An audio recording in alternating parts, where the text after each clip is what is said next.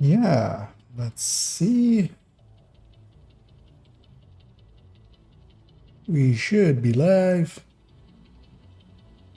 And that seems like it did go live. I'm gonna make sure that my mic is fully gained in and position it a little bit better. Yeah. So here we are back in the game. I didn't get to play at all today. Was hoping to have a little bit of free time, but didn't. So I'm basically hopping in where I left off last evening with plans to either farm for towards some Usina Gerica, farm towards some XP, or something else if something looks appetizing. I'm gonna check the targeted first. So one of the things that I'm intending to do is actually just farm out the apparel caches and maybe look at them a little bit.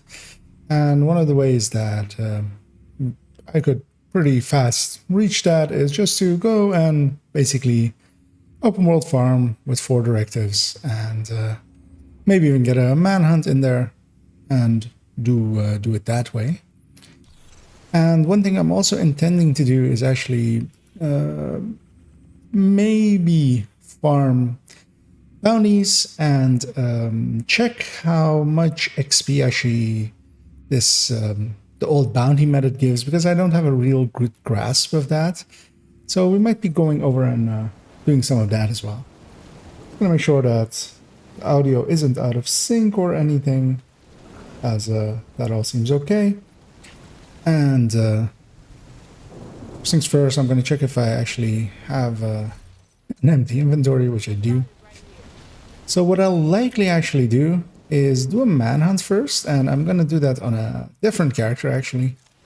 The manhunt is this zone is on this Fury, not something farmable really, but I'll just blow through it, and with the 4 directives, I'll also set my group to open, see if I get anyone. Let's do a match make for it. Although I'll be taking 4 directives, and depends on if the players that join me are adaptive enough to deal with that. Entering safe. This character is still on the build of which turned into a build showcase today, which is up on the channel already with Red FI. And actually, now that I say it, I haven't actually checked at all how that video did or if it has any comments. So I'll actually do that now, because while waiting for people to trickle in. And yeah, it's not doing too great, too bad. So smack in the middle of my normal content. So yeah, that'll do fine. It's usually my videos take a few days before they actually get recommended out to people. I already found out, because yeah, usually on the 3rd day, that's usually when I get the most views on them. And of course, I'm not like a big channel or anything. But at least I get some views on there, which I'm happy enough about. Like, some of the videos are doing over 1K, and that's enough for me. I'm happy with that. Especially knowing like a little bit how YouTube works and such. My content isn't made to reach a large audience inherently. It's for a somewhat older niche game, and even niche in that setup where it is way too in-depth in general, and way too long as well. But I'm glad enough that some people have gravitated towards it, and that's all I need to be happy. I'm going to yeah, take this character, because yeah, they haven't done the manhunt either, at least the second one, so the most recent one. So they have to go get Eva, and I'll just go do that after I put on 4 directives, because yeah, my goal is XP, And I'm gonna take some tech tanks around. So this is the striker tech tank on this character. And it can deal well enough with 4 directives. Cool skills doesn't really matter to it. It has Fog of War does the same thing to it as it does to all other builds, basically. And it is less likely to armor break because of how I'll play it. So fragile armor is manageable, more so than most other builds. And Rager is just do more damage, and I do enough damage. Of course, you could go stuff like Determined, especially nowadays, or even Double Companion, which are a little bit overpowered. But I consider both a little bit unintentional, almost. So I'm hoping they change, especially Determined.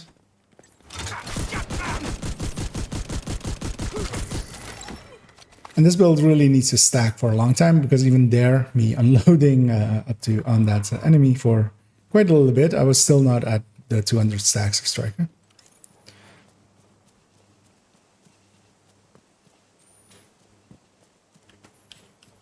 Yeah, we're just gonna go hit the CP, go through the manhunt on this character, and afterwards, I'll go try that bounty method, reacquaint myself with it. I haven't done it like really in like 2 years almost, so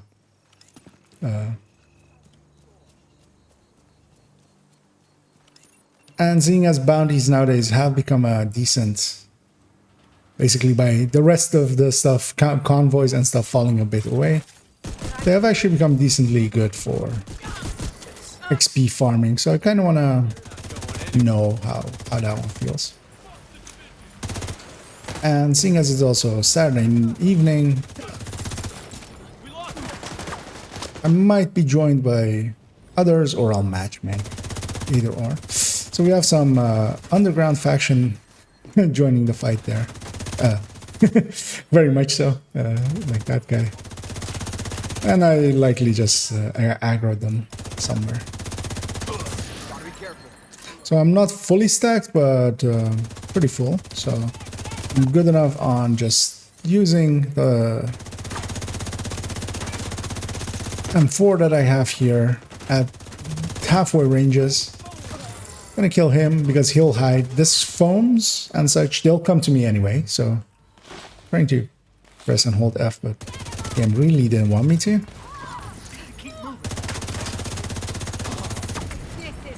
And that's usually, rushers and stuff I'm less likely to go after them because they'll come to me anyway. Something like a foamer will come to me anyway. I'm gonna call the backup in already, actually. Reinforcements incoming. It's gonna hit that and hopefully reach out.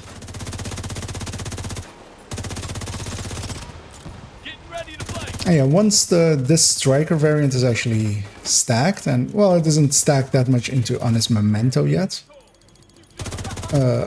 That medic needs to not res anybody else, but all I need for that is the backpack. So once the backpack is gone, I'll go back to other stuff.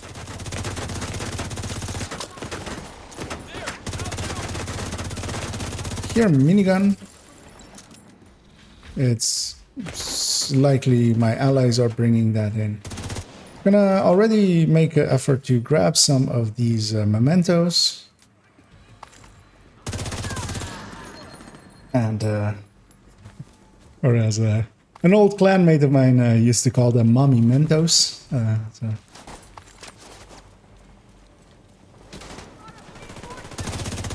And that's just as I'm stacking up. The lung buff isn't showing on my buff bar, which is interesting. It used to happen in the past a lot, but shouldn't be anymore. I'm just looking at my armor. If it's regenning, it is. So that likely is just a visual bug on the bar. Because yeah, the only thing that could be regenning my armor in combat is the memento, at least on this build, current as it's set up now. So me regenning any armor at all means that the memento is going, but it's just not showing the long buff. Oh, was weirded out that one of my allies was sniping towards me, but I was just in a direct line with the enemy. Gonna grab this and deconstruct that.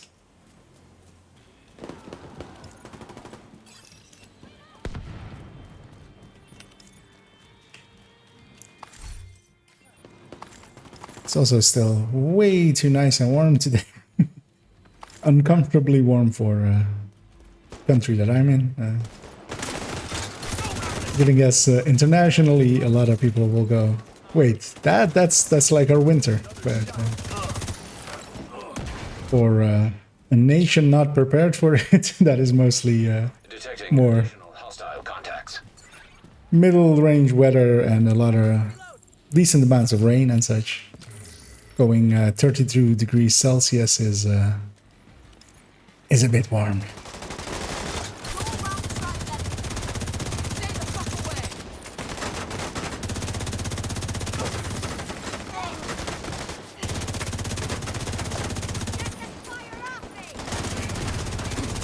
So I'm actually not stacked up, which I should just go and do.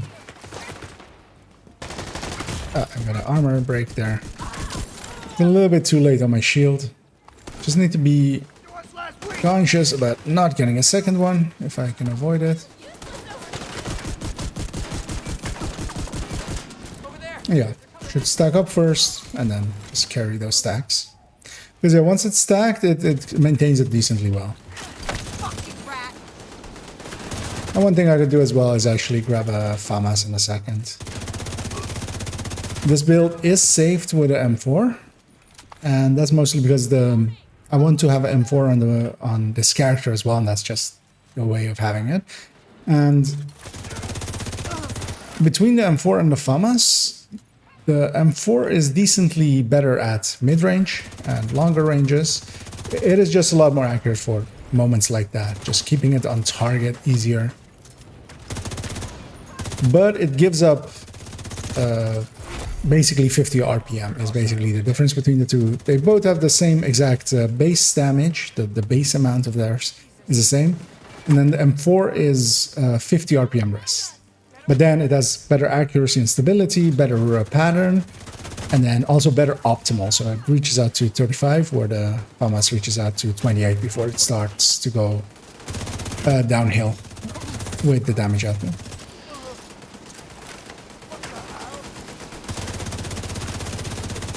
This striker variant is actually starting to win me over a little bit because, yeah, first off, yeah, I mean, it is striker. It can do a lot of things. It's just that, especially the negotiator and it having to stack to 200 is really what not kills it for me, but I'm very conscious of it. It takes active effort where, yeah, the tech tanks are mostly there to take away having to be that conscious about play. They're designed to be a little bit more towards easy mode, basically. Just gonna make sure that actually that's all closed. Yep. Supply room access unlocked. Gonna grab my loots.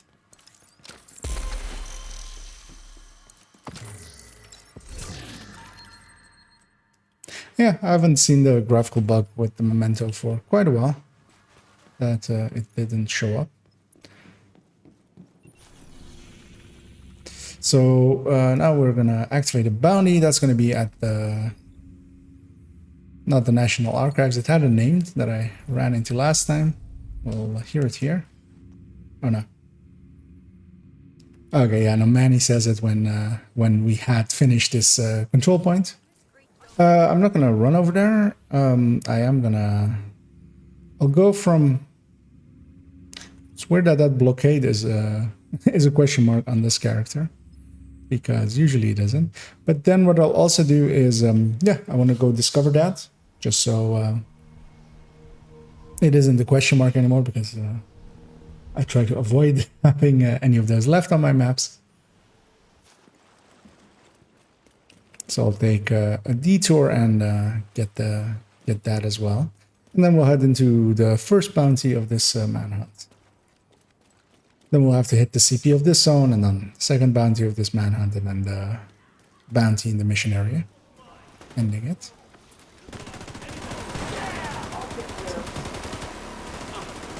I am gonna go engage this guy, because yeah, they'll be in my back, and also there's a sniper dog there, so he would just pest me from long range. Gonna assume I'm fully stacked on memento at this point.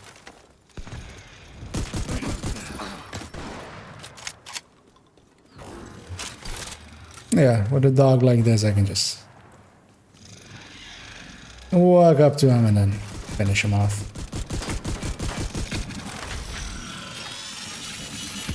I actually want this to stack.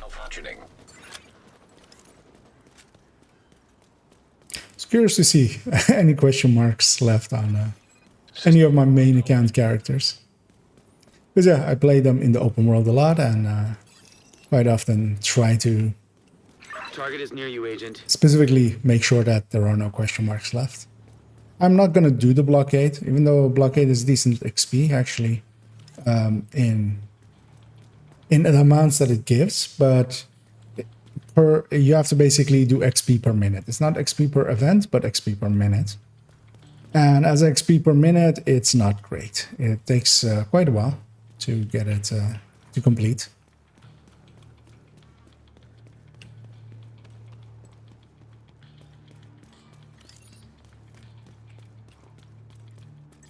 One enemy here, gonna stack up on him. The minigun up there overwatching this, so that could hurt. As they also exactly go, we need that gun. Well, do you though? Do you really? Gonna jump up here, so I have basically better vision, because yeah, they'll spawn out, and luckily they were directly in my vision. They basically spawn out from the four corners of this area, so they can spawn behind me as well. But they luckily spawned from over there. And there is a little bit of a something to...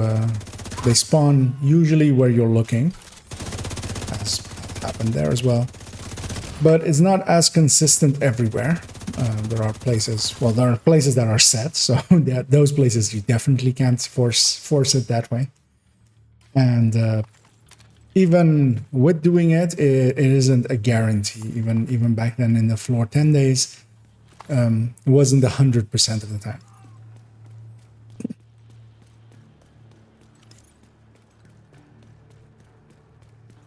Yeah, I'm gonna get a Acosta. That's not even getting picked up. But an extra exotic component. I'm actually curious to see on how many exotic components I am, and that's too short of getting 2 weapons to expertise 20. So, and I will likely do that. It depends a little bit on. I have a few builds that I want to optimize first, really, and if I have a decent reserve of watch points left. I mean, I could just choose to spend most of them. I always try to keep a reserve, but also it's not really necessary anymore, I feel. I can always just farm more SHD levels. But yeah, I think I have currently around 2k per character, basically, once I... Actually, once I reach 16k, it will be 2.5k per character, basically. So I could spend parts of it. But yeah, I do spend a lot of watch points. Because yeah, all those characters, so all 4 characters, them having 2.5k left on them means that I have basically spent 15.5k on already per character, and that's excluding any watch alts I may have done, but most of my much alts were around when I was 4 to 5k. None of them really after that time, because that's the moment that I made the 4th character. So they're just want to put a backpack for the heavy. Hostile radio intercepted. Great. Another stop on the worst tour of the city. Like Navy Plaza's cool. And there we go. But unless you really like military history or like a true patriot or some shit, it's like a pit with flagpoles. Agent, get to Navy Plaza. Yeah, I'm going to. You got the target. Yeah, I was gonna. Could even go and grab a FAMAS with grade 20 from my stash, but I'm good enough already. That would add a further 10%ish to my available output. I got turned around, I feel, because yeah, we came in from there, so the exit's over there. I'm just gonna run over to Navy Plaza because it's not that far, and yeah, I'm avoiding going to safe houses because actually here the safe house won't be closer, but I am avoiding going safe houses just to keep my memento stacks because otherwise I lose all of them, each and every one. But it's not a far run from here anyway. It's basically out of here, and it's over there. And with this one, yeah, definitely not going to call them in because I can cheese them on the defend part. They just spawn from 2 positions, and it's so much easier to just not call the allies in here and just do that. Basically spawn camp them on the defense. Fighting some stuff over there as well. And some hyenas as well. These guys should be true sons, I feel. Okay, I'm just gonna push into here and just murder everything. I'm actually gonna go towards moving towards the other side. I was hoping to avoid getting an armor break, but I just barely got one. But yeah, I want to be basically on the other side of this fight, and then because yeah, the southern end of things here is a little bit hot. Yeah, I will actually. Yeah. Push out here, just go over here, and work my way from this side. I was looking for him exactly. So somebody go over here, but I lost them in the running. Because yeah, once I'm on this side, at least all of the stuff over there is no longer my issue. And I'm halfway stacked, enough to already use FAMAS. Yeah, the FAMAS is a little less accurate. It's a little harder as well to keep on target, so that's usually. Although it is a very same with the M4 as well. It is a very consistent recoil pattern. It is just a little bit more, pronounced. Heavily armored hostile detected. I'm gonna start working. I'm hoping that the boss isn't the heavy. That's the only thing that really could annoy me here. Because my back is a little bit exposed, I feel.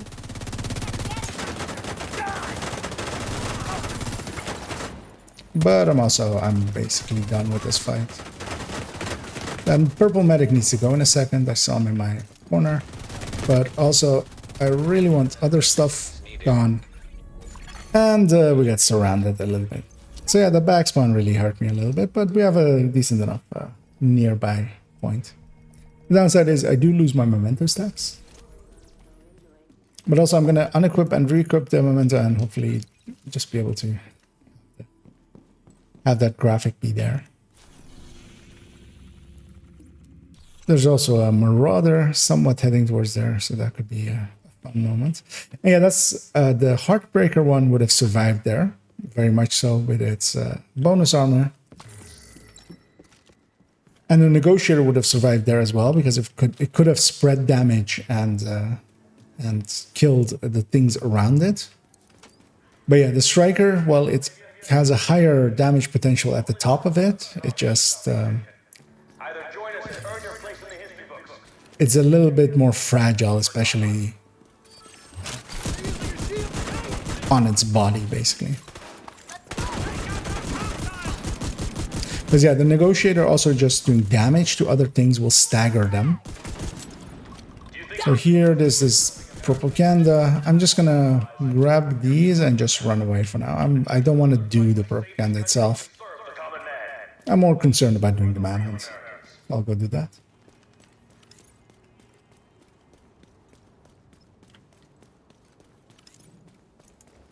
There's another patrol coming out. I'm actually gonna use the launcher here just to weaken everything.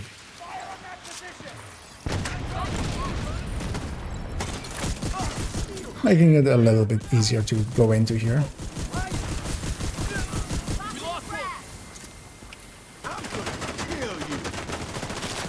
I'm pressing and holding. Oh, that's not what I want.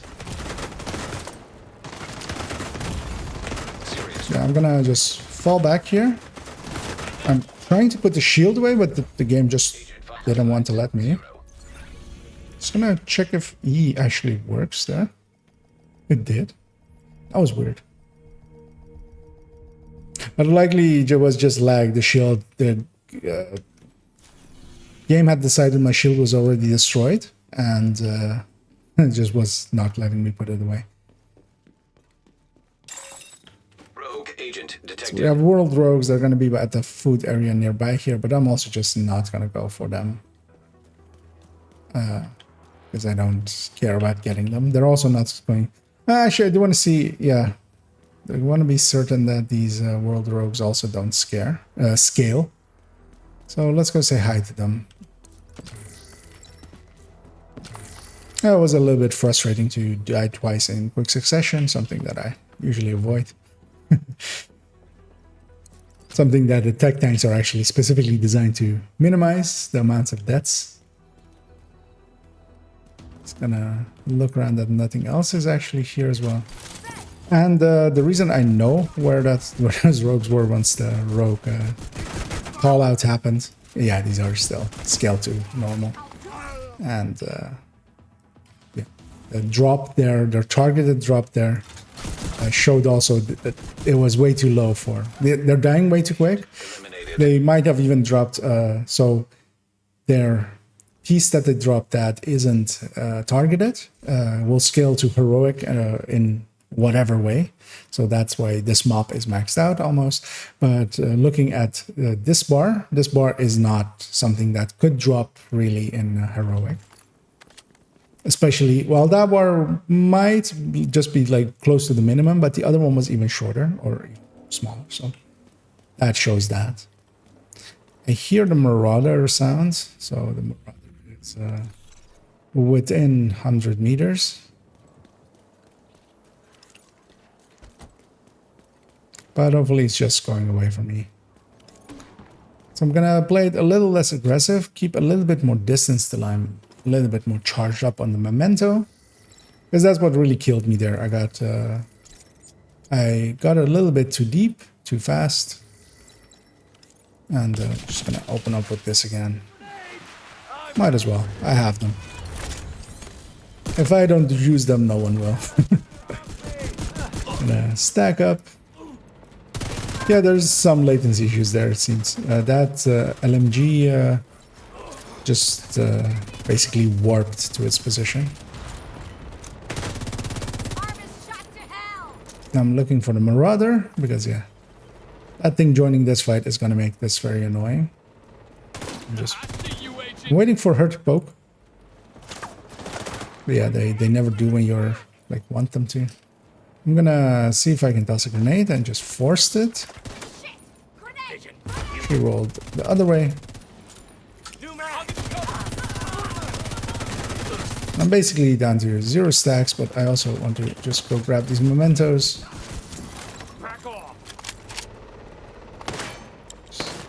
As many of them as I have here.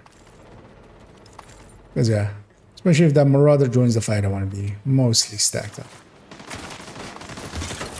Also gives me a ton of bonus armor for just running around and tanking, base tanking basically. Eyes on that movement. What are you waiting for? I'll kill you with my bare hands. Could stack more with ACS. That's just me being used to stacking on the Heartbreaker, where I only stack to 100, so... Gonna make you bleed. That's on target. Just get out of its way. Just gonna kill that thing for the memento stack as well. Something's shooting me in the back. Okay.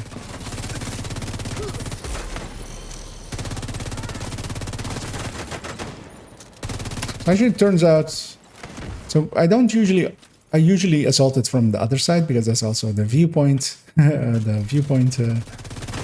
fast travel point that I usually use to come in here. And there's a lot less patrols and such on the southern side. Turns out. Just gonna kill him first. Then the boss. And that marauder sound is very much in the back of my head. There we go. CP It captured. took us way too many tries, but we got there in the end.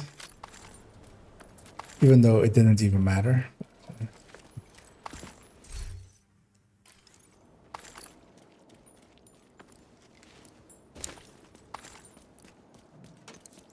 Gonna grab ammo before I head out.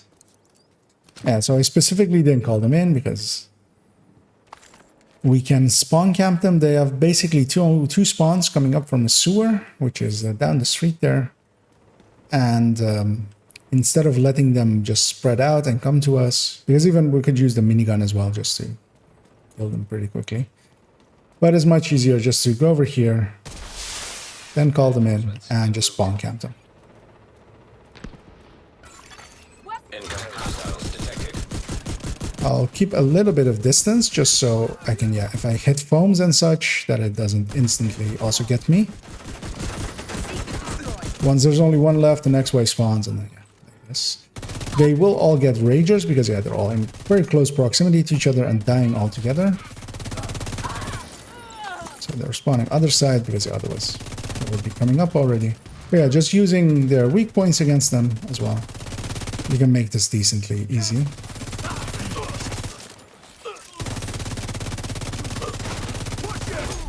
Heavily armored hostile detected. And yeah, with basically how much damage we're dealing, you could even better do this on a red build, basically. There is safety in the tech tank that I'm using, of course, but a red build would be able to just kill them before they all come up as well. So, Hostile or, radio. well, a striker, specifically. Archive. Doing more damage is sometimes the easier way, really. Except, you know, I'm gonna hang on to that backpack because I'm going to rework one of the taking me. headhunter builds. Or actually, no, I'm not gonna hang on to that backpack. I don't need a backpack, I need a holster. Detected. Oh, no, we're gonna go into a cutscene first, so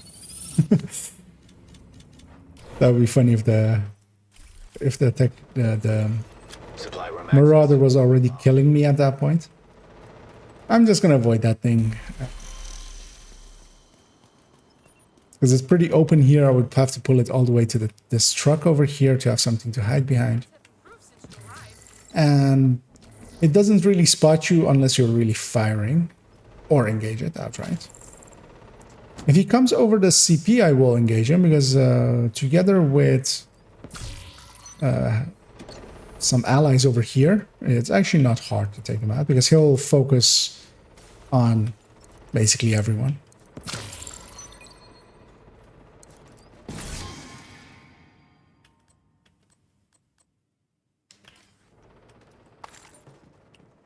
Yeah, we're gonna pop that next bounty,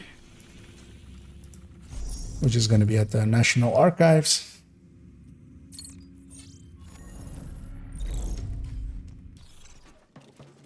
Yeah, it's gonna be at the southern side of it. I think I already grabbed ammo, but I did, so I wasted my time there. I grabbed this memento stack just to reset the counter. Yeah, we're gonna head to the southern side of the National Archives and then head in and do that bounty. And then the bounty after that is the Viewpoint Museum. And that will be the completion of the manhunt for this character. Or well, this most recent manhunt. And then I only have one character left really, but that's also, that needs to do the manhunt, this manhunt specifically.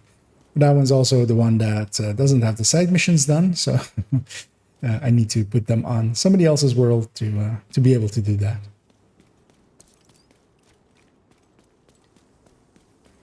Looking what that patrol is or what it is and fighting. Hostile We have the snitch here. I'm going to go grab that bounty because New contract. might as well while I'm here. Happy hunt. The only downside is that I'll then have to run all the way back here and rerun that part. But an extra bounty is for those times when you're in a bounty mood. It's quite useful. Got spotted by those people, but also likely if I push into this bounty, they will eventually disengage. There's no stack first. Grab memento stacks on the way so I can do a little bit of a running and gunning.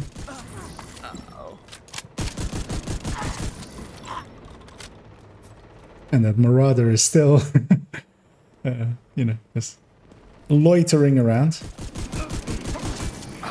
I'm halfway on stacks. Over halfway.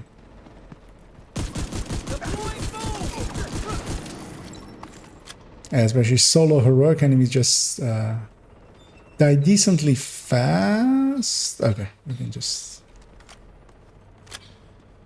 head to the next room. I was looking for even more, but what I was hearing gunfire-wise was coming from outside.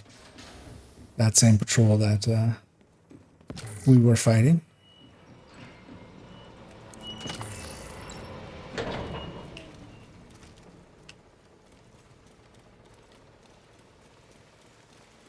Yeah, we're gonna do some killing on this end. Just gonna see if there's anything on the right, and there isn't. Shit, over here.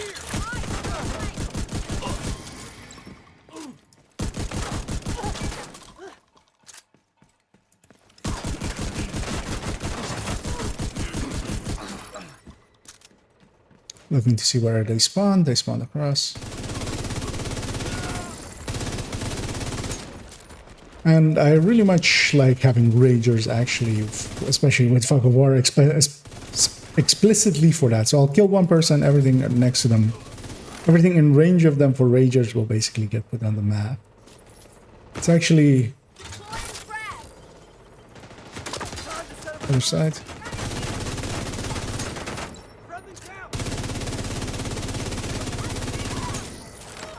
Making it a really handy spotting mechanic almost.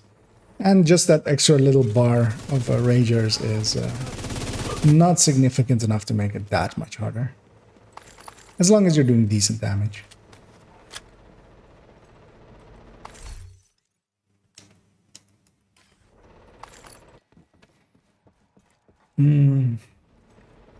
Yeah, we're going out the front first and then going back in for that other room. I'll take these shock rounds on my pistol just in case.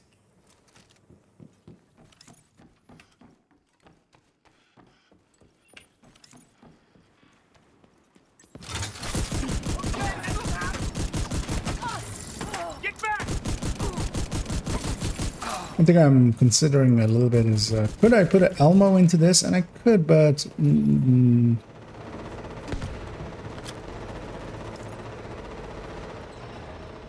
But, yeah, what is the but? I mean, so crit chance-wise, I would need to likely change it.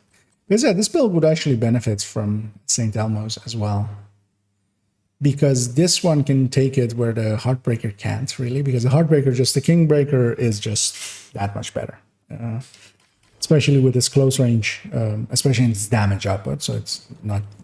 It's a lot less accurate, it's a lot less... it's a much harder weapon to handle, but yeah, 20% from flatline, and it's being already a very good weapon based on the TKB, on damage end at least.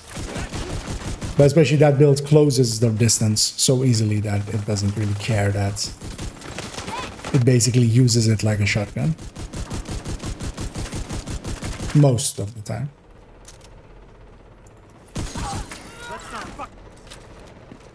Heard the voices over here.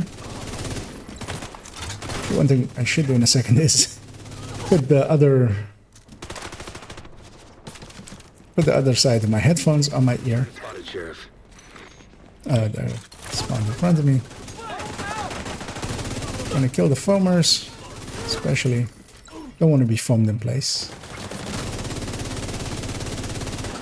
The boss is a medic. I'll kill him eventually. I'm gonna go kill this last one here. Grab all those memento stacks in the way, and I basically have a huge armor bar that even if he was firing at me, he would have issues getting through. And down he goes. Museum. We found Eva. Target neutralized. Good work. Do I care enough to even check? Not particularly. That could maybe replace a piece that is optimized, but also that's too much work to ask now.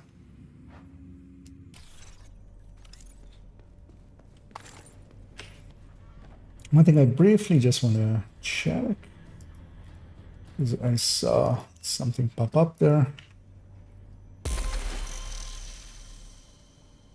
Okay. Yeah, just checking if the bitrate at some point had gone red, but it's back to normal, so. And that seems to happen from time to time. It's I'm unsure what's causing it. And the sun is leaving us. It's changing the lighting a little bit. I should remember to check a little bit. I don't want to do invaded. I just want to do Probably because of its broadcasting capability. this thing. We need you to get them out of there. I need to likely gain the camera a little bit.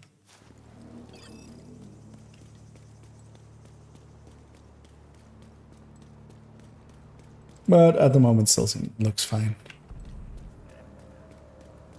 And also I'm hoping that, so rewatching some of the footage, I was reminded by the look of the footage that, oh yeah, old cameras do interlaced.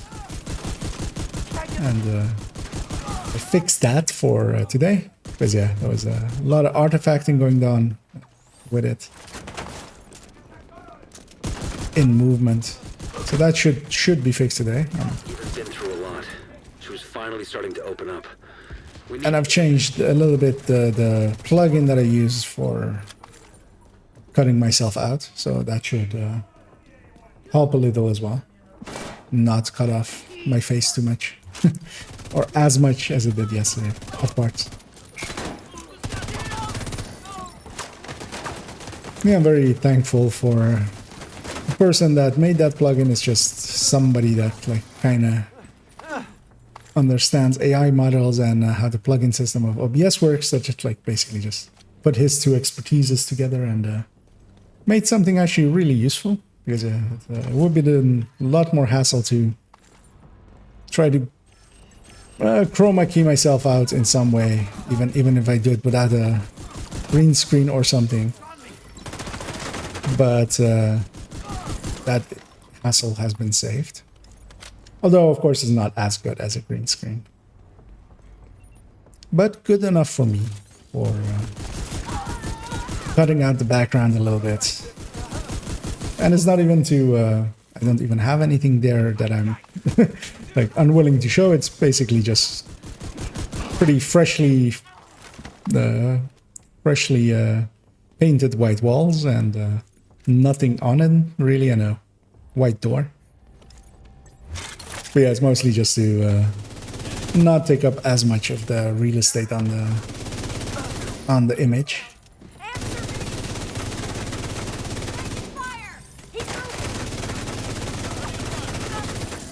Because yeah,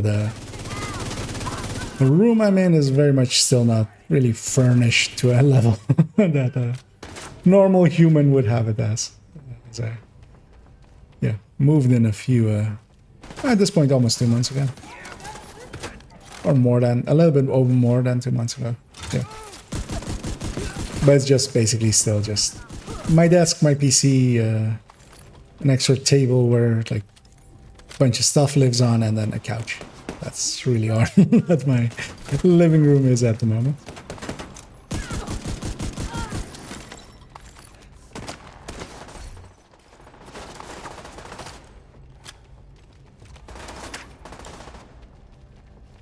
Yeah, I heard movement there, so yeah, let me. So I quite often just put one ear on, and that's just so Can't let them get away. Let's stop them here. I have a little bit more real life awareness at that point. But yeah, these are pretty closed earphones or headphones, and they're really you feel a little bit claustrophobic if you're of not hearing yourself well. Or well, not hearing your own voice really, but I'm also monitoring myself through my device that captures my mic, so I do hear myself a little bit. I will grab this key chest likely as well, unless I have 42 weeks. And yeah, these chests aren't scaling loot-wise, but they still can provide me, by chance, with 100 of a resource. Also, this mission is invaded. I might maybe run a few Eclipse runs with this character towards the end of the stream, so I won't loot the other one. That heavy is the only really scary thing here, so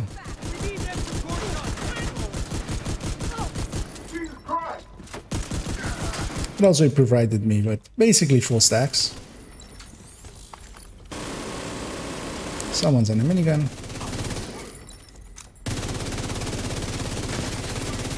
One of the nice differences between strikers and heartbreakers is actually strikers can actually stack on those proxy items. So stuff like mini tanks, stuff like the turrets that they deployed. If I shoot them with strikers, you do get stacks. If you shoot them with heartbreakers, even one pulse, it doesn't count as a stack. Hostile radio intercepted. Eva, we need to move you. Hostiles incoming. Okay, but I haven't finished recording. And that's actually something I feel that they should swap maybe, or actually just heartbreaker should have it. Always also count. But yeah, especially being able to stack on mini tanks is one of the things that helps a little.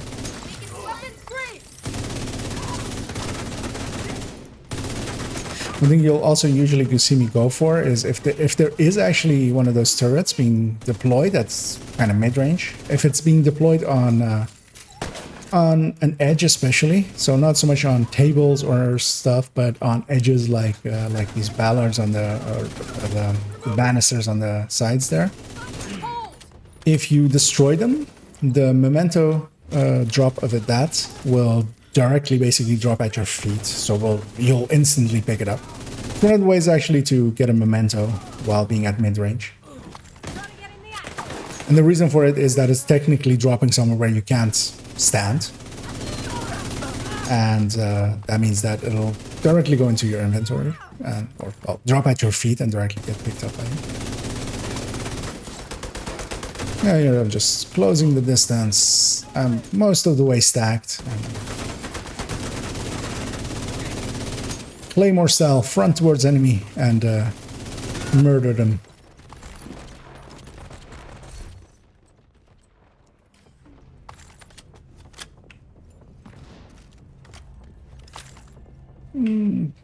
Actually, I do need ammo. I was gonna say I don't need ammo, but I'll pick up here and. But yeah, this is one of the longer fights. Yeah, I'm curious to see if that hunter, or not hunter, but rogue is here. Because yeah, we did a few on multi-person, just in a group. There was no rogue here, so I'm curious to see if that's a solo thing or if it's got taken out, maybe in one of the recent patches or something.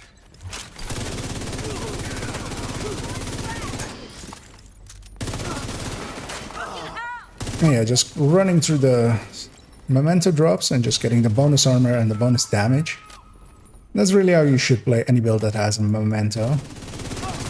At least, well, run and gun style builds that have a memento.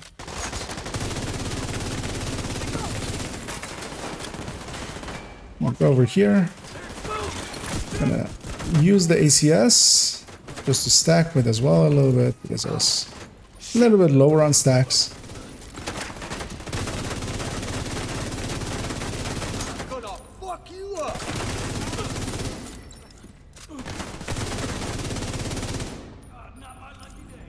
Of course, he gets suppressed with 1 round left to go.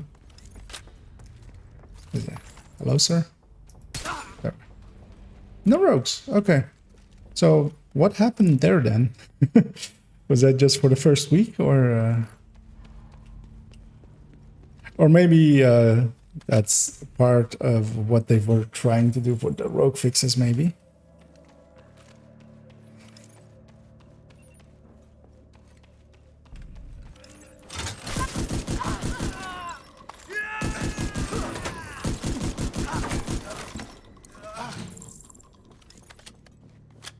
I won't grab that chest because yeah, it's not scaling, and I might actually do this one on invaded later on today. Use my just to open with my multi-launcher. So that weakens them a few and took out that sniper.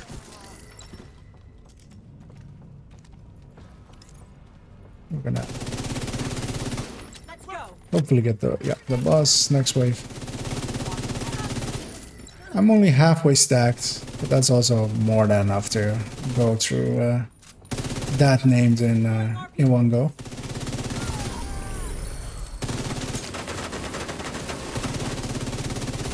Just gonna take the minigun out first because that's a lot more dangerous.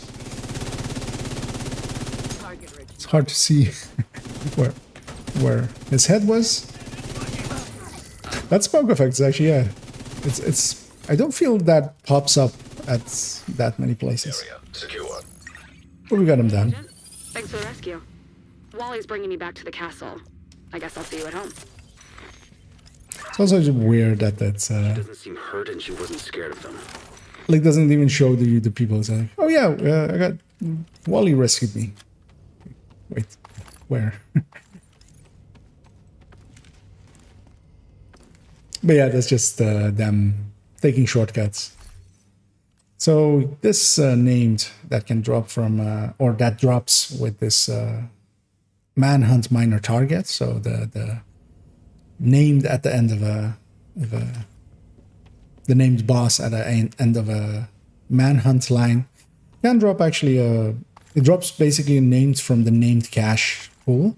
So it can actually be any of the names, including the DZ items, the DZ PvP items.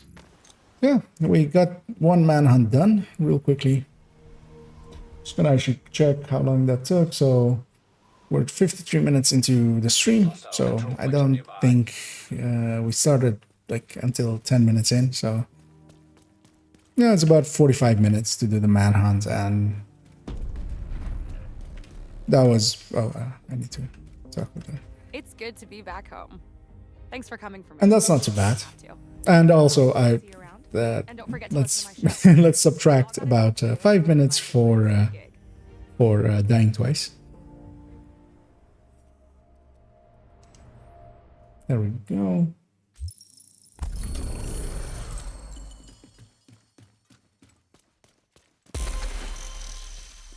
I'm also briefly gonna go use the vendor over there. Also, yeah, this weapon swapping station, that specialization station just lets you swap your loadouts without any cutscene to them. It's not close enough to a fast travel point to make it faster than going to the White House, just because you have to run to there. Quickly gonna check actually if Usina is on the map somewhere. Just gonna check New York too, of course. No, it is tied to a zone. And yeah, I will actually do that. I'll take this character over there and just do the 2 CPs and whatever's in a line with them. And that's just to farm a little bit Usina. And then I'll swap to the other character and do a few thing I wanted to try out again on bounties. Safe area entered.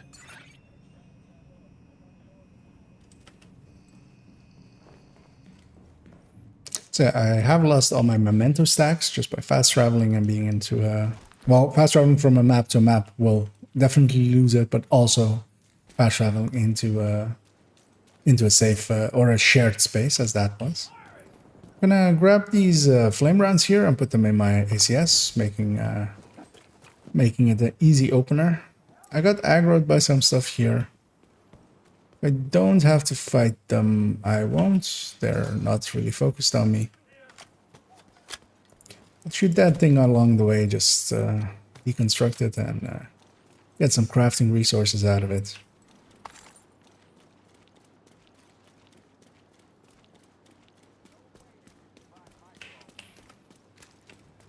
Yeah, we're gonna go hit the... I'm gonna check what the factions are. They're Rikers for both of them.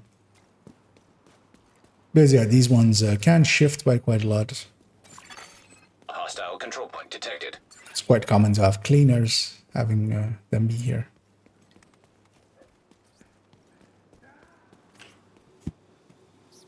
I triggered in combat? Okay, yeah. I shouldn't use up those shock or those fire rounds much. I want to save them. Yeah, just the animation of the character being a little bit more hunched over, that shows me that I was in combat.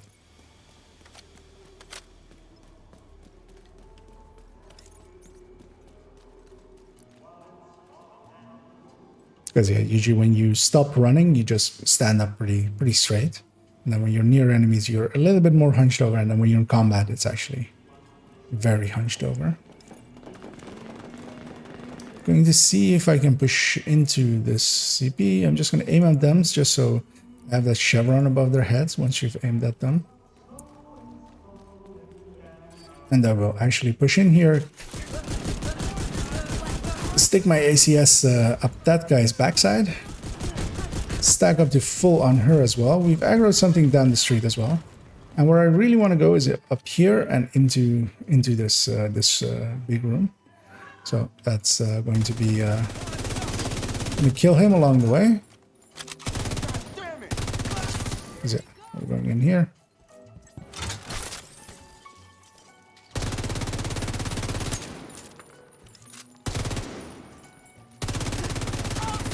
Once we're in here, we can... so they'll spawn from those elevators and down there, so I can basically shoot them wherever they come out of. The only thing to watch out for is they can come up from this stairs as well, of course, and they can come up that window on the left as well. Trying to see what shot me there. These banisters are always really annoying to shoot through. They're pretty wide, wider than you would think. I'm gonna kill her. And yeah, they can get shot from there as well. Although normally that's a rare thing for people to be there. Gonna kill her just to get the health off of everybody else. Though Ragers will put that on them in a second anyway.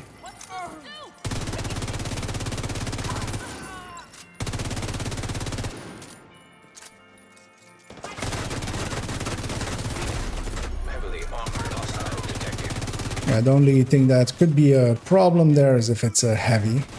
Because yeah, those nail guns hurt a lot. I'm not charged up much, so my shield isn't as strong. So I'll hide there a little bit, letting my... I broke it off of that explosion. Detected. Hostile supply car. I'm gonna... Heavily armed. Oh, that's a elite convoy. So good thing actually that I didn't call my allies in. Because yeah, it gives me time to...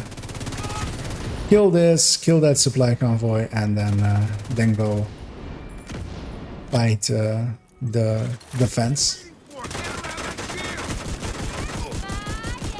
It's gonna nice of her to jump into my sight.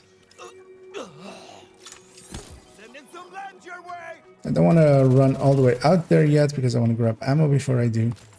Control point secured. Well done. So likely they are already from the elite convoy. Reload this thing.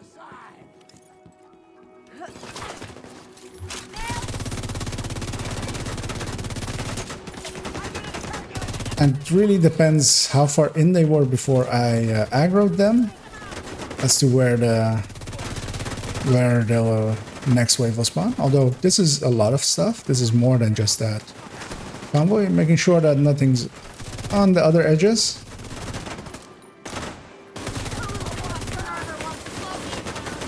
I'm gonna pull back, keep stuff in front of me, pull that one off of the minigun. I'm gonna survive on the barest minimum. The shield was right about to break. I got an armor break as well. So that was basically at the edge of dying. Which also makes sense because I'm fighting quite a lot of things which I more than usually is here. I shouldn't. The owner was dead, so it didn't matter. The second, I do want to check if that armor break is repairable. He'll go for the minigun anyway. They really like going there. So yeah, I have a armor break that is bugged. Hostile supply convoy nearby. So this thing, I can just shoot it in the legs and get it out of here. Because usually also when you break that thing and they're behind it, they'll get... Detecting additional hostile contacts. They'll basically be stuck in an animation for for quite a while. They just stand there, just as if basically they've been staggered or something.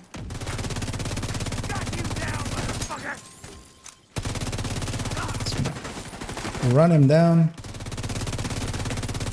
Trying to pull out my shield. There we go.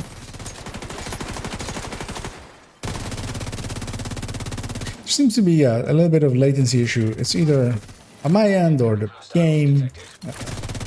Maybe high player numbers, hopefully. That's the issue. Because yeah, my shield sometimes doesn't want to come out. Sometimes it doesn't want to get pulled a bit away. Or it could just be my E button on my keyboard, but it seemed to work when I was typing, just to try intermittently.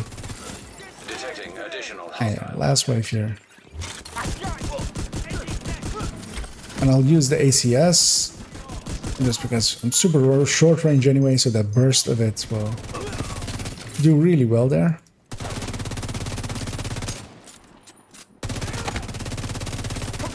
And something more joined the fight.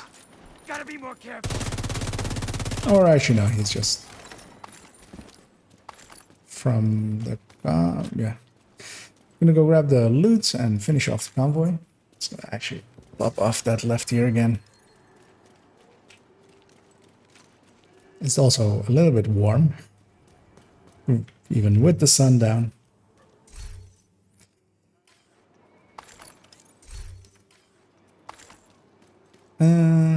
So actually, I'll briefly turn the camera off and change its settings and then turn it back on.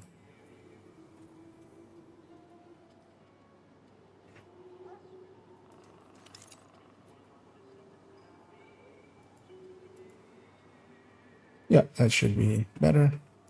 And yeah, seeing as I'm reaching over it just to... so that would look a little bit weird. Although just to check as well that it's all... it's a little bit too bright, but those last parts of the sun will leave us as well in a second, and then will likely be good. Just gonna check that also the audio is still in sync, because yeah, that issue frightens me still, but it seems okay. We haven't called in for the defense, but I went and got ammo, And now I'm just gonna stand on the scab and call for backup.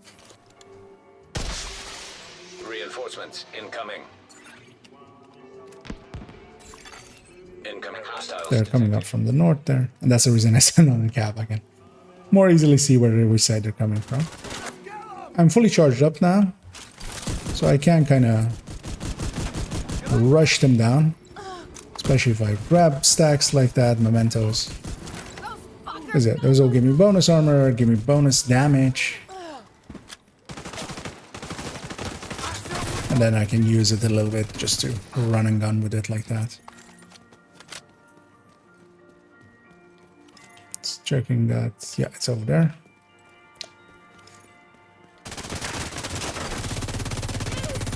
Especially with this one, they have two far away spawns basically that they mostly use. So they can get scattered quite a lot.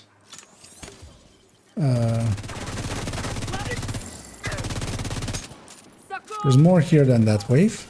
So, but I'll kill everything basically.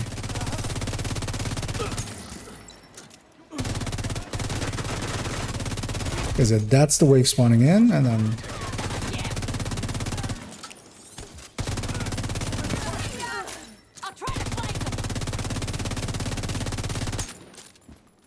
trying to see what the boss was there. It's a grenadier, so nothing too dangerous.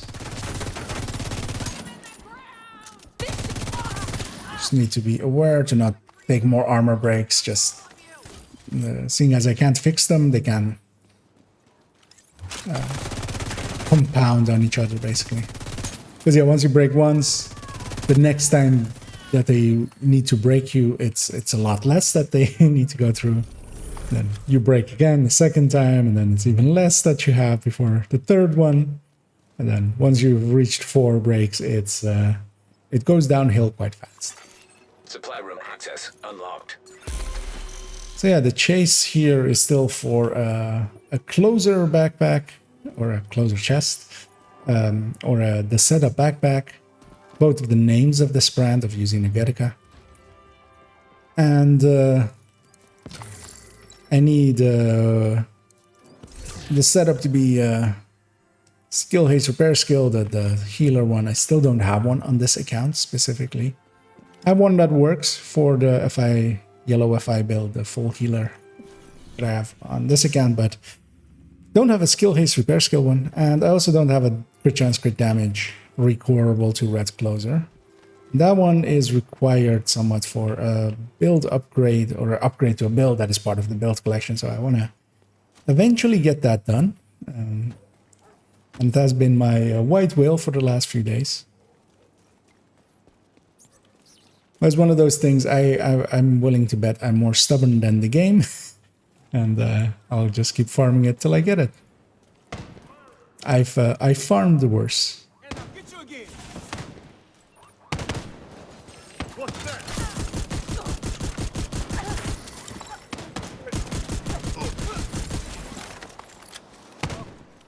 Though it would be nice if the closer had the drop rate of the Handri and the Lavoisier. But yeah, those are dropping like as if a Chinese factory made way too many of them. That's likely a named group. Nope, it isn't. Or is it? Or isn't?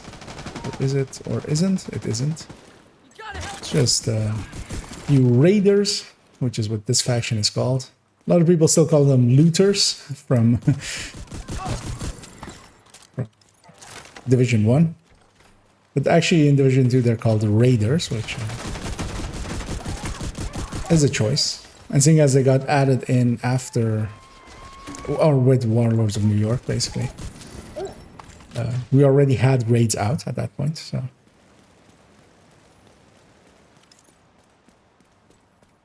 Just gonna briefly readjust.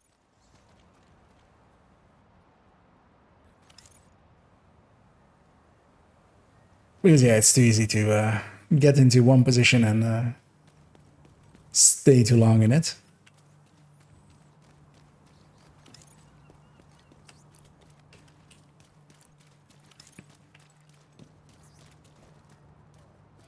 We are fighting Rikers again, right? Yeah.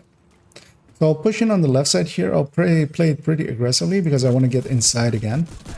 And that's just so I can basically spawn camp them. Because I can get basically behind the further spawn. And have everyone basically in front of me. And that's what, yeah, tech tanks really like having is everyone lining up on one side. Didn't spawn a wave yet. I need to kill one more. Actually, likely two more even, actually. I'm weakening multiple, and that's just so they're ready to die once the next waves spawn. Still not at the next wave. Or are we? That's a down, yeah, we are. So that's this guy. So I usually set up in these staircases because they can spawn from that door, but it's really rare. And for the rest of it, they'll just come in front of me. The one thing you have to be aware of is once they spawn up there, I should not be on this stairs because yeah, they can shoot over the shield. But yeah, for instance, they spawned on that end. And actually, I will go kill that named because yeah, I can do that pretty decently quickly. Just close the distance. ACS to 200 stacks, and then FAMAS applied directly to the butt in that case. And again, I'm not calling them in, just so I want to have two fights, have a break in between, basically. Also, if anything like a convoy or something comes in, then it's easier. CP captured. Good job. Go see what that is.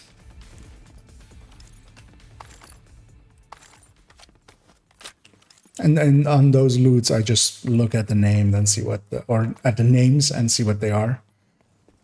And especially, yeah, pieces without chevrons are unlikely to be something useful, so... And weapons, especially, there's, to me, really only a set of weapons that really works. Trying to see if that's... Yeah, that's a patrol coming in. Just gonna go see which way they are headed. They are coming in, so... I'll actually do this to them. That will likely kill everything except the elite. The other red also got away with. I'm a little bit out of optimal, halfway stacked, but I also don't want to chase them down because I want to be here mostly. It's gonna check my ammo levels, good enough for a defense, and then I'll call them in. Reinforcements en route. Detecting additional hostile contacts. Quick sip in between. What is... Caught on something.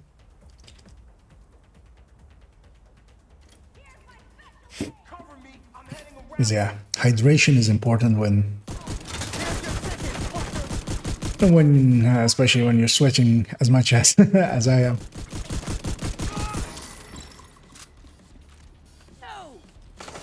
That last step is not doable with a shield.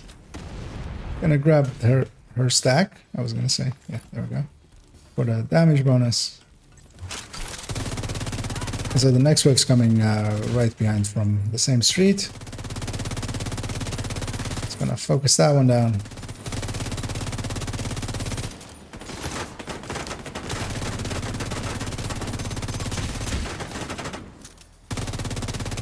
So here they spawn from several sides, so I usually just hang out here. The FAMAS has enough optimal range to be decent enough at these ranges. So for that enemy, for instance, it is out of optimal. It only has 28 meters, so... But I also don't want to chase them down because if I have to go all the way over there and they spawn on the other side or something, then double back. It's much easier just to waste ammo. Just from easiness. The name's coming from that side. I mostly want her gone because she's basically flanking me, so... But I need to change my focus to that. Also, she's only one shot away. So them being suppressed is actually not the worst thing. I'll just use that time to close the distance. Grab these memento stacks along the way. I have bonus damage from those. We'll go for the weak point a little bit and then finish off. Yeah. For a dead person, she made a lot of sounds still.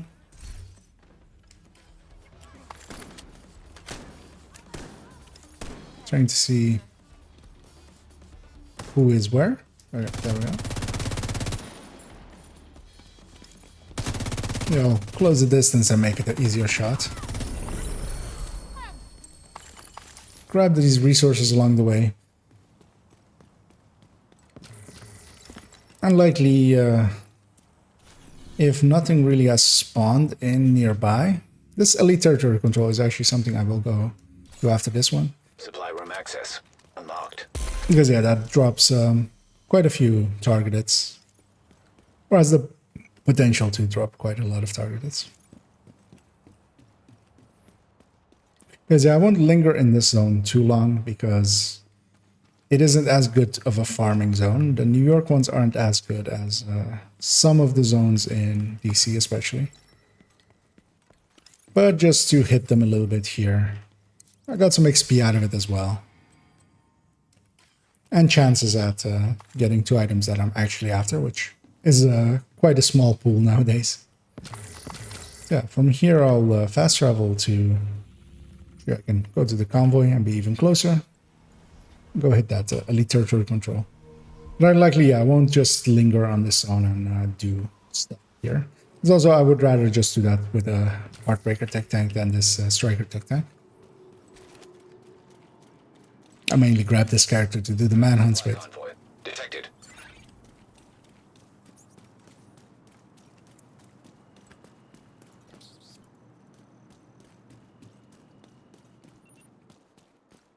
So with these elite territory controls, the first wave is mostly elites, and then you get a bunch of wave of purples.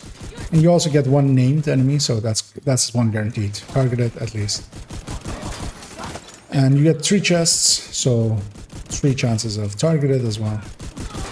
3 scaled chests. Additional hostile contacts. They spawn up there usually, and they do this time as well. They do have actually multiple spawn points for this one, this specific location. But I'm just going to push into them because, yeah, they'll... if some of them spawn here, then likely all of them will spawn on this side. And likely is not always, turns out.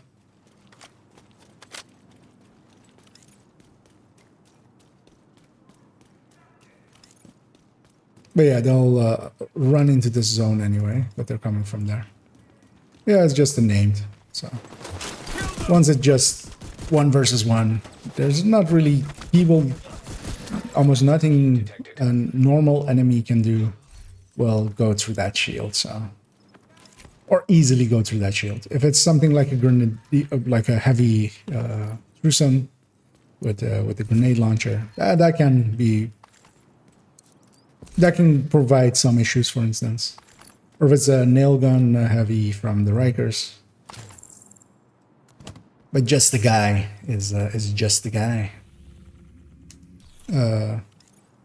Missing 1 chest, apparently, I think. I popped 3, I feel. I did pop 3. Oh, something is still alive. That's what's going on. And yeah, I'm being shot at by it, so... Yeah, he got caught up with fighting with my allies and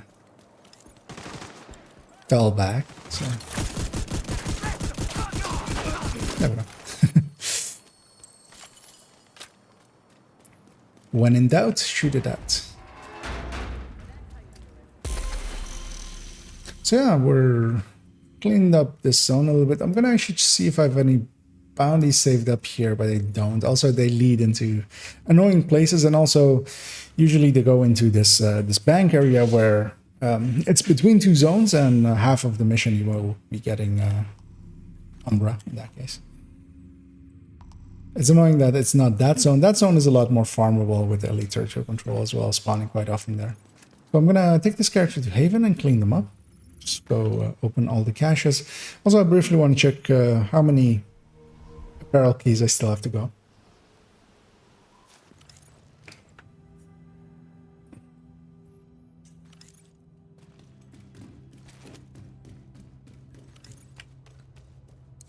Hey there. Just gonna Got something to clean trade? up the inventory first. We only did 4 activities. I can tell by having 4 items. Some activities, of course, give 2, but you'll always have done basically less activities than your items. Unless, oh, I mean, you could have cleaned up along the way, but I didn't, of course.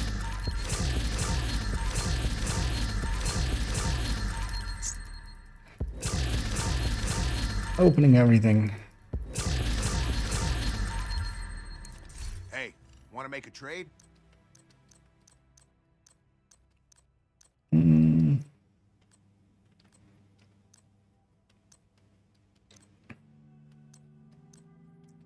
Looks like no keepers, which isn't rare or anything. Thanks for trading with me. There we go. Everything cleaned up.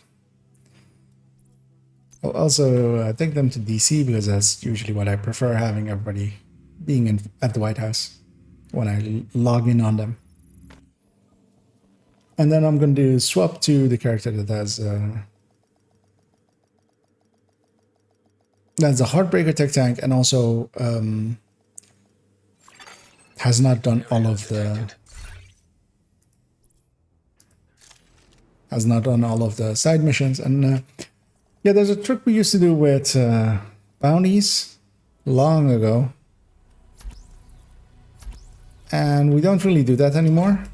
But seeing as XP changes have made bounties a little bit more useful, so I kind of want to reacquaint myself with this and see if it, first off, like really still works, even consistently. And then Safe area. Enter. also a little bit of like how much XP it feels like it gives you an hour. Sorry for yawning.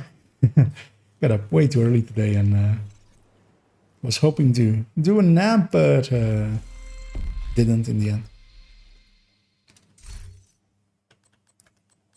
So we're on 22 out of 34, so we need another 12, which means that's 12 times 4, so that's 48 levels. Although up to 3 less than that, because we might be a few levels in already. So yeah, what I'm going to do is go farm. Is actually, how many does she have at the moment? I'm going to take off this... no, I'll hang on to that. Might as well do them all together. So I'm going to go in this western zone and farm a few bounties. Though, of course, none are active now. Just going to make sure that 4 directives are active. Actually, for here, I might make it 3 directives just for me not getting surrounded the whole time. But what I'll actually do is go into the zone, because this area especially could become an hostage rescue. I could reset the map as well, actually, and retry and see if that's split one. But cleaning up that area may actually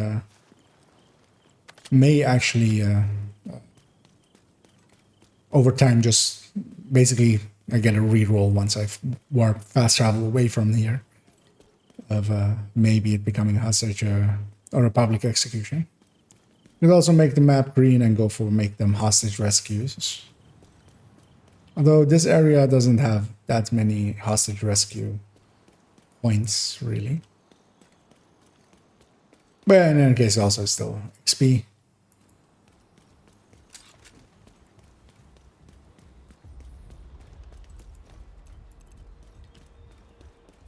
That's very nice for the all of the spotting variants of well, all belts. It's just aim down and just basically get a pulse out. He was about to go through my shield because it doesn't have any memento stacks yet, so I put it away.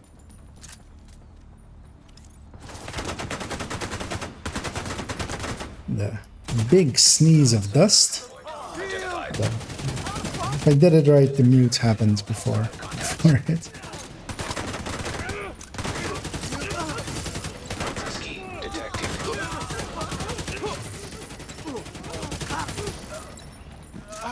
Yeah, this build isn't charged up yet, so I need to not overdo it. There's a elite convoy coming out of that CP as well. I want them to be far enough away that they, which they'll likely be by the time I reach them. If I engage them while they're basically too close to that CP, they'll spawn at one of the defense points of the CP. Basically, once they're out here, they'll spawn at the door outside here. And these are outcasts, so they bring their own CC with them, which makes it exceptionally easy usually. So I was expecting them to spawn from that door.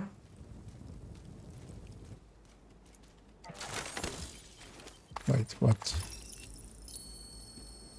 No, that is interesting.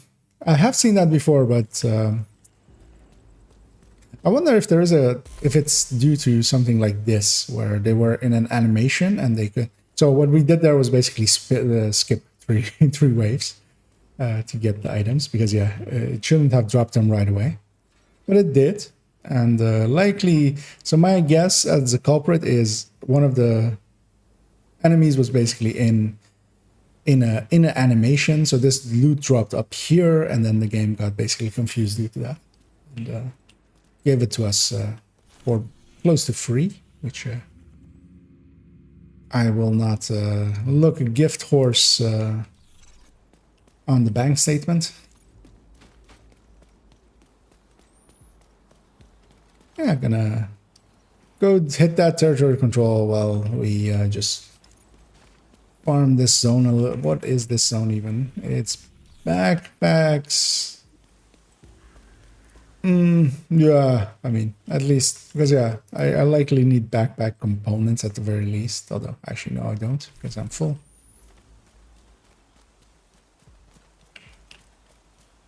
So yeah, I'm really mostly, if after this one, I'll fast travel to a point, and if it doesn't mostly repopulate this area and maybe give me at least hostage rescue, then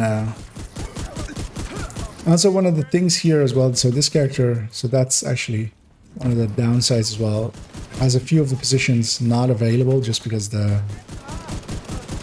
side missions aren't done on those areas. Detected.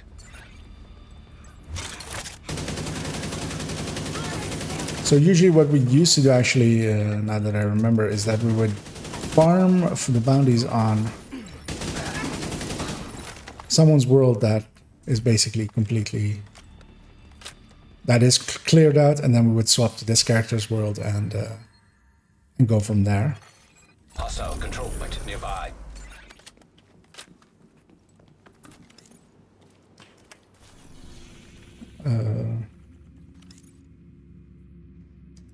There is this elite patrol coming out, and I could easily intercept them, so I will.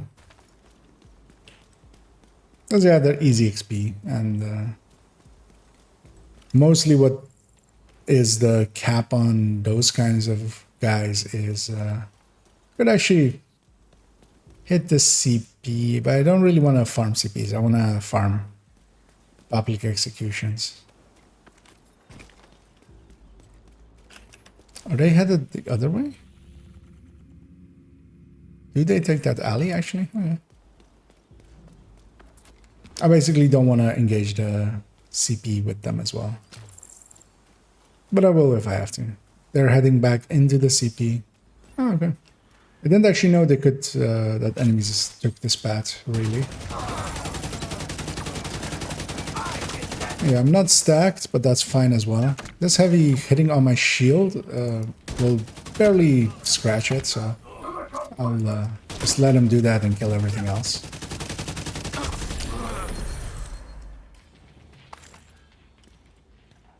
Grab that as well. And luckily I didn't.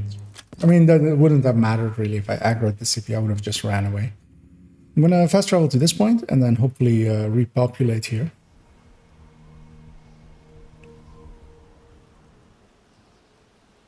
Ah, hey, Jess.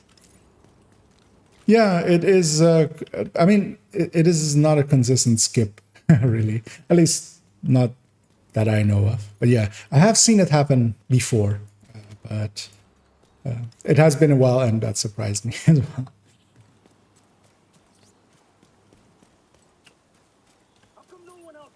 We have a named patrol here, or a named group. Just take them out. Gonna go over here just so everything's in front of me. Stack to full.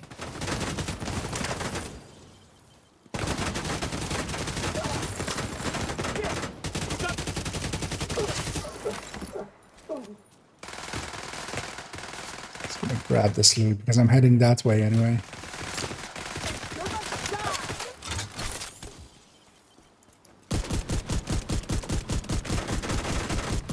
And just bully her into giving up.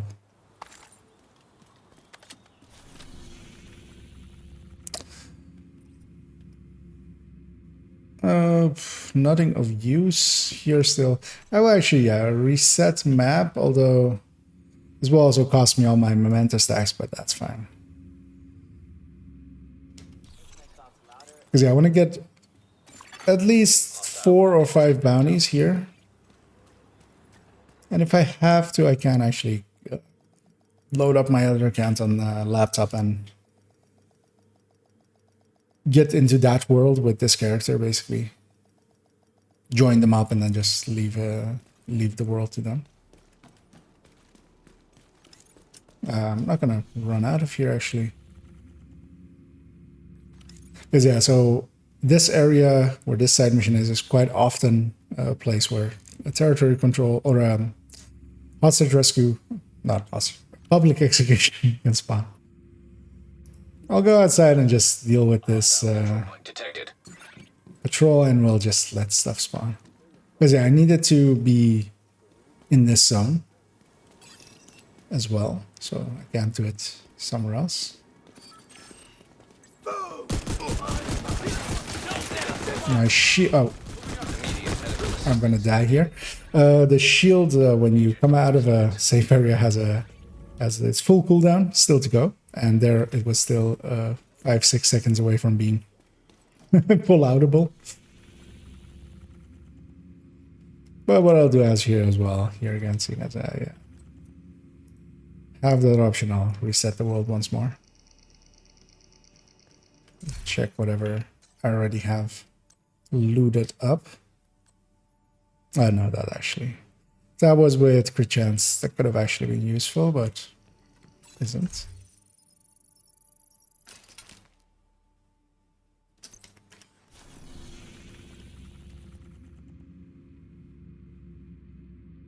Game seems very stubborn about not spawning anything in this zone. I'm gonna fast travel a few times in this zone. That sometimes convinces the game to still spawn some stuff. So hopefully it does here as well.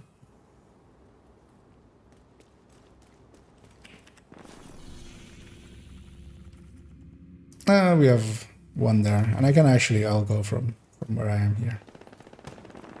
Could fast travel to the safe house, but that'll be about the same distance and plus a loading screen. I will kill this guy.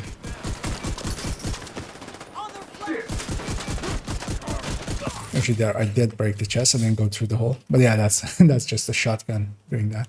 That showed him. Doesn't have the accuracy to go through that hole easily. And we'll have a little bit of a slide.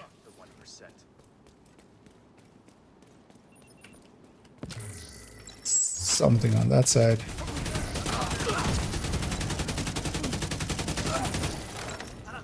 Wait till the fire goes out and actually grab those memento stack space. Yeah. Empty again.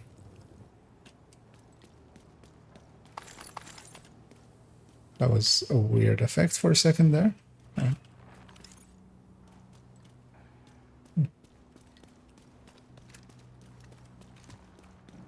It's like a reflection of the sun for that was way too bright. So yeah, we have finally have a public execution. So I will publicly execute all these people. That's what that means, right?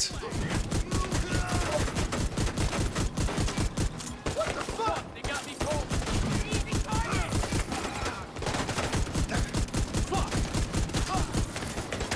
Yeah, the Heartbreaker really, even without being charged just because of that bonus armor, Detecting additional hostile. does feel a little bit better than the Striker's variant.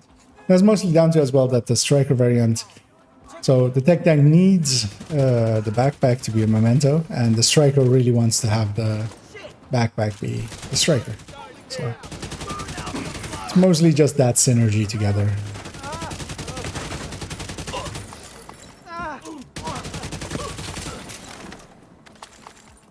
Up to the point that I've actually been considering maybe changing the Seska part on that one from its chest, or from master chest, and grabbing Obliterate just to... But also numbers wise, that just makes it even a little bit worse. So yeah, the thing that is happening here is whenever I get a bounty here, because it doesn't have a place to put it here, it's going to put it there.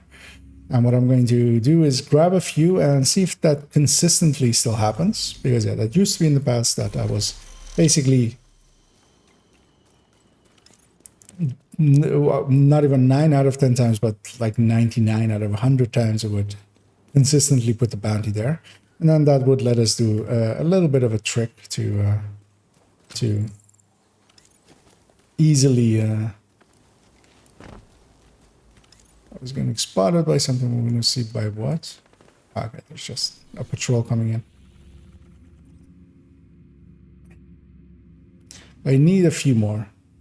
So I'm going to go clear out these other things and hope that when they respawn, it's a hostage rescue or public execution.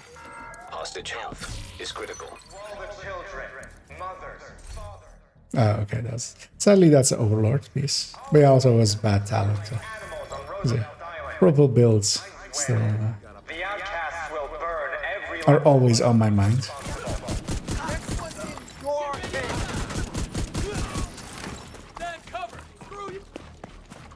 Yeah.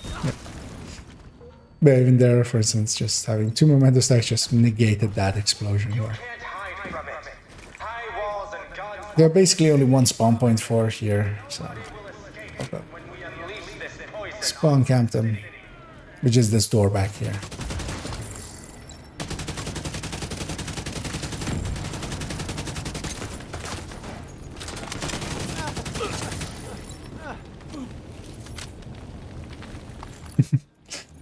Yeah. Fell asleep on the...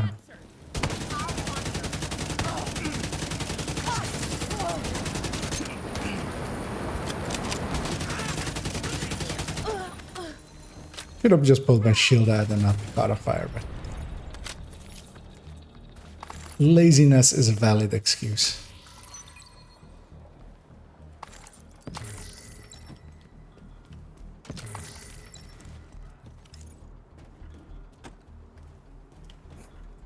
Really doesn't want to let me go over there. Detected. Progress halted. To all the children, mothers, fathers, grandparents, friends, families, all of you that were treated like Progress resumed. Slide the other way too, of course. We will bring justice. After the fallen. They'll all run into it, usually, but they didn't that time.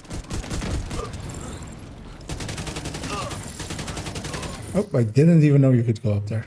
That's interesting. Oh, I'll take a 12 crit.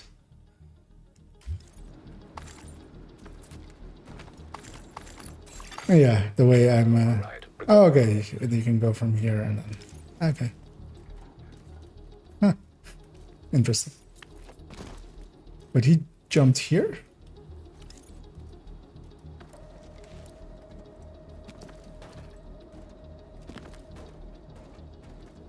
And did he make that animation?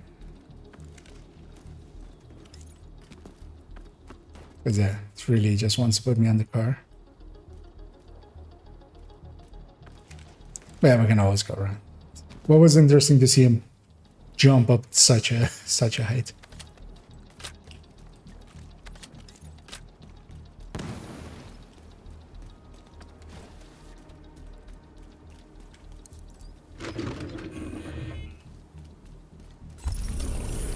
So checking to see if I can just zoom in a little bit. I'll go hit that as well.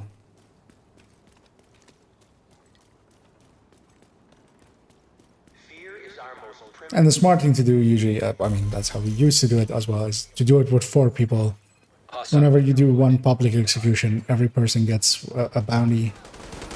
And, well, that doesn't mean that you always basically get 4 bounties out of it, because if they overlap in name and both people have it on their list, and basically it's as random, it's chosen at random, so. But you'll overlap quite a lot, especially if you're farming a ton of them.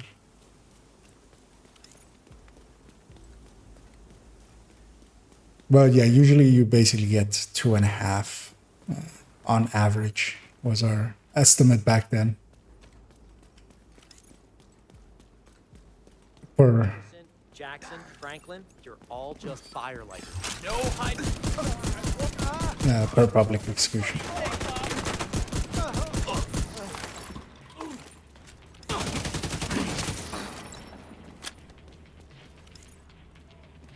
See them in a fighting mood, but I don't know if it's already to me. Oh, it is.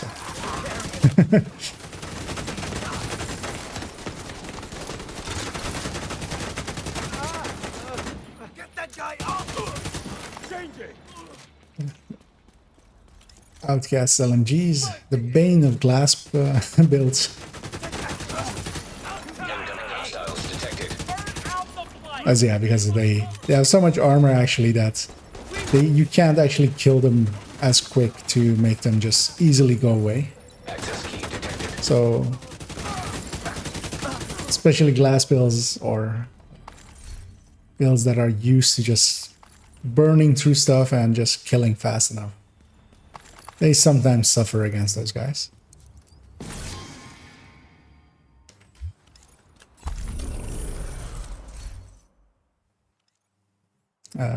No, that's 2 bad things, and that means that it's not usable. Okay, that's a hostage.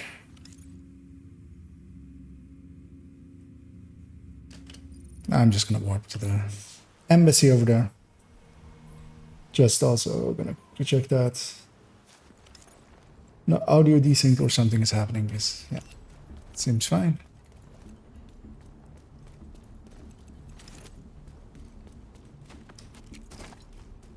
Flame will bring. Get the grenade on me!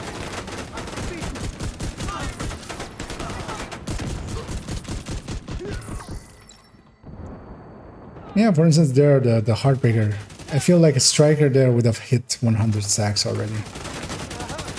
And everything was pulsed. But it almost feels like some of the stacking with not just the ACS, but with both weapons is Detecting less consistent contacts. with when it comes to the Heartbreaker versus a striker. Likely there's a elite hugger in there that I can use to make this easy. But he'll just blockaded by his friends all around him, so go get the bounty. So how many do I have now? This will be a 4th. Also, just looking from this, yeah, so same spot. I want to get a 5th one. Well, actually to have 4 heroics especially. And we have that option, and we can likely even do it together with that elite convoy coming in. A hostile control point detected.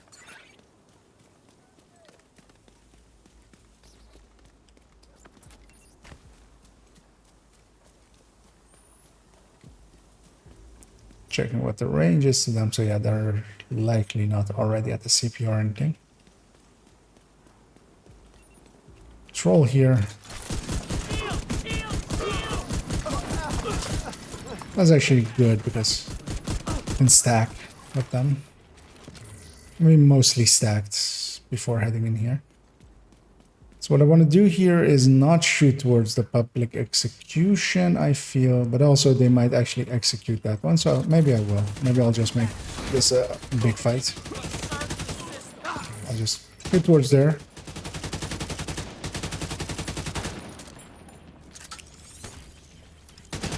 Because yeah, if they execute one of them, then I won't get a bounty. But they might still just outright kill them now, but I feel that going through all of these guys would have done that already.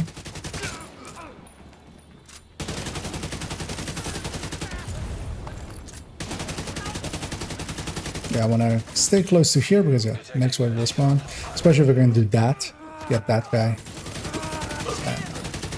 Yeah, if I can catch the next wave also in that same one.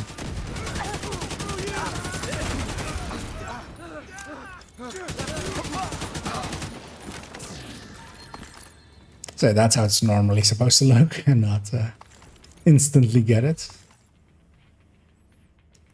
Keep getting Seska and Grupo backpacks, but just a little bit too off.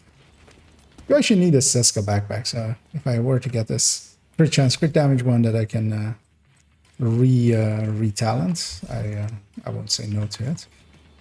I need to actually, the hostages are getting pretty damaged, so I need to go save them.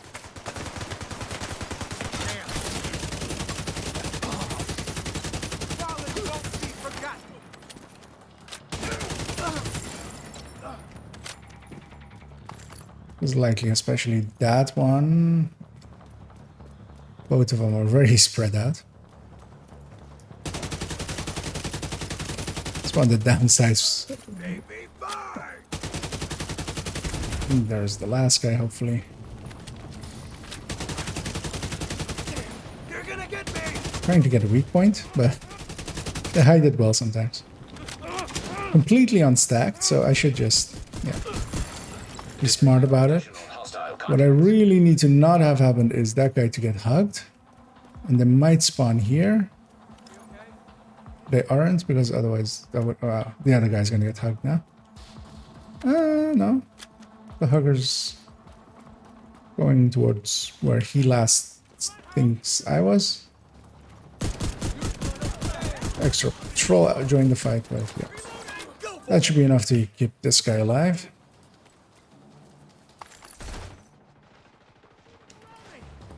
It's bad it's a GR9 with strength. If I was with steady-handed, might have saved it. But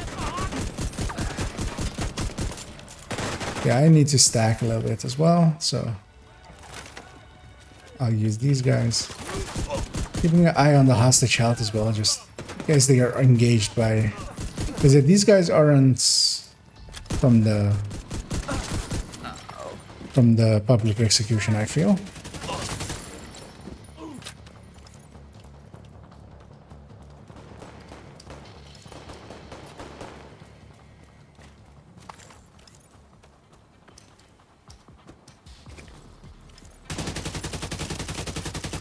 That one it likely is. Actually, I don't see much left, so maybe he's the last guy.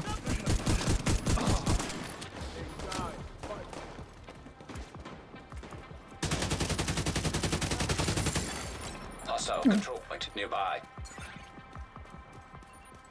A lot of running around there. We engage two things, that's usually how that ends up.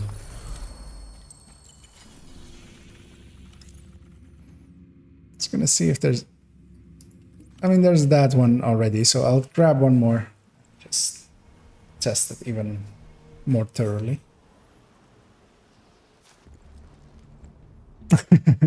Yeah, that would be handy if we could... if we could command them. Just get down. Just...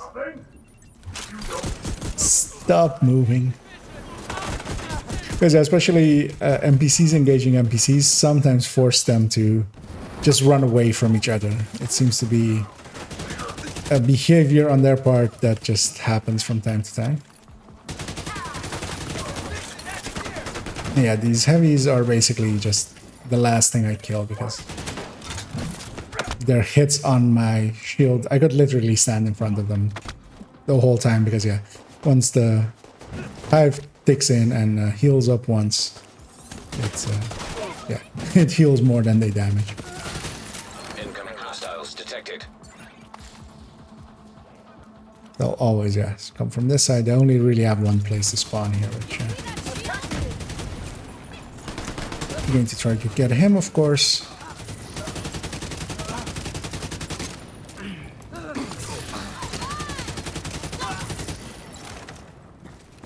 Chevron loot. Hey, I should, before I forget, because yeah, we did pick up a 12 crit. And well, usually for players my level, that shouldn't be a thing that matters. Yeah, I keep every piece with their own crit mods, or well, their own mods, which is a quirk of mine and is totally not recommended unless you really are planning to put thousands of hours into this game. But yeah, that lets me a little bit more easily just swap pieces because everything is modded always. And also move builds between characters without having to really work on it. That Elite Patrol is just too juicy to give to let pass because they're decent XP. So I'll go kill them. And then we'll head over to the campus and mess around with getting a feel for that bounty trick that we used to do ages ago. The last time I likely did it was... Oh no! Actually, I did use it a little bit on my world tier character when I started farming gear for them. But there I did it solo as well, and also, well, it's not indicative of a especially level 40.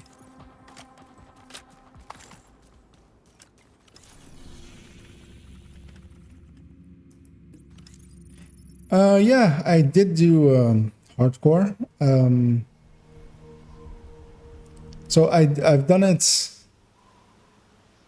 So the thing is that I don't specifically remember is if hardcore was a thing before Warlords of New York.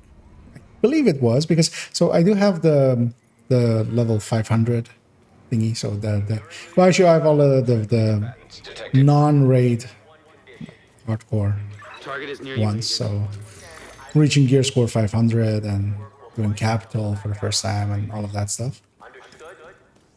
But then I want to say that, yeah, that was before Warlords of New York, because, yeah, I never did it with gears or when SHT levels came in. And actually, that character didn't even die. I deleted it in the end to make... Actually, I deleted it to make a spot for Watch Alts, actually. Yeah, so it was before Warlords of New York was really a thing.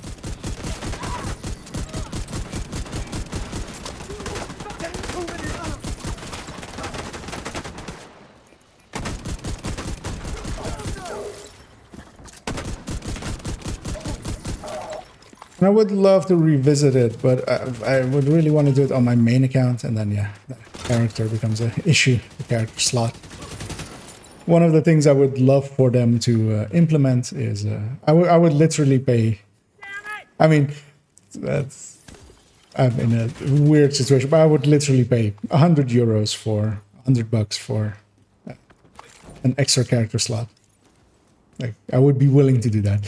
But what I would be hoping that they basically do is maybe add character slots availability and just maybe like for $5, and then basically the people that want it pay for it. Because yeah, it costs.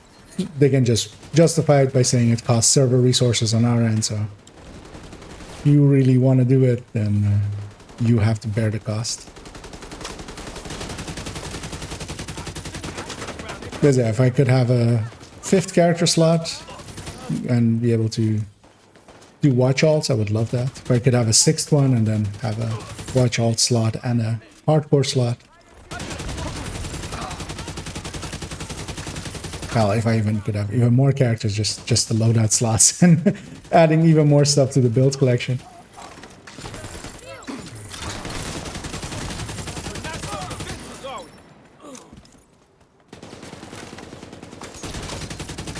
That's the target agent. Go, go, go! You're just gonna keep shooting. But I would also still just love to... some of the ones I'm missing on the commendations is only really the hardcore raid ones and a few of the raid ones. A few of the Iron Horse ones specifically, really. And it's the Iron Horse ones are basically at this point well understood and like just need to do it. Because I think I already have Flawless and such. It's more just the collectible ones and stuff like that. So here I did this bounty, completed it. And now I'm gonna go see if that trick, first of all, just still works. I haven't done it in forever. But I mean, I know it should work because we do still do it on other places or such just for by doing it by accident. It's gonna refresh chat because I do see a message, but it wasn't in that one. Yeah, crashes. Although, so they've implemented that whenever you lose connection, it used to be that your character would basically be in the game world still for quite a while. Especially if the game crashed in a way where it did it, so it was crashing, but it's basically the network connection is still active, so that when it's on the screen still. And you have to basically, until the moment that you closed it with Task Manager, it would still be active. Nowadays, the second that you basically close it in the Task Manager, so what hardcore players quite often have is that they have Task Manager quite, like, always open, ready to end the division to task. And it seems to be that when you nowadays, well, they implemented it that it basically pretty quickly takes the character out of the world, so you will have a better chance of surviving. So here I've basically stepped all the way out of the mission boundary, and then I'm gonna pop a bounty in West End. I'm gonna pop this one. And yeah, it's right back there. So what we used to do is, yeah, we'd run back, hug this wall, and then pop a bounty again, run back, do it, and then run back, and farm bounties like that. But yeah, this of course requires the setup of a. But yeah, I basically want to see if it's still pretty consistent, because this one was especially the most consistent one. So grabbing the West End bounties and doing them, basically, yeah, almost always put them here. And yeah, just not having that travel time in between bounties is what kind of made it worthwhile. But of course, it got usurped by, I mean, gear-wise, floor 90 farming and such still exist, of course. Countdown, just normal countdown is very much up there as well, with free targetable. But now with also XP being a consideration again. But then I'm also kind of considering is, so here of course I'm showing it off, and I don't consider this, for instance, to be an exploit. And most of that is down to just the amount that you can get out of it. There are better ways still, really, if you want to farm XP. And not even in a glitchy way, just farming open world. But this is still something that, yeah, maybe could be interesting to Nearby hostage situation. show off in a video.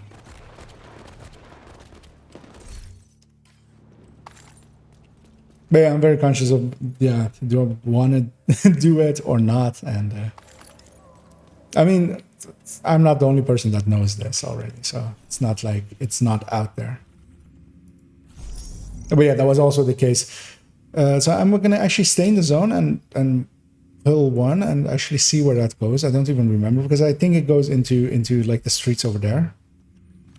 Oh, okay, yeah, it goes into that sewer,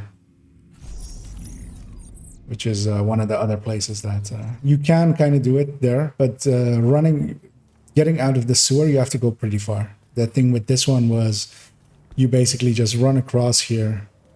Basically being on this side of the street is already enough. I think around here already.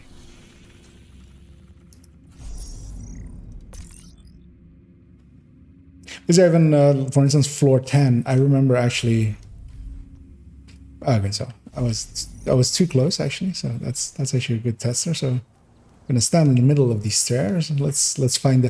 Actually, I could do the boundary when the boundary. I went somewhere. Automatically went into matchmaking. I don't want it to be. Oh, okay. I popped one from this zone, of course. I need to pop one from that zone. Okay. Once I've. Yeah, I'll do that. But yeah, it needs to be a West End bounty and then. Near you, Agent. Yeah. Oh, okay. So actually on the minimap, there's that little. There's this line between basically that green, that's campus, and then where it goes light gray, where I've already in it, that's already the bounty boundary.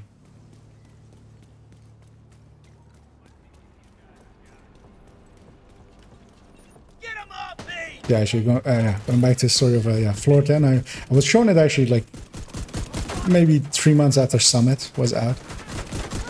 But no one back then put 2 and 2 together of finding especially the room where... Oh. I was confused for a second what Outcast archetype that was, but that was just a hoarder, of course. It was just...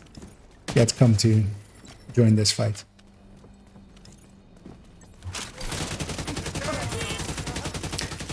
But yeah, the optimizations that people then found for floor 10 was just the exploit of that every time clearing the boss and suiciding that you would get XP again. That was found pretty early.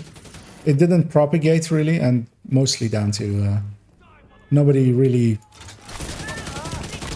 got to the point where, because yeah, it didn't really get going till we figured out, or till somebody figured out that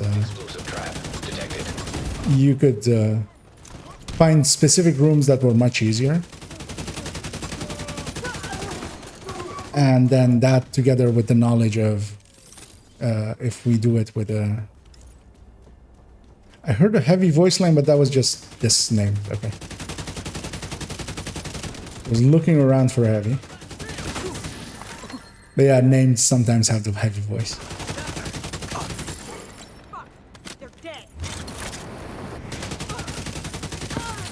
And yeah, getting Oxy involved, and then 3 Oxy builds with a future initiative alongside of them, and then even more optimized into 2 Oxy builds,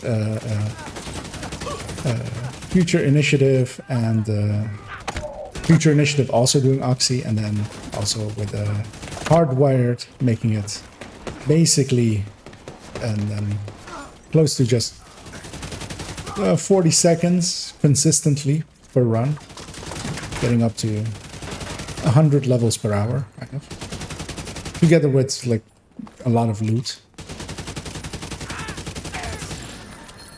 And because yeah, each completion would give a targeted loot, so yeah, you would get 100 targeted in that hour. But yeah, for that you needed like teams that did it. Like I was, when it became really popular a few weeks in, I did a few runs with a team that was really set up for it, and mostly just because I was curious how they were doing it. It wasn't even like the exploit. I already knew the exploit at that point. And yeah, those guys were, I mean, even like the optimizations of using a chatterbox for its rate of fire, and that rate of fire bonus would apply to how fast you could get Oxy charges out. Like that level of optimization was required before like floor 10 really took off. So actually, yeah, I'm going to do that again and pop the bounty from this zone and see where this goes. Because yeah, I think it goes to the streets usually. So the streets up in that... okay, no, it did go there. So.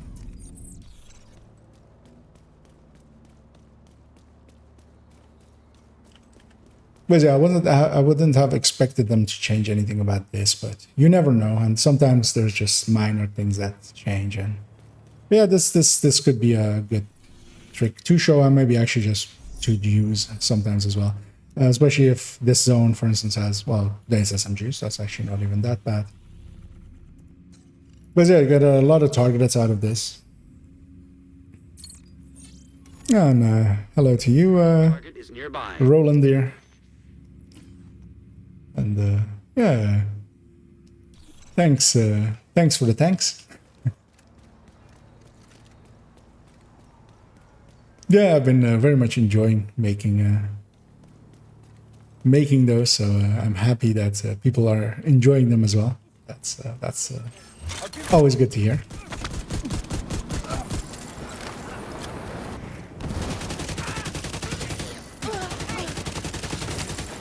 Screw this! He wanted to go home.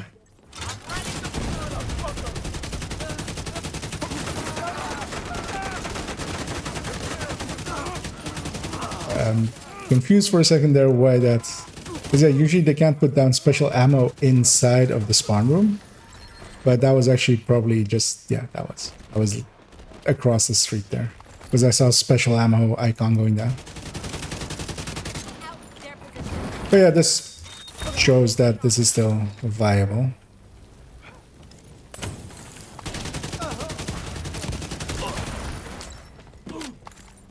And the thing we used to do back then as well quite often is, I'll have my shield again in a second, so it'll be fine.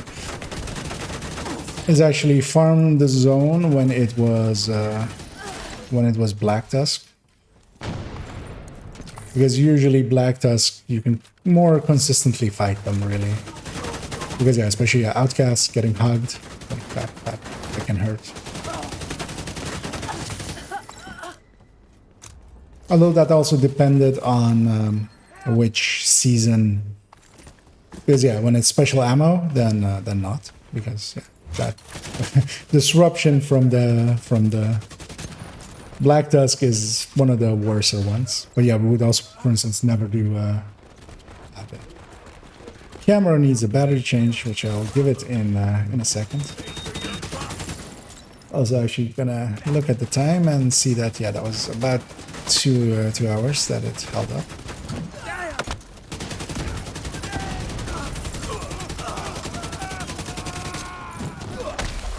Oxy. That's gonna eat through my shield. Oxy is actually very strong when names use it. It's one of the more dangerous things. Names and rogues when they have it. Because there, yeah, it ate through my shield before I basically realized what was happening. Gonna grab a few of those memento stacks and make this an easy fight.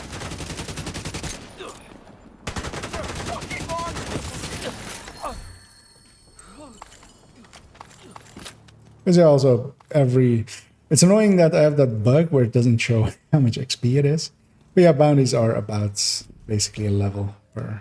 With 5 directives, it's definitely a level, but with 4, it kind of depends on how many of those like multiple headshots and stuff like that you get. I should have one more. And what I'll actually do is take this character to the white. I briefly just want to see what the XP amount is, because I don't actually remember off the top of my head. And then I will likely have to log them out and log them in, and this will cost them their memento stacks. So I'll have to be aware of that. Alright, I was going to, well actually yeah, quickly fix the camera.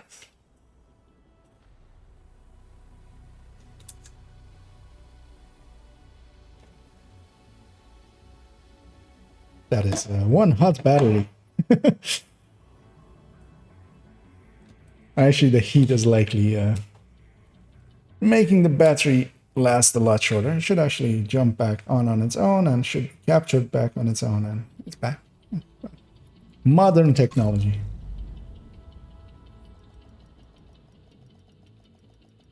Although actually, I'm a little too bright, but I don't care enough to fix it. Too bright is better than too dark, I'll say. Safe area detected.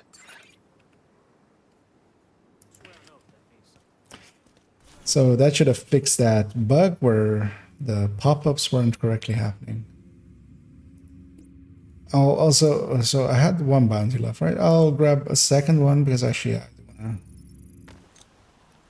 That'll also give me a little bit of memento charges to go in with.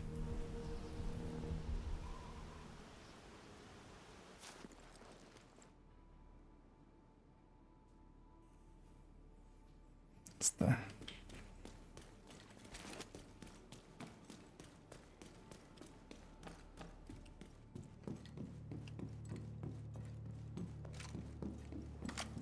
But yeah, I'm also curious to see if maybe if I put that information out there, if others will find optimizations even beyond it.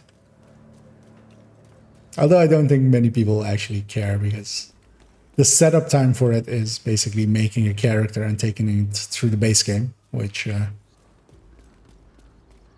maybe if you boost that character with a level 40, then even then it's likely 10 hours for getting up to World Tier 5. Because yeah, you need to basically, it needs to be an unboosted character, because yeah, boosted character would have all of those, have all of the side missions completed.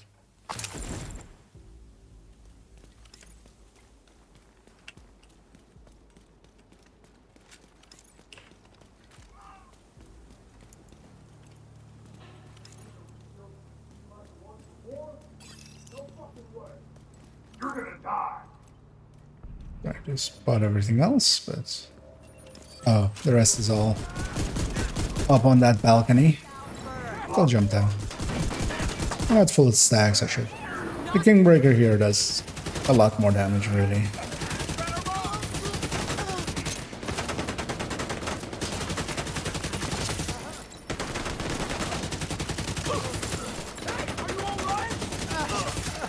Detecting additional hostile contacts. Down this alley. Okay. Actually, I shouldn't have shot into the rest of them that hard and let them all just run into this. Because that will kill them too.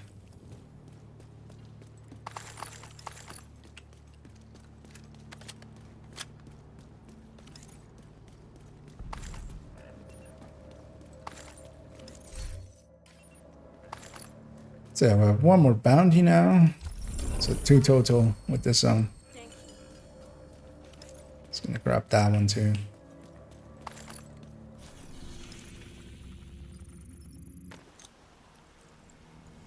Yeah, we're gonna go campus again.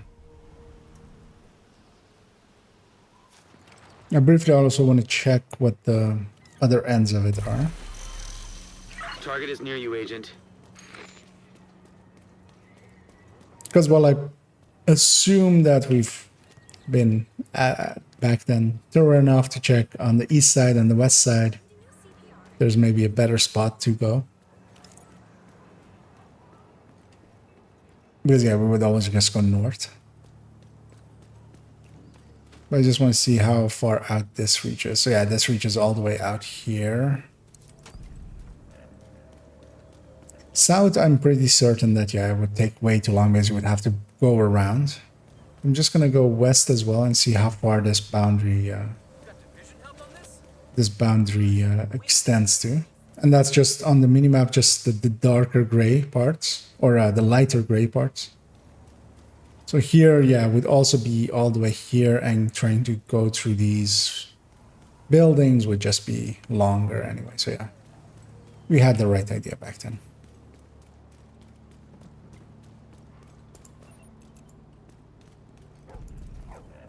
I'm not fully charged. I shouldn't be too aggressive.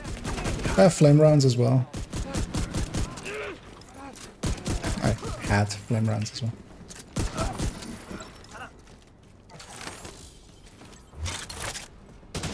I'm putting myself where I can see both spawns.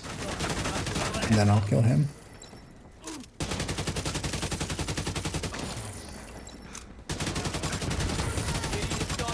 The danger with that is as well then both spawns, when they spawn, can't see me as well, so you'll get shot in the back a few times if you while you're waiting for them to spawn. Really wanted to kill that LMG, but yeah, got out of my way. He got through my shield actually, which I'll just wait a little bit before killing this guy, before spawning the next wave. Just so my shield is pretty much off of cooldown. Yeah, especially with a pretty much charged up memento. You have that extra skill efficiency giving skill haste, so... That guy's the priority target. Next is a sniper, because these guys hurt. And I'm willing to turn my back to LMG to get him.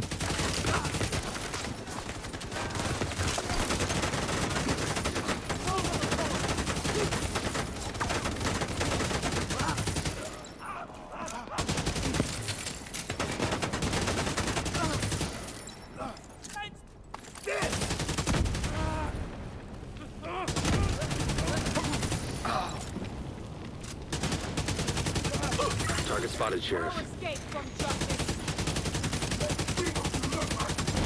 Trying to get the pouch there. Trying to get the backpack here. I will actually kill this gal because Shield is most likely to run away and hide, which is what that class type does a lot. And yeah, that's mostly this. This heavy is going to be killed last because yeah, he'll hang around me. I don't have to chase him down. He'll be here. Kill the right arm, but then I'll damage the right arm.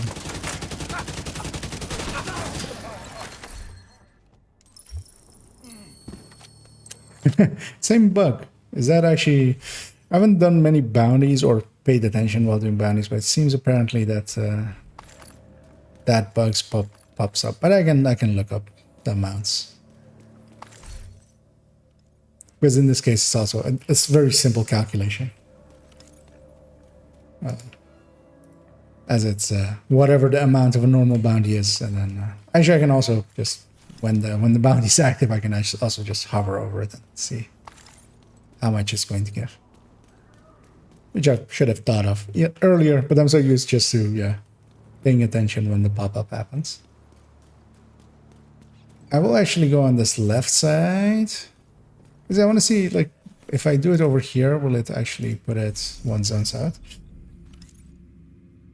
Oh, I'm using the Heartbreaker tech tank for on the build collection. It's 4.10, I think, or I can tell you exactly in a second. But basically, the tech tank with Kingbreaker and a flatline ACS and 4 pieces of Heartbreaker and Memento.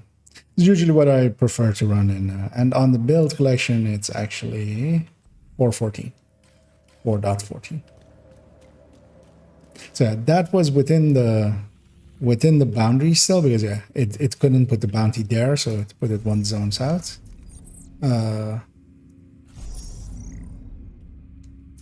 Wait, is it active here? Okay, it's active there. Because it is technically still from that zone, but then it's in the wrong zone, which in normal gameplay you have to go way out of your way to get that to happen. Yeah, that's still also in the mission boundary. Could have actually made a mental note of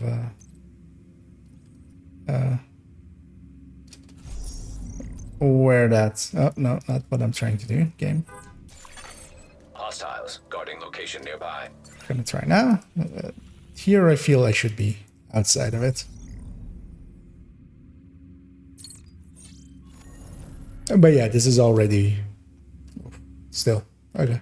Yeah, at that point, going north is so much easier. But now that I'm here, let's go even a few steps further.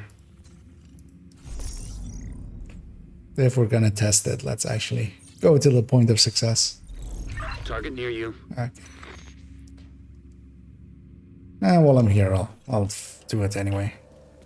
But yeah, that was some of the testing I really wanted to check for today as well.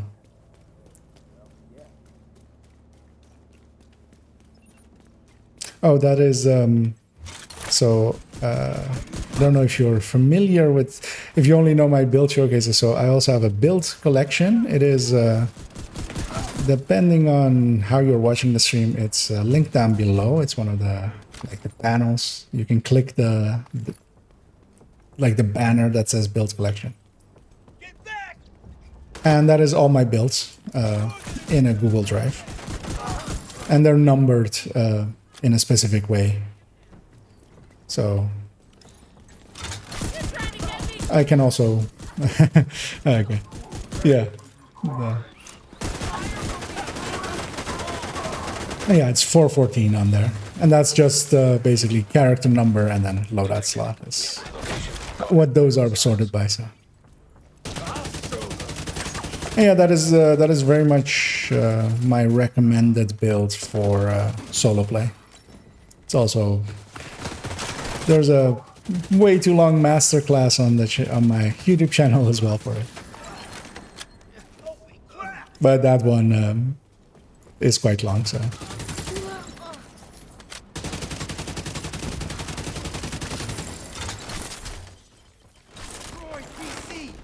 But yeah, in general, it's the playstyle you see here is just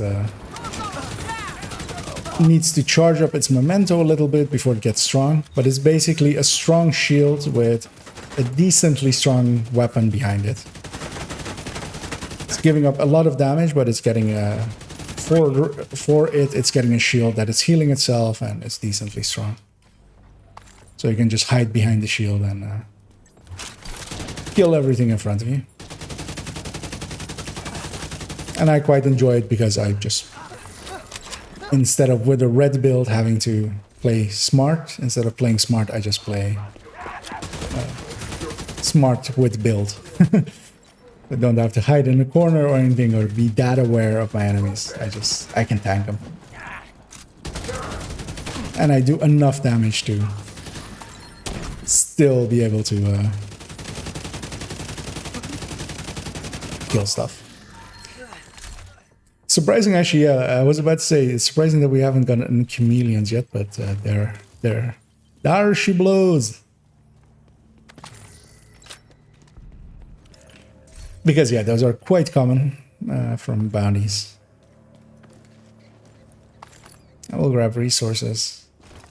I forgot to check what the what the bounty amount on a heroic bounty still is. So I'll just pop this one. I'm not going to do it.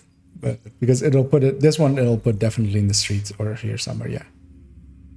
So 586, okay. So with the kills together and stuff, you could maybe get a level out of it. Although unlikely, you will be just a little bit short of a level.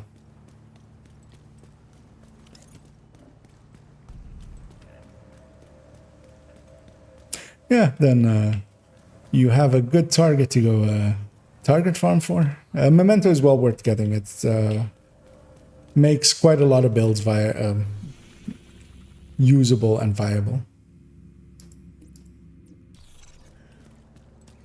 Although it's also very dependent on what your playstyle is. So especially, I will just point out that these are my favorite builds for solo play. So if you play among groups more and stuff, there's other options. But tech tanks are my favorite build for especially solo and summit. Summit even in groups. Just looking around if there's anything I want to hit. So one thing I want to try, just to have tried it with this season or with this manhunt as well. So I'm gonna actually go do this CP here while I'm charged up anyway on the memento anyway at this point. And then I'm gonna try to load up the bounty and see if it does anything different with this manhunt. Because with the previous manhunt, because it could not place the bounty because the side mission in those areas were not completed on this world map.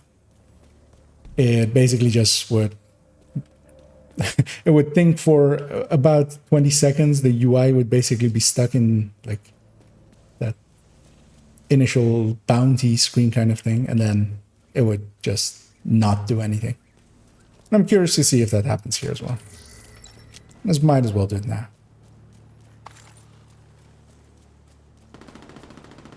Just briefly refresh this. So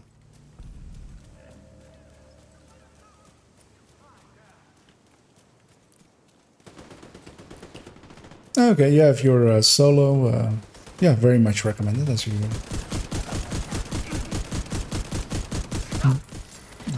For the Heartbreaker one, it is decently easy to farm together. You will still need one piece to recore from red to blue, which can take some time, but it's also not that hard.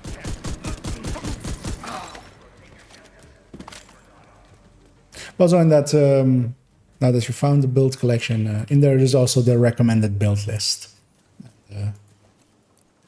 Because it's also always, it's playstyle dependent. Some people gravitate more towards sniping, for instance. Some people really enjoy hitting hard, which, for instance, Striker can do, or, well, sniping, Hotshot Determined nowadays can do well. Yeah, that's half the fun of Division, is playing around with different builds, different weapons.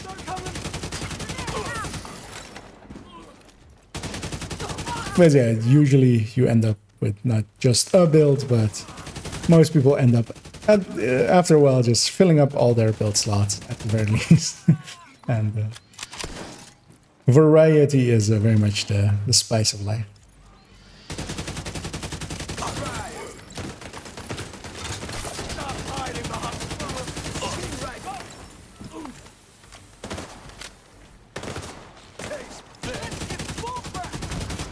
She should be dead anyway.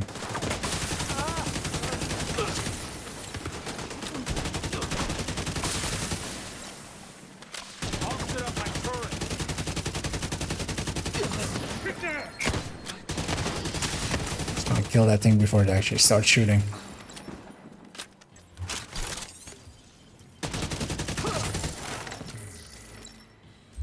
That was it, right?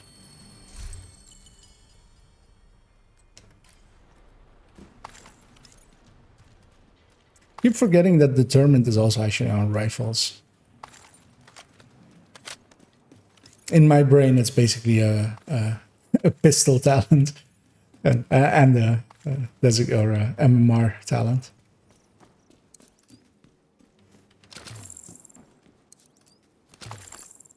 But yeah, the 1866 could maybe actually be an interesting tool to use with it.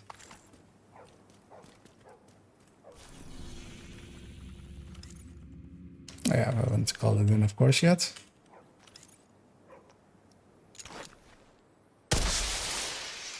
Yeah, having a striker, especially for countdown, is a good idea. Or just as a good damage dealer. Because, yeah, that one is the current meta, basically, when it comes to damage output. We're being flanked! Get back! Let me use her to stack.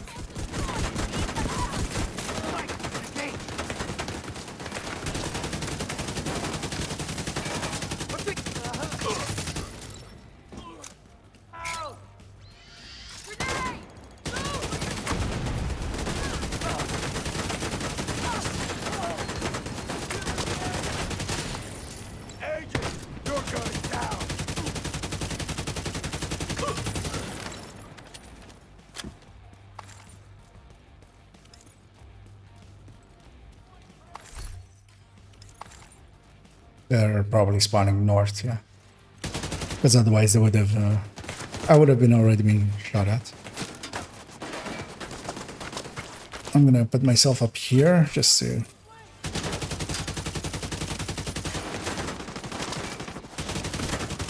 not get flanked.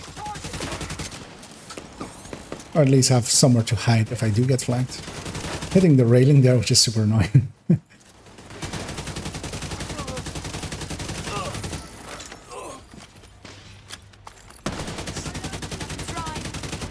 Coming from there.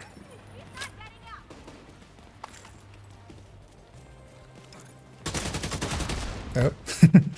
Lucky I didn't have my shield out, because yeah, that explosion would have killed the shield outright.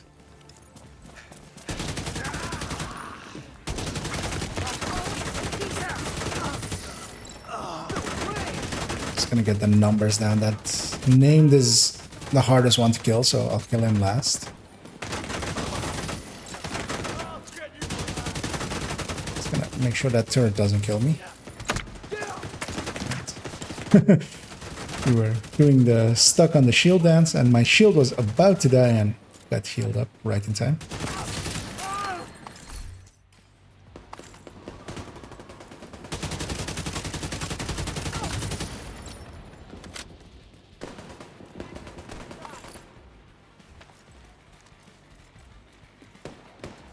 I think he's the last guy. At least I don't see anybody else. So. Black Tusk activity at the apartment. Ouch. That looked painful the way he... I mean, luckily for him, he was already dead, but the way he landed after ragdolling looked painful. Gonna go grab my loot first before I forget. Ah, hey, fun time. I'm running the obvious one, the Heartbreaker tech tank. I've been messing about with some bounty stuff, an old trick that I used to do,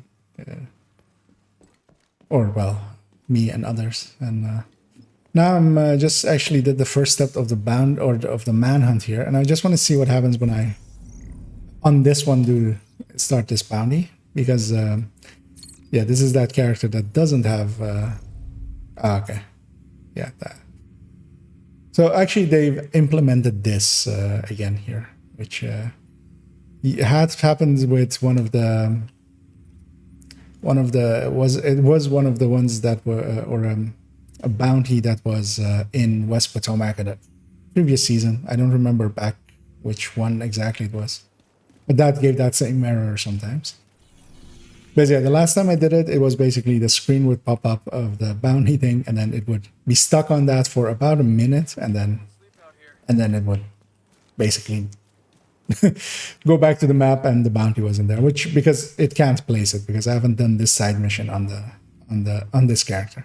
So this character, eventually, when I want to do the manhunt on them, this Evergarcia, or any of them likely, because yeah, all of the zones will have that issue. I will need to get her into someone else's world, and that's not hard to do. I can always load up my other account if I have to.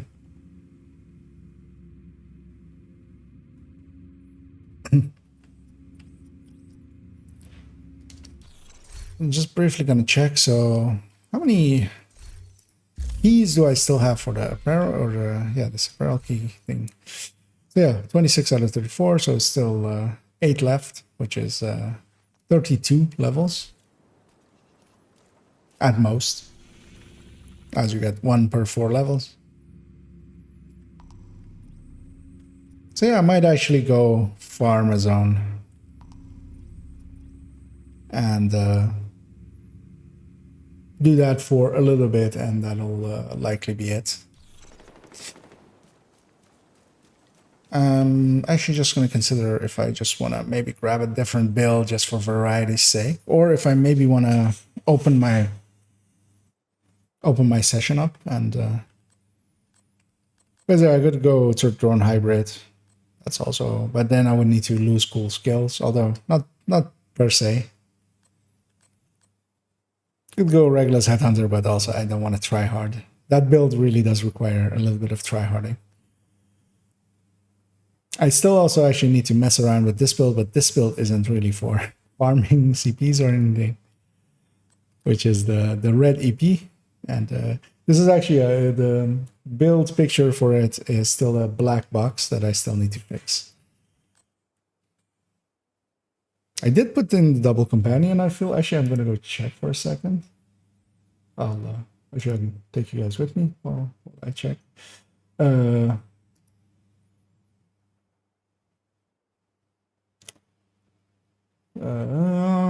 Let's see where 413.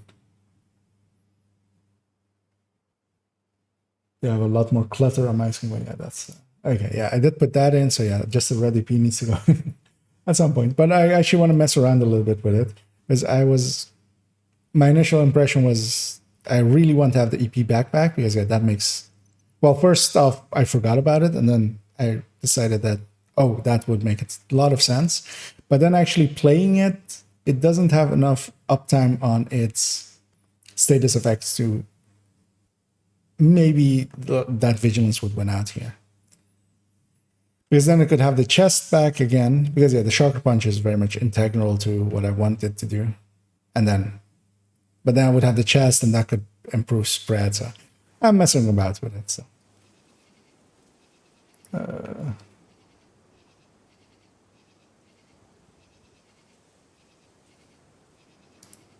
Oh, I know. I haven't done the multi-character one. I got some work done in the afternoon and didn't have a chance to play yet, really. And yeah, I'm not in a hurry. I'm not in the in the market for a video every day. Although I don't begrudge any others that very much are. I'm about to run out of charges. I'm gonna just go kill something before my 5 minutes runs out because I was just messing about there. But yeah, I'll likely put that one together tomorrow, but even if it's ready, I'll likely schedule it for either Monday evening or if there is a maintenance, I will actually put it in the maintenance when the maintenance is. I feel that that's that's one of those moments that a lot of people will go look at Division content. I've noticed that whenever there is maintenance, there's a sudden uptick in view time.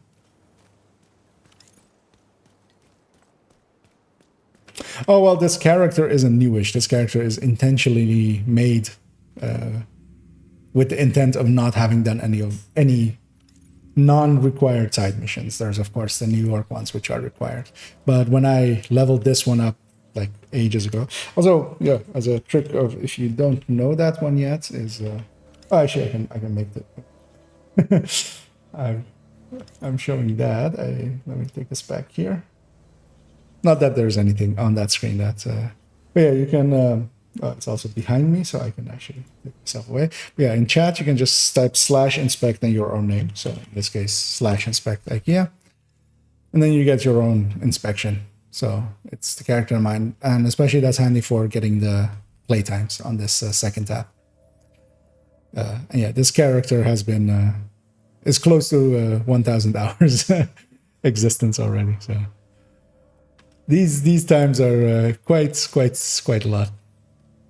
So that's together, it's, well, so this one plus this one together is already 4K, and this 6K, and then 7K. And change.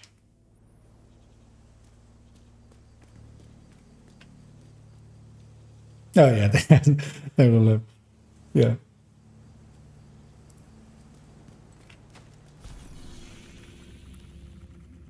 I need to put the... So I'm already planning on getting another screen, actually, and that will help a little bit with... actually, I can bring my face back as well, yes. I just didn't want to put it over chat while I was... But yeah, you can also do that to anybody you like want to inspect, just /inspect their name, and you can see them.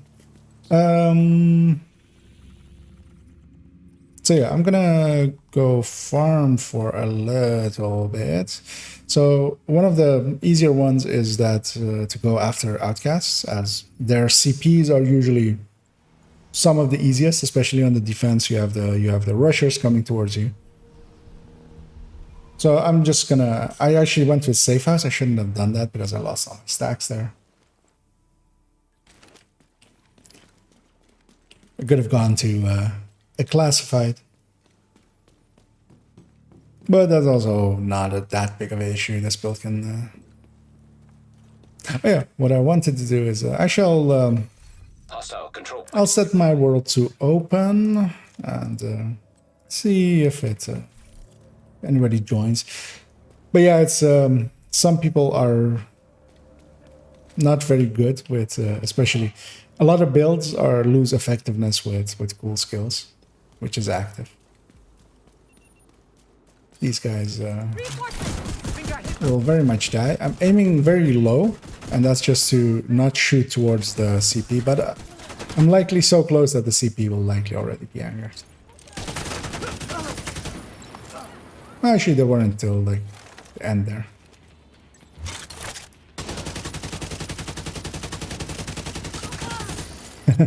Was that at the playtimes there? That wow? Yeah, although at quite a lot of times my game is just open and I'm doing other things and then just like poking in and working on a build and then leaving it for like an hour and then coming back.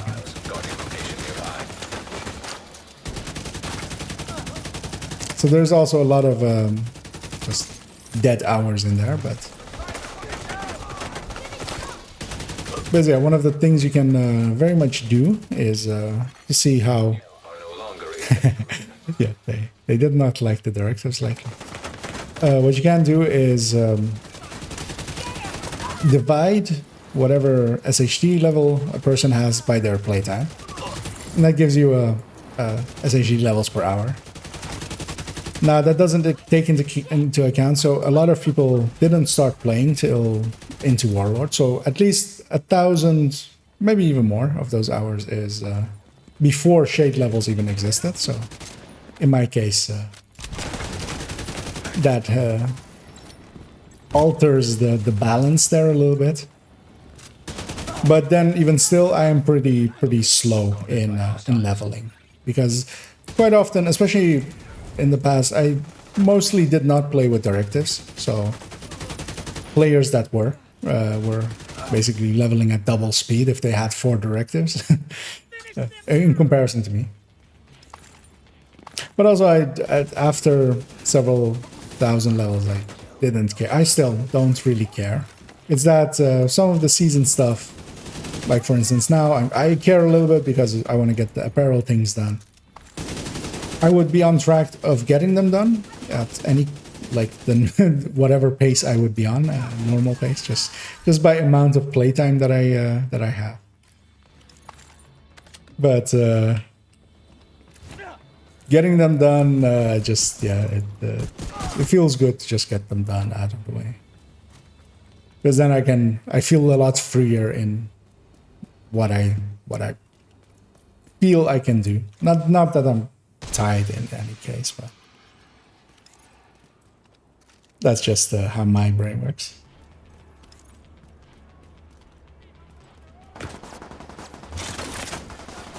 Oh, the bonus is mostly, well, a little bit from Heartbreaker, of course, on hits, but most of it, when it goes really high, it's just when I've picked up a ton of memento stacks. Each one of those memento will give me quite a large amount of bonus armor, as it does there. Yeah, that's very much why I like this build.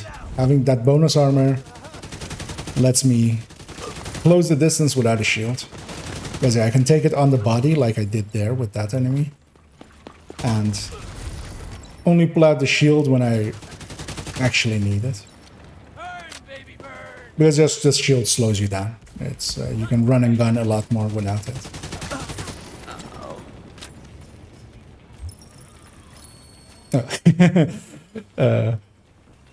Oh no, that was just me leveling. I thought we were done. I saw the explosion happen of one of the rushers, so I assumed he killed the entire wave over there. But that was just a level. This bug is actually quite annoying always.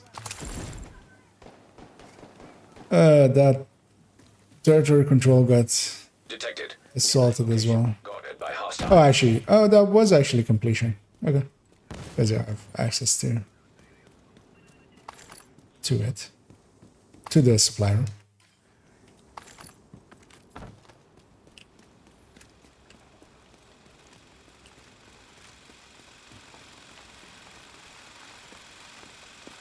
sound of a lawnmower sticking around there.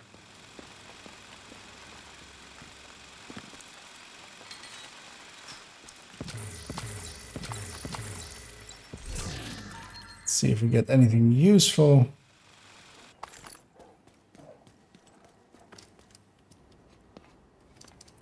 Yeah, I'm gonna move on foot from here to the next CP, and I'll just run in between, take the short in between route.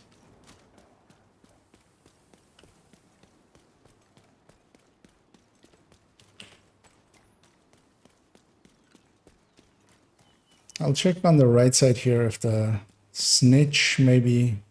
Although actually I've been running around in the open world and stuff, so likely I've spawned them somewhere already. But I'll actually go get this key chest, hoping for, because yeah, likely I'm full on keys, yeah. Hoping for either 100 resources or hoping for an exotic component. Actually, with those markers up there, Control point nearby. so these up here are bugged, not showing the XP. Those need to clear out before you actually see what resources you get, so I will never know if I got 100 resources there, which will impede my sleeping tonight. I will be rolling awake, rolling around awake, yeah, tonight.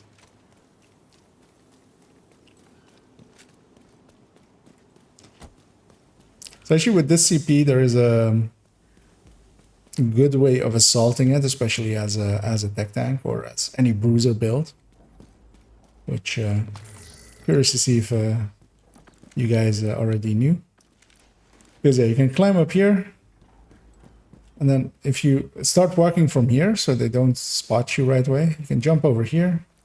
And this puts you basically here where you can climb up there. Broadcast detected. And this basically lets me come up here and they'll spawn from those two windows over there. So once I'm up here, I can just spawn camp them and just...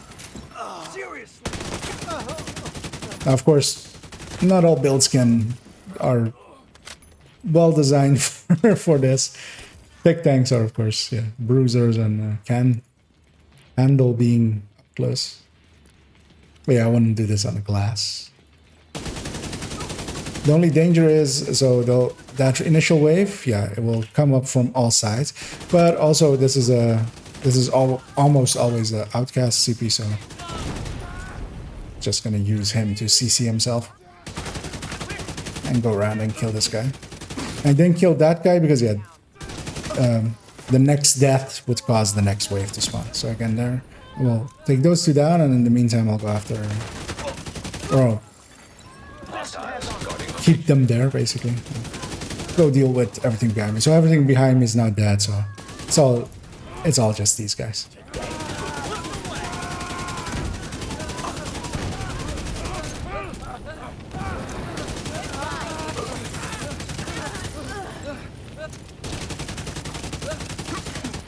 That makes it a little easy to just do it quickly. Now, of course, a headhunter could do the same and even faster, but I feel not as consistently, not without danger to itself. Yep. Refresh that a second again. Civilians in distress. And I also on this one specifically do not call them in because they'll spawn from that window and this door. So I'll just stand here and deal with them. Yeah, I did play Division 1, quite, but not to the level that I got to with Division 2. Very much if I were to go and look at my whatever I had on as my build. I mean, I had Lone Star. I will likely die here, actually. That rusher, if he comes up to me, will be an issue. I will take another heal. My shield is back and I'm safe now. Or safe now. Just gonna check that nothing made it behind me. So there, especially, I was trying to go after that that rusher, and in doing so, I let too much stuff get out. Actually, I should have just gone for the pouch. There's that guy behind me, which kind of scares me, but I'll deal with him as well.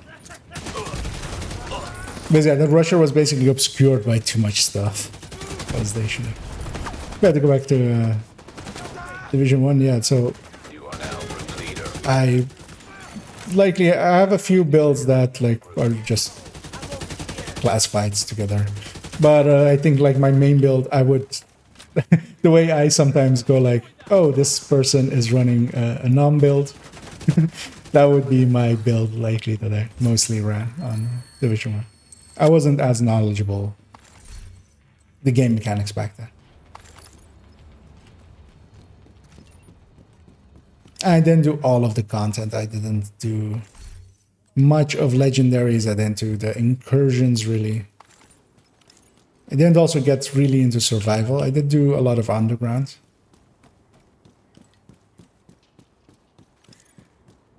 I wonder if this guy joined right at the boss kill. So did he get? Okay, hey, that's nice for him. He got basically an easy completion and. Hostiles guarding location nearby. In a second, I will briefly. So he has two skills that are set up more so for. Another agent has joined. For cool skills, so he likely is okay with running together with the cool skills. He's PFE, although with a Gila chest, and I mean, not the worst. I have shown intent, and I'm gonna see if they. And with shown intent, I mean like just marked wherever I want to go.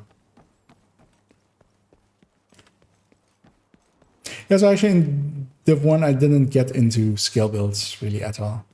Towards the end, I kind of got into Another agent is now Reclaimer a little bit, I remember. But at that point, basically, I was already out of Division 1. And part of that is really towards that end, I got a bigger monitor, and one of the issues was especially why I can't really, or why I don't go back to Division 1 much, is it doesn't have a FOV setting, so you can't change your FOV at all. And it's very, I get a headache after several hours. On a 24-inch monitor, I didn't have that issue. On a 27, it's just large enough that feels a little claustrophobic almost. I'm waiting for my allies to catch up to me. Hoping they don't go into side missions or anything. I should remember that now suddenly. That I do not want them to complete side missions while I'm in the group. But that side mission also takes forever, so. He's choosing that we two-man this, and I don't disagree. Yeah, I didn't. I think by the time I got into survival, most of the player base had moved on, so it was a lot of long wait times and such. Because yeah, I did get into Division pretty late. Really. Well, Division 1.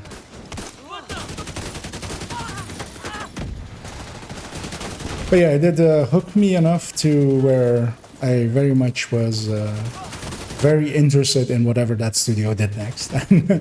Them doing basically the same game but two, and trying to just be improvements all around was one of the few games that enticed me enough to just pre-order it. Which I don't often do. But then even though I had pre-ordered it, I didn't go into it in like the first 2 months. So here they just all spawn inside here, so they're actually pretty easy to encircle. I should actually stack to full, even though I was not empty, but might as well just max out my damage. Oh yeah, it's just spawn camping. It's interesting that suddenly filled up to 4. That's just how queuing sometimes work. It's I got moved up a queue basically, and eventually it just very much filled me up. Curious to see what the other two players actually are. I'll inspect them after this. But here especially is one of the reasons why, like, Tech Tank, going to 4 players, I would rather be some other builds usually. For CPs, it's still okay. But just that damage scaling goes up, and there's just more things for them to shoot at anyway, so when you're solo, unless you're using a drone build, you're literally the only thing they're shooting at most of the time. So that's really also the reason why drone builds kind of work solo, is you give 2 more targets to enemies.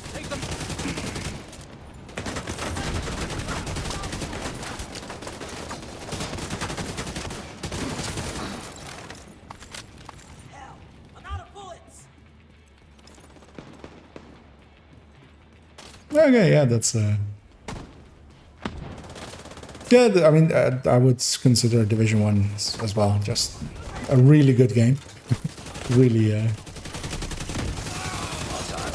it did actually a lot of things that a lot of games then stole from it, or like ideas that it had.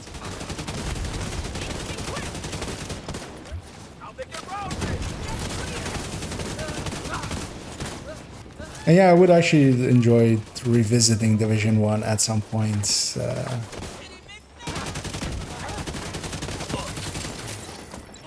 Although, yeah, I would have to basically do it on a smaller screen, but that is an option. I'd like to have access to smaller screens.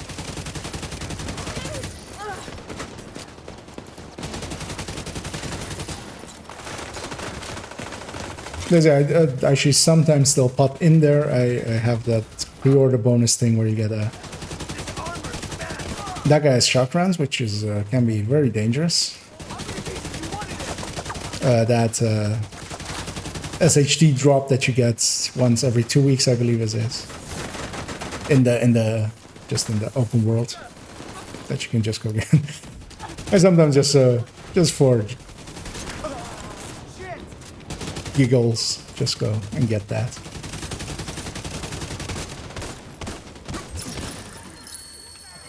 So is this a territory control? Is this yeah, it's just a territory control. Oh. Rogue striker drone detected. Yeah. I'm gonna put distance between myself and them. I'm not in that much danger. I can tank them for a decent amount. But what I can't do is to take multiple skills in a row. So they're focusing down one. I'm gonna try to find that one and help along with her. Oh, these are normal skills. This doesn't even matter. I was actually surprised, yeah, then that. Because yeah, I would have actually expected to be completely destroyed there. I was like, oh, okay, I got lucky. They didn't shoot at me, but they're normal skills. Yeah, they're. Rogue fixer drone detected. I could literally body tank them. Okay. Although even their oxy does not work. Incinerator turret detected. Hostile incinerator turret detected. But yeah, that's very much just the current issues that that these nerfed rogues have. Well, I'm here actually. I will actually this guy, and then because this guy, when he dies, likely. Well, this wave will spawn. Because yeah, this is a territory control as well, so might as well just get it. Trying to get that. That.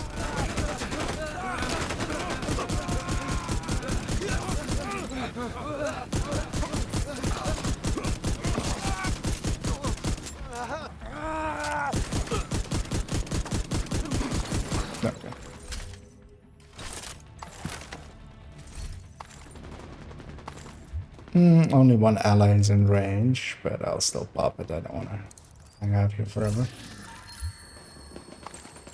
Okay. They got their level 90 likely and got a St. Elmo. from the season. And yeah, I'm just gonna fast travel to my allies. Although I could have just fast traveled to the who were in the garage. I should have just done that. Hostile broadcast. I should grab some ammo because likely it was very low.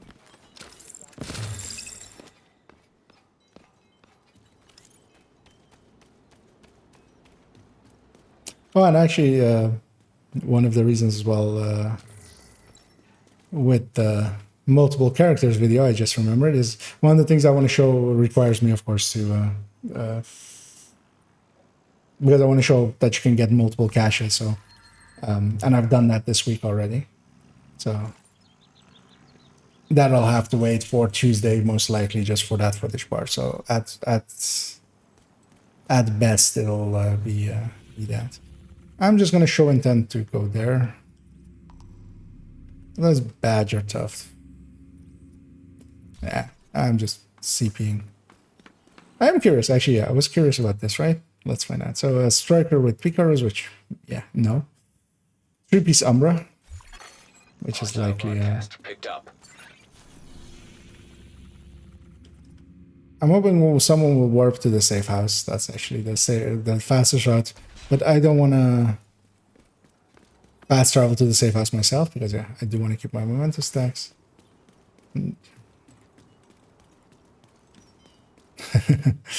He's happy to. I was glad on his. I'm over the chat, so you can't see it, but yeah, he's happy that he's got his same ammo. I'm just gonna start running over there. Allies are following me.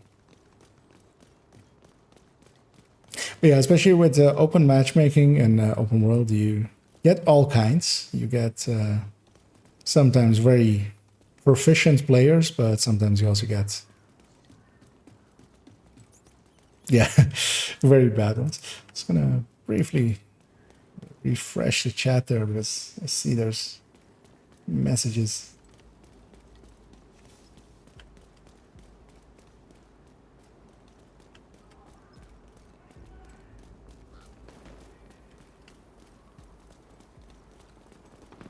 Yeah, I mean the original Gear 1.0 with talking about 2 pieces having talents is used to be a lot complexer and actually too complex, I would say. And also it had even worse issues than we have now with something An agent is no longer in your group. like headhunters and such. Headhunters and determined and stuff like that.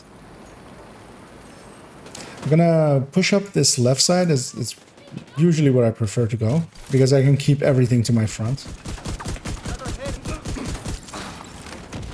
Fully charged on both memento stacks and heartbreaker. Oh yeah, and yeah, the things aren't fixed, and yeah, it is also World Hunters. Although, so mission rogues seem to be okay. Just gonna set them on fire, stop them shooting with my allies. And that's one of the things that kind of like PFE does in Countdown, the tech tanks can do as well in group settings, is to, which they do as well, for instance, in Summit, or what I use them for in Summit, is just run interference. So I'm just shooting stuff, getting their attention. Most of the things are aiming at me, just because I have proximity on them, and then my allies can just be up there, up balconies, and just pelt them from a distance. Because usually, until they really fire on someone, they won't take the aggro away from me just because I have proximity. And I just also try to spread the love around, put it on as many people as I can.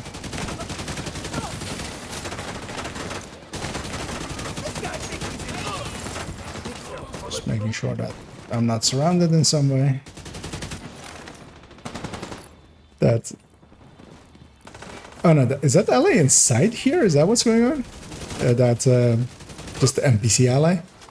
They are even braver than me. Because yeah, solo actually sometimes often I come inside here. Because yeah, that's also a place where all the enemies are in front of me at that point.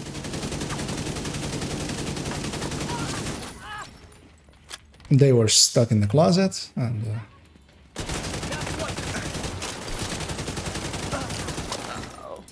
which is fine, but I want to be done with this CP, so they need to die anyway in that plaza.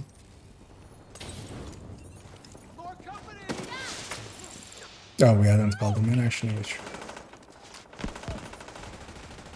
Just checking where they're spawning. It isn't down there, so it's up here. What I really want to get is one of these rushers on that edge. Because if there's a second wave... And yeah, I'll close the distance here and just... be very aggressive. That's why when I'm usually farming CPs, I'll do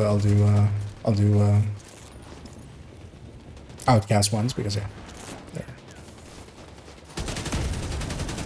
objectively the easiest usually. Although several of the ones for instance, yeah, the one we did for the manhunt earlier and stuff. You have the places where you can farm them in while they're inside of somewhere. If I can get this one before he even gets far out. I was hoping to, yeah, basically catch that wave with it, but they're basically sandwiched between me and my allies and such. So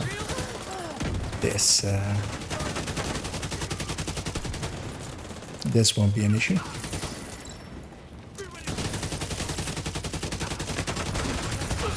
Oh, yeah, that's that's really what I wanted to have happen there. But yeah, here they have 2 spawns, so you just have to get lucky that it's up here. You can't guarantee it. They might spawn down in the tunnel and then yeah, just run down there. But that's also usually the benefit of playing with several people, is that you can put basically 2 people upstairs, 2 people downstairs. That's how we would, if we were a coordinated team setup. If you want to check what that ally is that joined us as well. Okay, so chest without backpack. Do this as a team. Although I shoot for 314, that's not bad.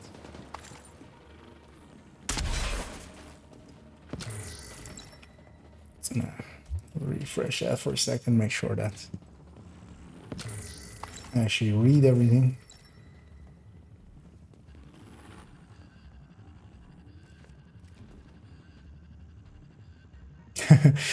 And the hunters aren't that bad. It's they do take some time, very much so.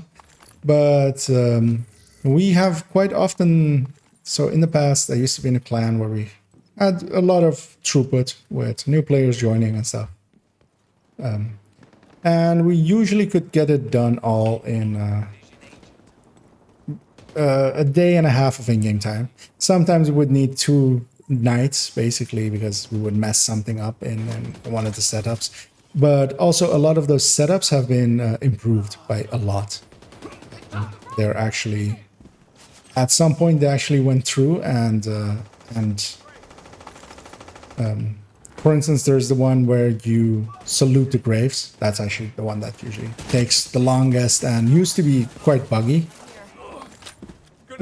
They've changed it to where when you're saluting the graves, it very distinctively just does that like the shimmering. Where in the past you weren't sure if it did or didn't.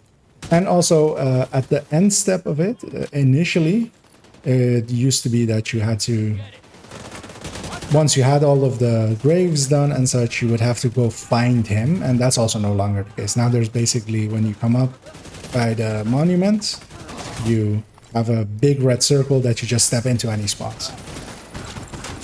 So stuff like that makes it a lot more consistent. Same for a lot of small things with the New York ones being inconsistent, so they fixed all that. I'm gonna show intent that I'm gonna go there. And actually, if one of my allies is smart, he'll fast travel from there. And if once they're out of the safe house, I can actually fast travel to them. But otherwise, we'll just make the run. It's also not too long. But yeah, if you're intending to overdo them, it's not too bad. I actually did them quite recently on my second account, and it's also account wide. Once you do it on an account, it's just once. All of the characters from then on will have it done, which is actually which isn't actually how it was at the initial of the game. It used to be per character, but that also had some uses because then you could, for someone like me that doesn't mind redoing content, it means that if I want to redo them, I have to do them basically with someone else.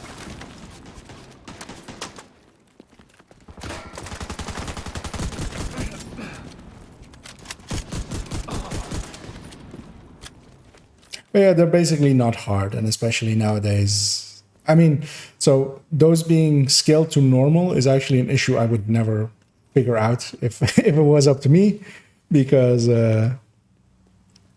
I would say do them on normal. Just anyway, there's no reason really to do them on higher difficulty. Just because if you die, it's such a long setup, and it's more just doing it once and just getting it out of there. If you do them on heroic difficulty, yeah, that's they're the same as a level 100 for it.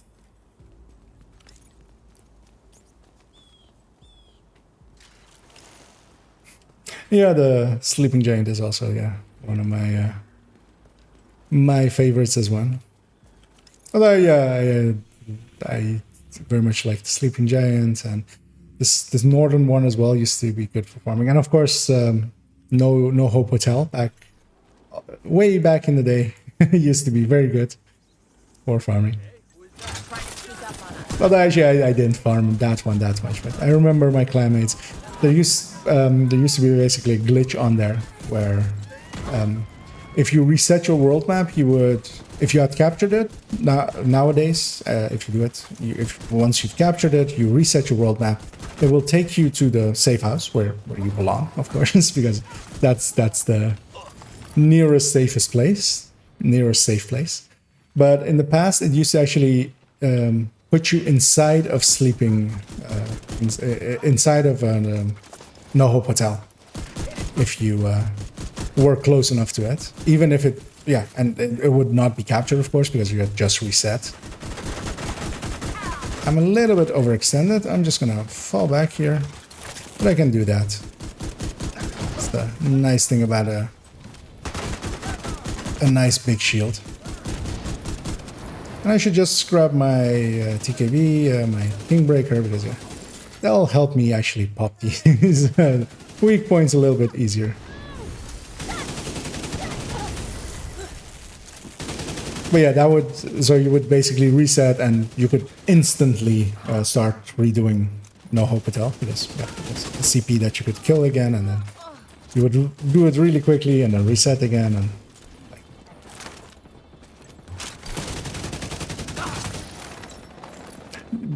there's been many of those kinds of things where two of my allies are down, one of them doesn't have a hive, but also they're pretty far from me. I'm just gonna work on this heavy. It's at the edge of my optimal, and he's close. He's basically stepping out of it almost, but yeah, good enough.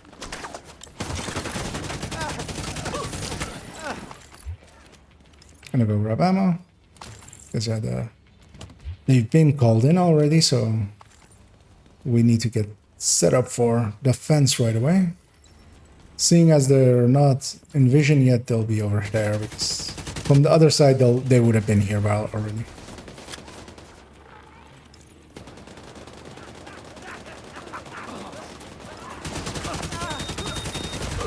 They're all hunters basically as well, yeah. So they're all the same. Same for, or actually they play the same. They're not all specifically the same, because some of them are. The world hunters technically all have a set of skills that they like, and they have like personalities basically. So one of them is blood type B, the other is blood type O negative. But yeah, they have tight skills to them and stuff like that. in effect, yeah, they can hack skills. They can. They can't. They all do the hack of the hunter hacks. So they don't do the keener hacks. None of them. No one except keener does the keener hacks, where they even hack skills that aren't deployed. But yeah, basically, if you really want to do them, the fight itself is usually the least important part of it. But as long as you do it on normal, because yeah, doing the heroic one or doing especially the 4-man one, for instance, on heroic, which I have done at some points. That is, I mean, that was close to insane. That was one of the hardest fights ever, and not so much in a fun way. It was very much just trying to. The second you would pop their skills, 2 more turrets would be around the corner, and it became basically a whack-a-mole of trying to keep their skills down.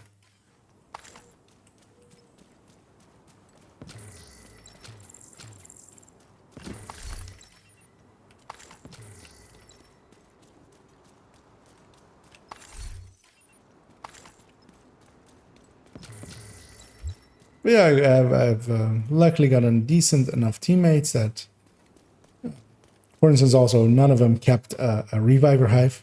That already like tells me that at least they know or have experienced cool skills at some point. So they're not wasting. Most of them as well have. Well, actually, that guy went back to reviver hive. But they're also picking like a long skill and a short skill, which is the way you work around having cool skills if you want to use it. So they're deploying a drone that is a long skill, so they'll just stay up on them, heal them. It's minimal, but it's better than nothing. And then they have a skill that is like 20 seconds of doing something. I'm just waiting up for them to catch up. I'm gonna start moving towards sleeping or a taxi graveyard. But yeah, they can also fast travel onto me.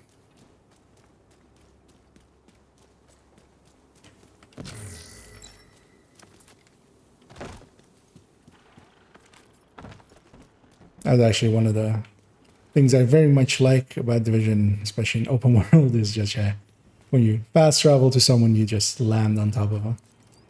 Which many other games either don't have the mechanic of fast traveling to your allies, or, for instance, what Wildland and Breakpoint do is put you in 200 meters of your allies. My allies are catching up, and I'm just gonna wait for them.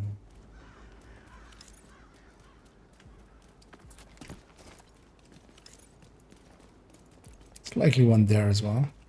This is our revenge. I'll help with this one.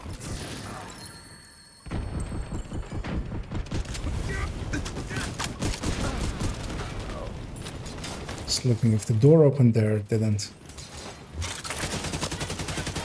And I always like enjoying engaging this one from above here.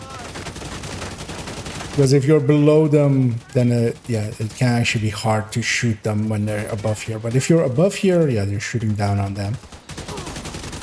It's not my allies' health go down, and that kind of told me that seeing as they were all above here as well, that something was here with us.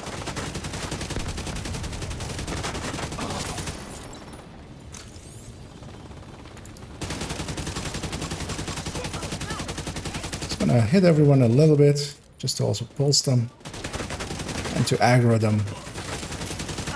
And then at least up until the point that they really engage them, they should be aiming towards me.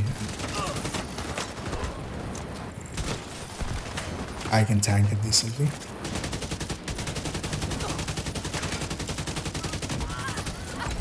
But yeah, honestly, if cool skills wasn't active, which I mean was my own choice, I would much rather be an Eclipse here. Because yeah, I could catch waves like that. I will go down here. Agent down. Curious to see if they can get me. They can't really. I'm gonna give up and do the smart thing, which is to respawn. It'll cost me all my charges, but I can fast travel back to my allies. And it's actually smart usually if you go down and you're not easily gettable is to do that. Respawn, fast travel back to your allies. It's much safer than them trying to get you, especially if you die, because yeah, that res can take a while. Yeah, like this, I'm back in the fight, although they've just basically ended that fight, they won. But if they were in trouble, then that would be a better choice than me trying to wait for them to res me. That's an extra patrol coming in because they're not in combat. I will actually, yeah. Just do that. Always aim up when firing from cover. Because yeah, sometimes the multi-missile launcher will catch the edge of something and. High threat enemy patrol detected. Oh wait, are we still on attack? Yeah, we are. Okay. Starting to make sense now what has happened. Because yeah, that was the defense, and now we're on the... Or that was the attack, this is not the defense.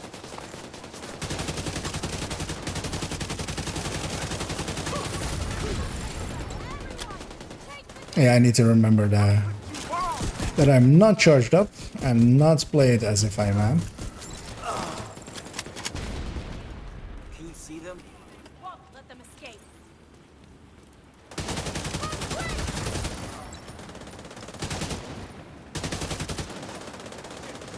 A lot of memento stacks here, so I want to go get them. Although that's likely the elite patrol. Really want to get that guy, even though he's way outside my optimal, but he had surprises that I rather he keep to himself.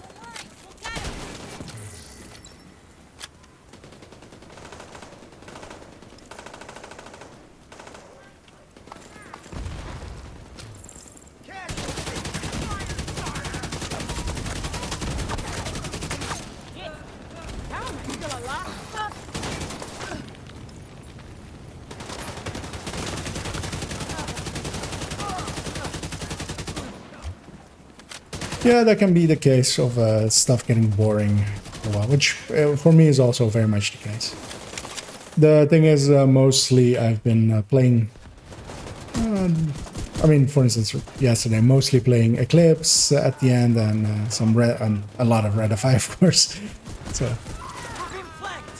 if I hadn't done that, and that's really why I have a complete build collection, is very much that. It's... a variety is very much the spice of life. So here with randoms, I'm just going to stick with this, just because also my intention isn't... I have a goal of just farming quite a lot. And yeah, it's been going well because, yeah, I'm full on proficiency caches, so that means that I've done 20 levels.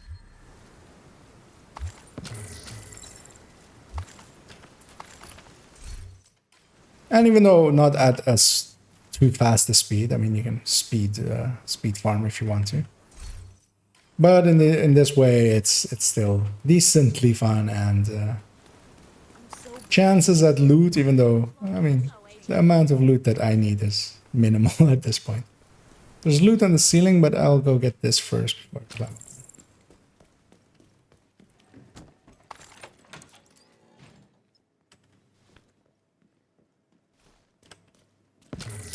Yeah, original Heartbreaker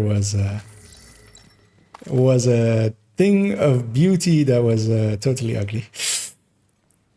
Its numbers were, if you think Strikers is bad currently, then Heartbreaker was that, but even easier. Because basically did what the Chest Striker does, but it only needed 100 stacks and it had bonus armor on top of it.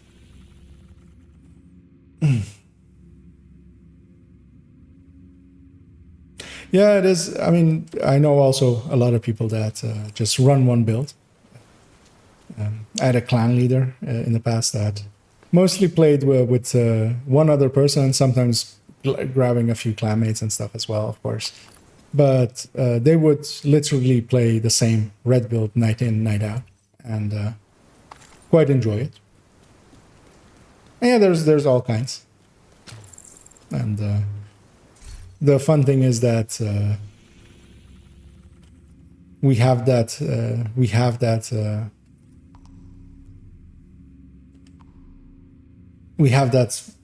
available diversity.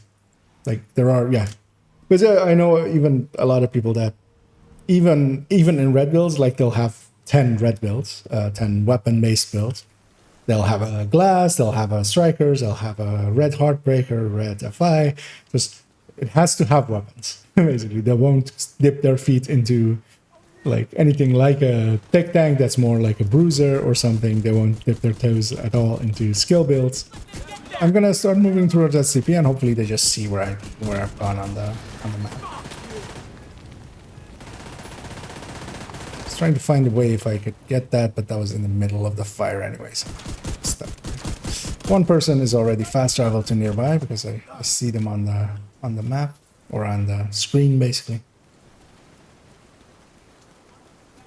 And yeah, sometimes if you need that as a goal to keep you focused, to not go into farming for builds over just leveling, because there's some value to reaching 1k. Yeah, that's a totally fine thing to do. But yeah, just having a few good builds is also, that's what most people will end up with the majority of playbase.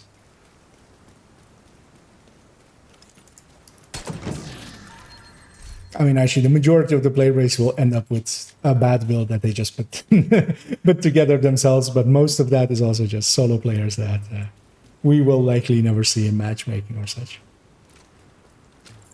For this CP, usually what I love doing is actually going all the way around and getting in that back corner.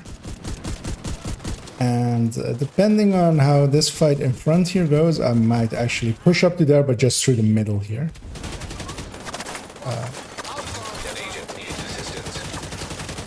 Thought there was an enemy there, but there wasn't. They're crawling out into the open. I can. Oh, well, not the thing I want to do. With the shield out, I can, because yeah, you can revive people with shield out. And with the Heartbreaker, with this tech tank shield, I'm gonna actually go around and go up there, and also then show it where I'm main. We have an extra heavy here. I will kill him because yeah, he'll chase me, and he'll also be a good source of me going up there with full stacks. But yeah, so there's this truck up here, and you already see the yellow up there, and this puts you in on this edge of this fight. And I usually prefer assaulting from here because first off, their spawns are basically underneath me and that door there, so I can keep them easily to my front, and I can catch them while they're coming out. And also like this, I have proximity on everyone. As you see, all the people that are coming out are first engaging me until they get shot at by others. And yeah, that can be useful. There's at least a useful thing that the tech tank can do, because on the other end, I'm also not doing as much damage as a red build would, of course. So you have to. So there is one of the annoyances. So I'm shooting there. It's aimed at him, but it's shooting. The reticule is inside my own shield, which is one of the things that I hope that they at points fix. Because yeah, it's only a few of the places that you can even aim like that. You have to be aiming basically directly down. But yeah, the game basically thinks that you're firing into your own shield, which, you know, it shouldn't be possible. The muzzle is beyond it. So you would think that that would not be the case, but it is, and it does, and it will. The defense has already been called in, so yeah. expecting them. Oh, already expecting them to be pretty close already. I'm not low on ammo, but I'll likely run out by the end of it unless I actually grab some. Although, I mean, they'll bring some to me as well. Looking to the right, I see a spawn. Yeah. So this is way outside of optimal, but I still got lucky and got the weak point, and that's gonna kill a bunch of stuff over there.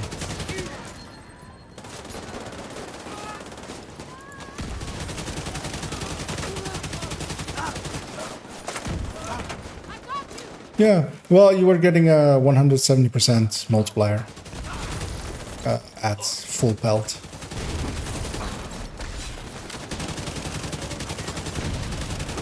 The way it's the old Heartbreaker, yeah. And now it's 100.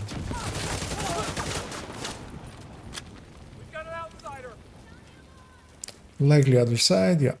Or is it? Yes.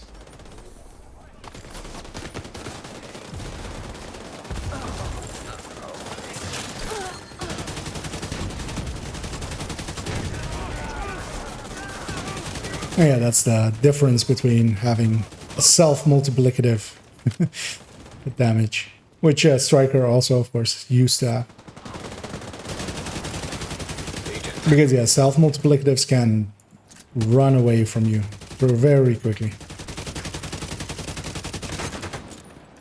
Which was also weird that because they came out first, of course, and said, yeah, we intended to be this way. And I remember my reaction being, what? What do you mean you intend this to be this way? This cannot be serious. And months later they came out and, oh no, we didn't want it to be multiplicative. And it's just like, but the entire community told you what was going on. Like, this shouldn't have been a surprise. And there have been issues since then with some balancing. I mean, I feel Strikers is still overtuned. I feel Heartbreaker or Headhunter is still also overtuned, especially together with Regulus. Same for Determined. Same for Sledgehammer, same for Thunderstrike. Did I get the full list? The full complaint list. Oh, our allies are still in combat. Our reinforcements.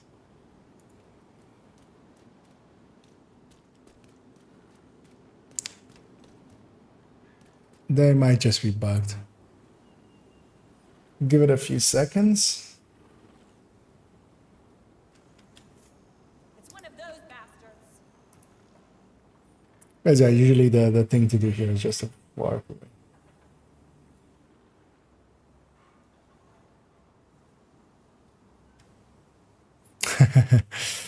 Yeah.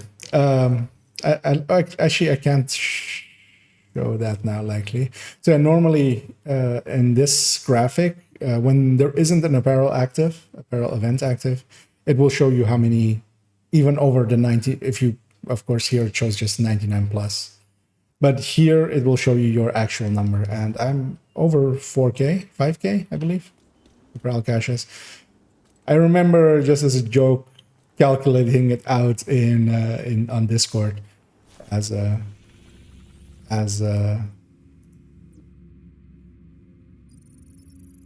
gonna tell my allies to fast travel away and then fast travel back. That usually fixes that.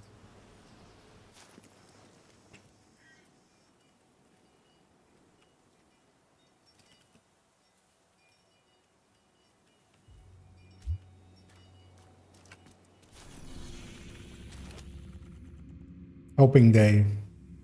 Sometimes there's a language barrier, especially I'm European region, of course, so you have many languages and not everybody speaks English. One last one. Come on. Come on, buddy.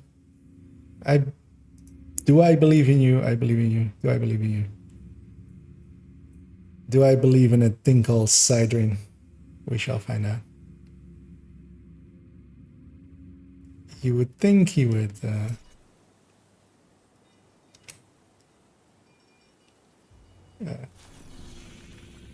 get the point at some point.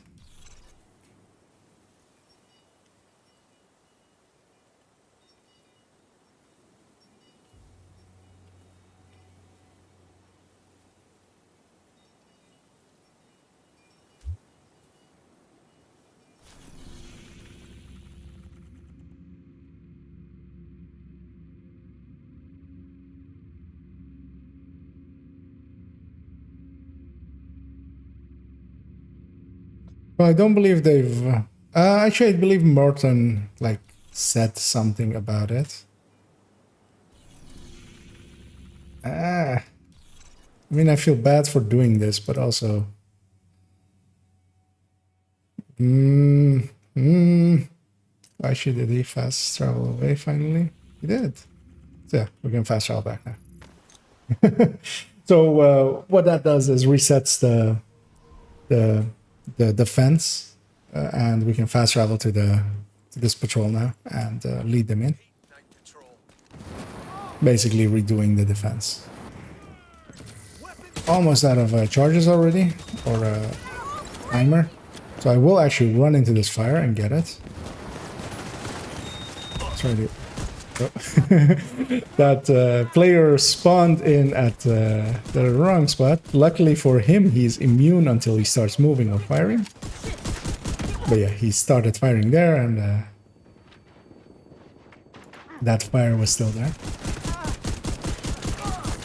Yeah, I think more than I think somebody linked to some tweet, but then Twitter now is unavailable unless you're logged in, and I do not have a Twitter account, so I couldn't re-find it, I remember, or I couldn't basically see that anymore. Because yeah, that has actually impeded me a little bit lately.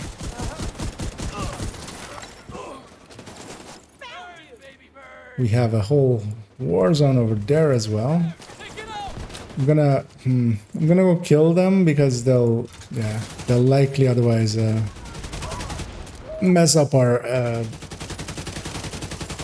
if the outcasts that spawn for the SCP get aggro to these guys, they'll go all the way to hell.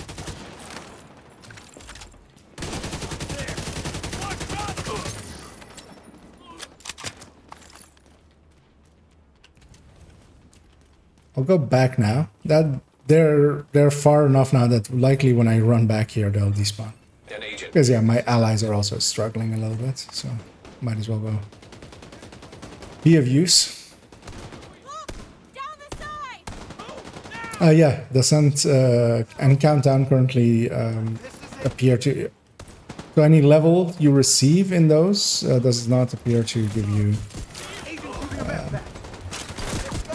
apparel or count towards apparel caches.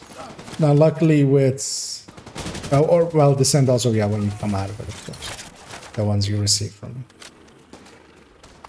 But yeah, it's a little bit annoying, that one as well.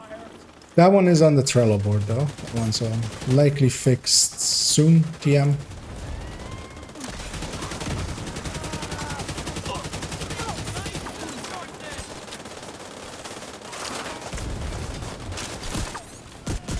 I actually have decent teammates. That's good to good to have.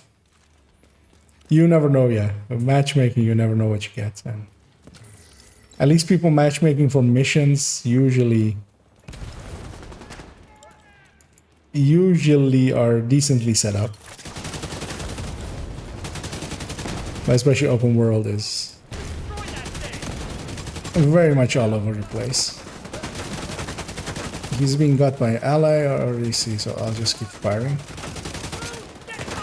I want to get the numbers down, so I'm shooting at everything except the named, as he's likely not an easy kill. Or, well, least easy kill. There's Elmo Shokran's coming in. Oh, I needed to have actually popped a few of these. Because yeah, I wasn't actually planning on going way too long, but I'm actually also enjoying this a little bit, so I'll hang around with them. Because yeah, I do want to pick up my proficiency caches and drop those. And that's also why a lot of people are just now open world farming for the apparel caches just to get that done. And yeah, now we do have our completion here on the second try.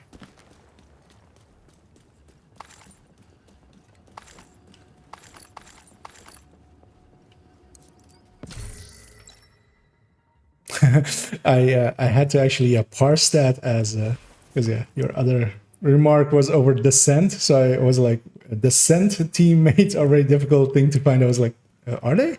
And then oh, decent, yeah. Yeah, decent teammates are a difficult thing to find. Decent clan mates are difficult as well sometimes. I'm gonna show intent to go over there.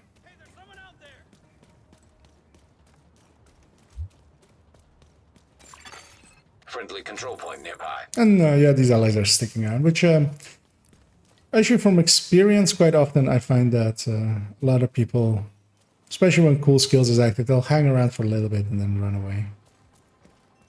So these guys are from the side mission again. I hope like nobody actually goes in. Needs assistance. I'll go get him. I wonder what got him that fast, because he should have had a health gate. Yeah. Luckily not on target. But he went down without a health gate. Right, yeah.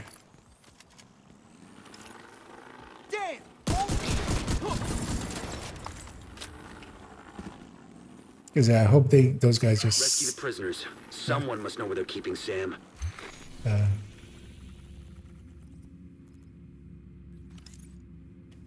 Trying to see where.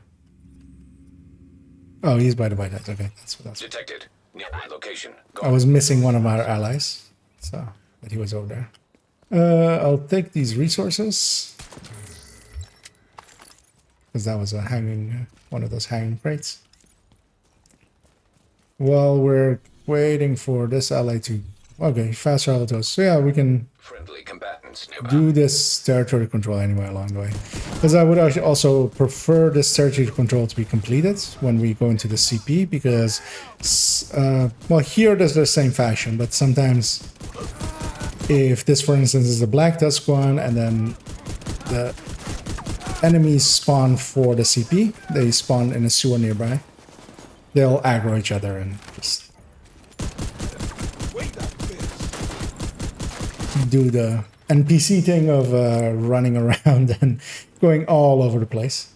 They'll spawn from that door over there. Any place they can spawn from.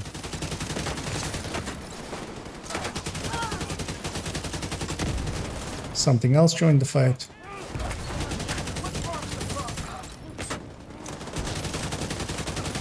I'll shoot at stuff that's shooting at my allies. I can't. There's a billboard. Even though I put way too many rounds over there. You'll notice earlier that I couldn't hit it.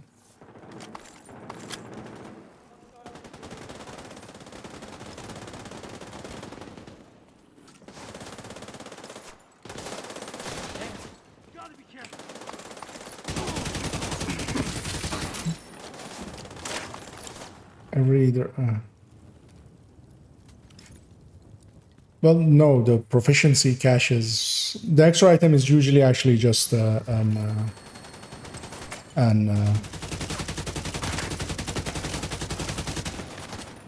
mod piece or a skill mod piece, quite often, and then once in a while as well, gear or just a weapon. It can be an exotic, but that's just luck of the draw. It's basically a completely random piece. But yeah, it can contain exotics at times. Oh, ever. Proficiency caches can contain exotic. I mean, it's basically a full random non-targeted drop. And it does contain the exotics in there as well. I have gotten specifically some exotics from it. But it's like getting a normal drop. Because if you actually pay attention to where all the sourcing from exotics usually comes from, it's mostly targeted when you're doing targeted, and quite often as well specific. So things like getting a chameleon from a bounty, getting sweet dreams from outcast missions, stuff like that, or tardigrades from doing Lincoln way too much. Like that, and those are all from specific source. They're specifically tied to enemies or to those named bosses. So just getting a full random exotic is actually quite rare. It isn't that it doesn't happen, it's just very rare. And that's also why targeted loots, like Elmo not being in targeted loot, is an actual issue. But also nowadays, exotics are 1,000 times easier to farm than in the past. The global event shop, the countdown shop, all of these things. Because yeah, even global events, when they were first added into the game, where the shop wasn't, you only had that reward track that you have. So I'm gonna die here. I had overextended at that point. I'm gonna crawl over to there, and I should be an easy get for my allies. Because yeah, here I don't want to respawn, and that's just to save my memento stacks. That ally sees it, and he's coming for me. And he's I'm close enough. Yeah, that was just me being a little bit too confident. Oop, let's not die again. Gonna put a grenade there just to move them. Because yeah, I should be able to hold here, but not if I'm letting everybody shoot me. So I'll just shoot at everything over there first. That thing can hit me if it wants. I don't care enough to kill it.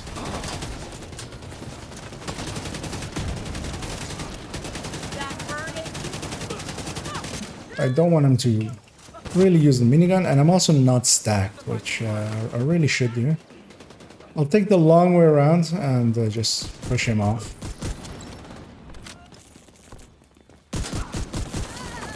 And I'll try to stack there. The shield was getting in the way again, so this is like the angles that shield really gets in the way.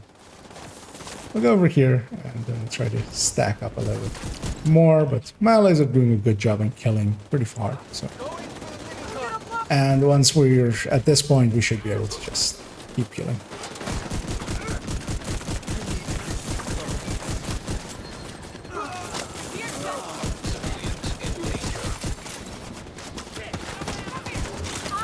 I'm overextending again. Okay. I didn't have a shield really to pull out, so. But also, yeah, should be easy enough to get. I'm gonna actually hold here. Hopefully they get me. No. And then I will respawn. It's they're getting overran by that heavy, so might as well just do it like this, and I'll get back in the fight.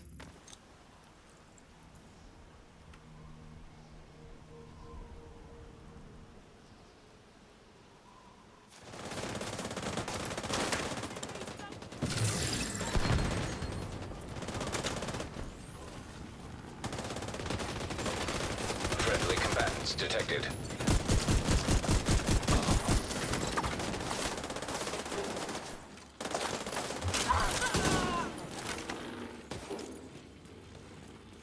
And that was messy on my part, but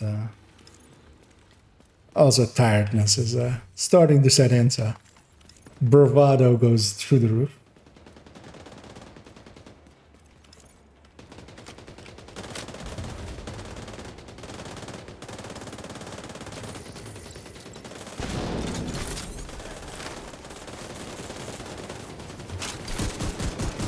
Yeah, so yeah, that likely was from a proficiency cache. Might have also even been from a that you had a exotic cache, even from like something like thing you would notice normally. But yeah, proficiency caches once in a blue moon. Like if I were to guess, I think maybe 4 times or so in all of my playtime that I've seen a proficiency cache give one. And that's including, that's not even just me, that's including like being in a group with clan members and seeing what is dropping for them when we are back at the back at the White House and just popping proficiency caches.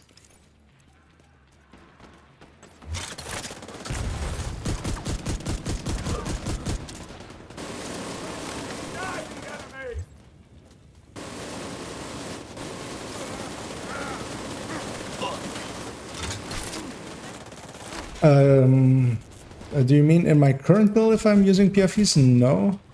In most of my PFE builds, I usually don't use chill out on there. Firstly, because it's a seasonal one, so I wouldn't want it on my build pictures to be that, because yeah, you can't get it now. Like, it's not worth to anyone now. And also, while going that and then going Fox's Prayer is a minor bonus, it is also very minor.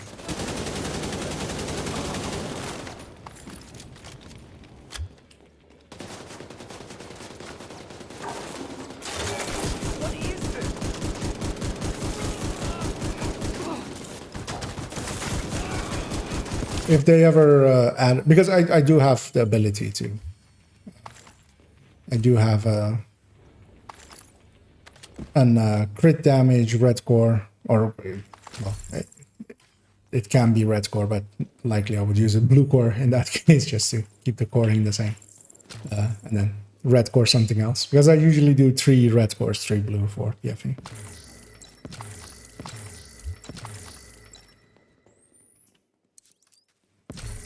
Yeah, here as a courtesy thing in groups, always just open the thing and then instantly press escape, and then the loot's on the ground so you can inspect it afterwards. But as long as you're opening the chest, no one else can open the chest, which some players do not know. An agent has left your group. Yeah, chill out is really one of those items that they just should Friendly combatants nearby. Add to the... we could go through the sewer actually to there. We could go from the safe house as well if somebody goes to the safe house. Because usually what I would do here if I was just playing solo is I would go through these sewers down here, and then that leads all the way to here. Just get the keys along the way and stuff, and then to here.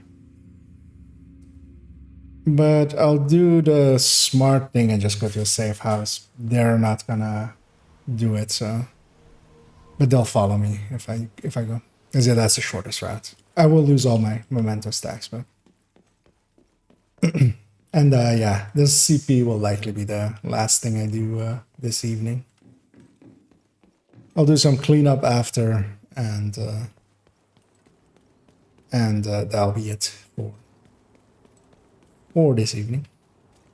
But I will be back at it again tomorrow evening. I might even actually pop in as well in the afternoon, but do a short stream. But that will likely be,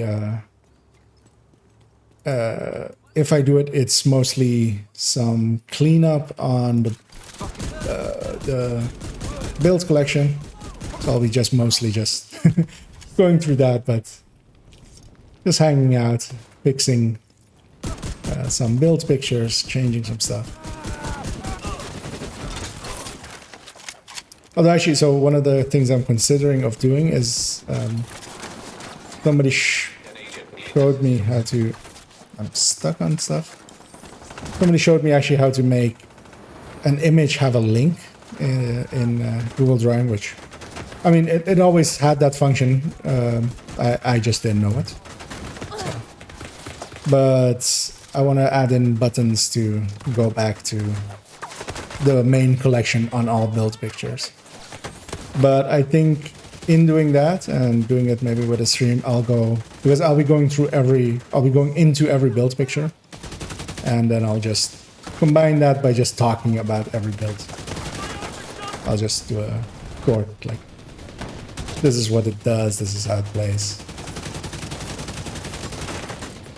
And that's likely as well just to... So one of the things I'm considering as well is just to do a few tier listing kind of stuff. Because I think I mean, others do it as well, of course. There's no shortage of people giving opinions on weapons, I'm gonna see in a second what that ally is, but I first need to take care of myself and not die.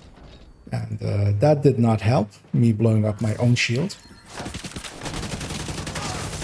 But yeah, especially doing one with exotics, and then doing an actual tier list, because that's... I don't think I've seen an actual, like, the way that most people do that tier listing. Like, S tier to F tier, and then making everything into images and pasting it on them. Because yeah, exotics, ARs is an obvious one that I think will give some insight for people. And then also the builds collection. As yeah, that one. I'll just tier list the entire thing.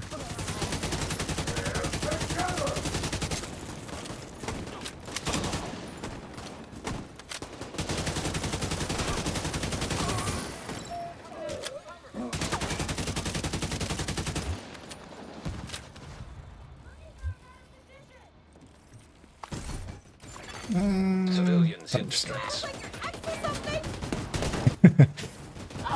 Some of these voice lines are it's quite hilarious. Her yelling out, "Do I look like your ex or something?" I mean, do you? You have a mask on, I can't tell. Did my allies not call them in? No, they did. They're coming in? Oh, okay, yeah.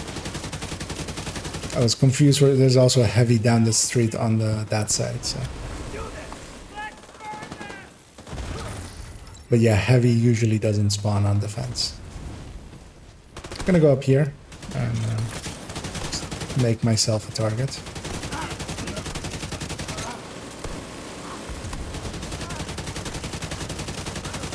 I'm up here so I can easily... actually, that's not this smart.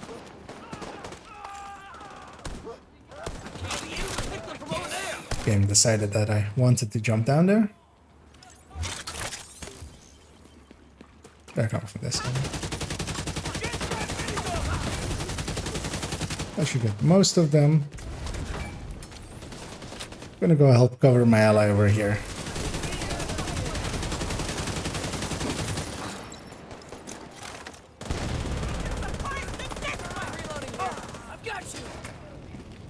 Not from there. Over there.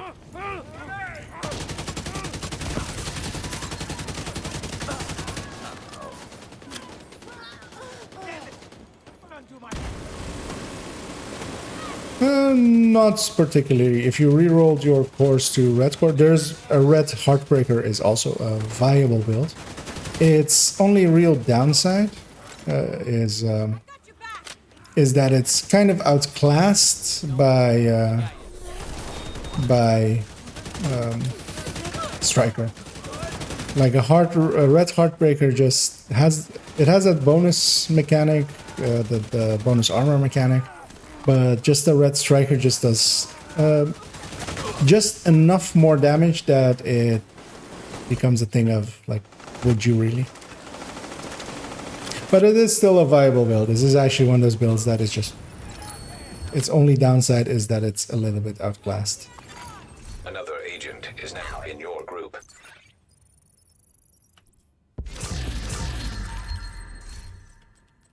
I'm just gonna pop one so I can pick up that one. I think that player joined just too late to get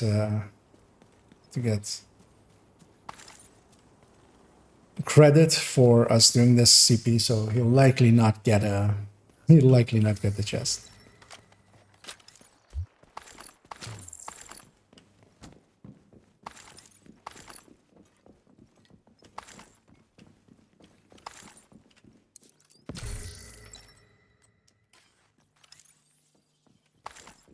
actually briefly gonna, because that's a deflector shield, not a skill you see often.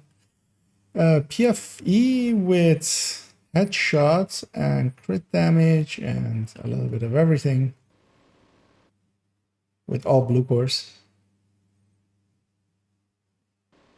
Wait, how much crit chance, crit damage do I have? Okay. Yeah. Because yeah, I didn't see a crit chance ever on that thing, so. But yeah, what they really should do is, especially even as they have it now, just swapping the two mods on the weapon to crit chance. Like that would boost their damage by likely 5, 6, 7%. I mean, they're doing insignificant damage at that point. Like, that's the thing in the open world. Over a PFE like that, I would take a tech tank. Like, each time. I'll just show intent of going over there. I'll do more CP. Well, do one more CP, and then. Civilians in danger. Because likely also the camera is gonna likely die in a little bit, so that works out.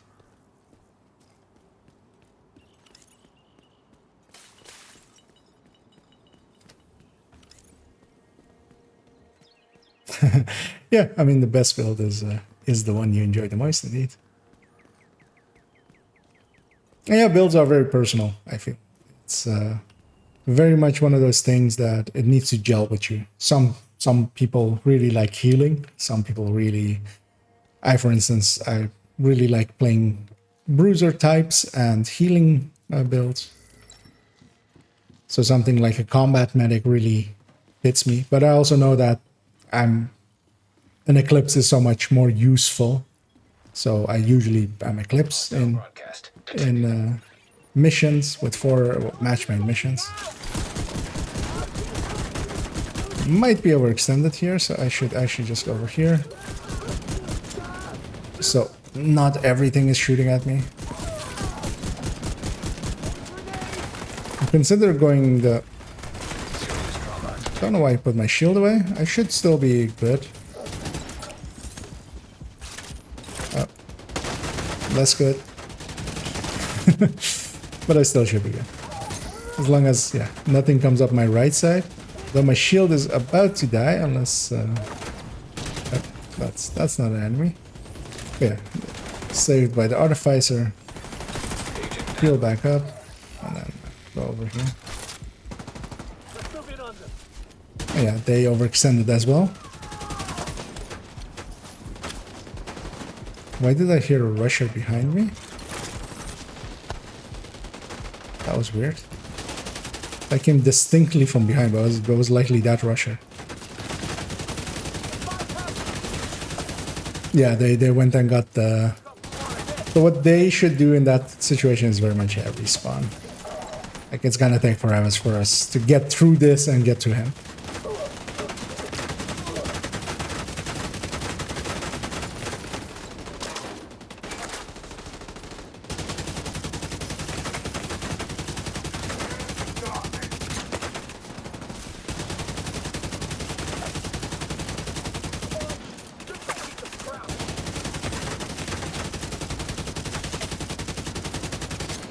Yeah, I mean, that's likely... I mean, I wonder if you were looking at older, maybe, videos.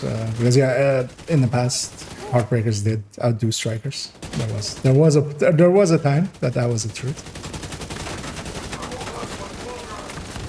But then Strikers got rebalanced. He doesn't have a hive, because, yeah, somebody turned on... oh, I can go get him, though. I can jump here and here, right? Yeah. Although I should not die myself.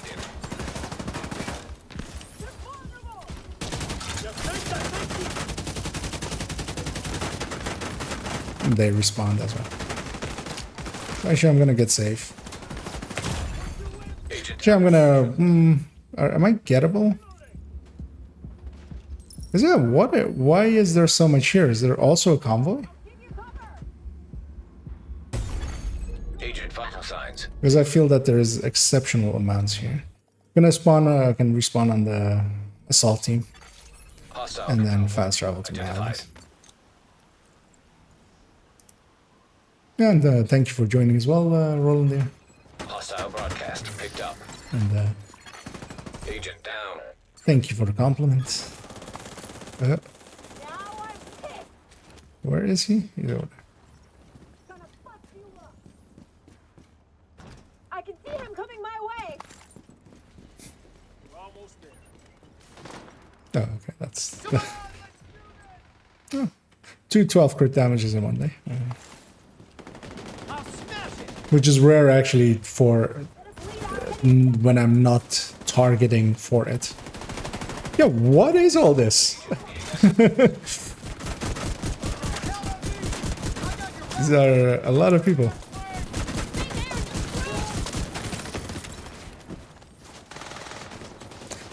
Is it an active medic? Is that what's going on here? Yeah. Okay, that explains it. So that medic was going around rezzing everything in the background here while we were fighting up in the foreground. And yeah, that's what was causing us to be fighting what seemed like several waves of a CP.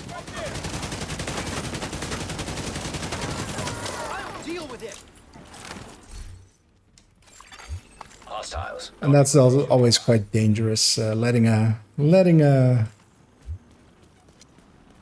healer, medic just do their thing. So they're spawning from this side. Along the way, I'll just grab some stuff.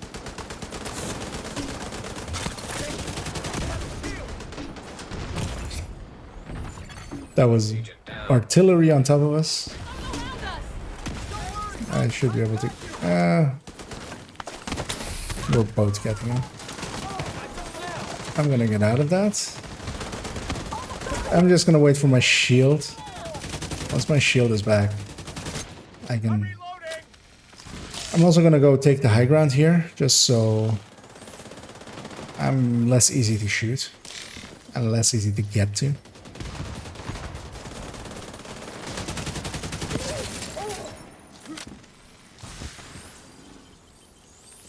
They're likely other side. And they are.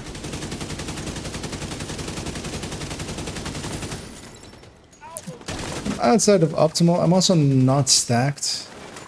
But what I really want to do is go get some ammo. By hostiles. And then head in. And I'll close the distance here. They'll mostly be in front of me anyway.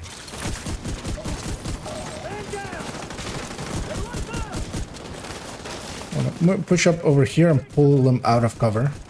When I'm flanking them, they'll likely come out of cover. And then we also aggroed a territory control deeper in there. And likely they're spawning on the other side because, yeah, that's the last guy. So, yeah, they're likely over there.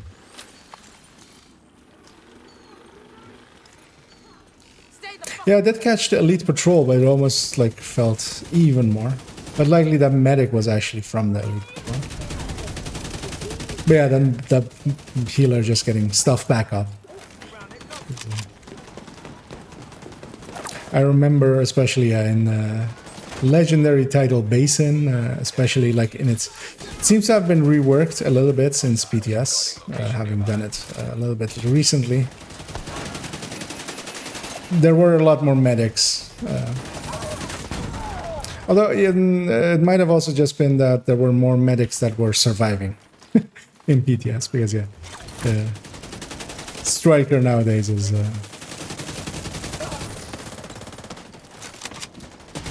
Because yeah, I'm trying to remember, when was the Strikers update and when was Tidal Basin Legendary? Because I feel that at that point, Striker, we weren't using Strike. Because I remember in PTS mostly using Headhunters and Negotiators. Oh, that's still my proficiency cache from earlier. Yeah, Reclaimer Station just reviving everybody as it having, basically double function.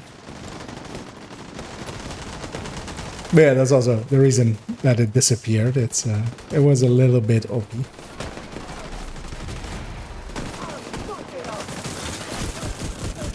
Kind of stack on the named.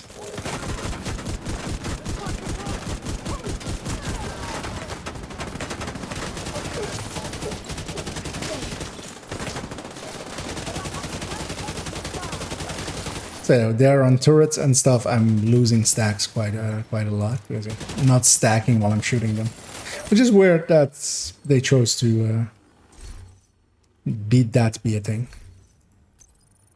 Gonna pop one more.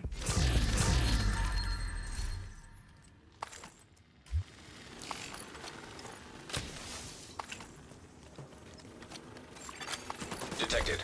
Nearby location. Guarded by hostiles.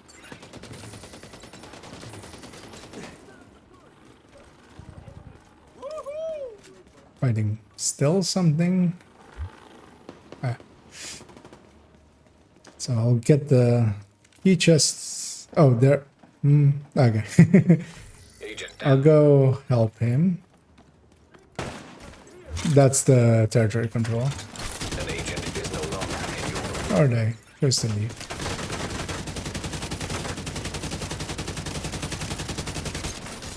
I'm not stacked up at all.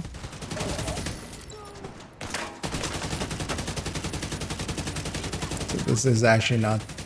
But also I want to go get the loot back here in a second.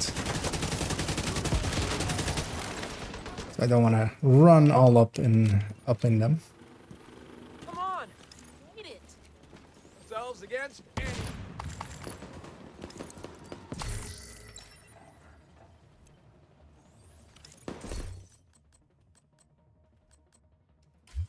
No keepers, but a bunch of parts for optimization. I'm gonna give these guys a GGC around, because yeah, I will actually. That would be 9 points. And first close my group, because otherwise, sometimes even while you're loading, someone will join on you.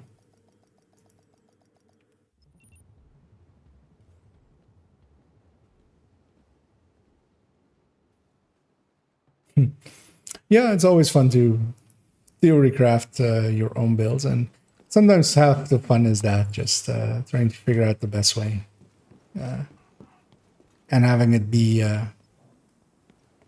basically a little bit personal.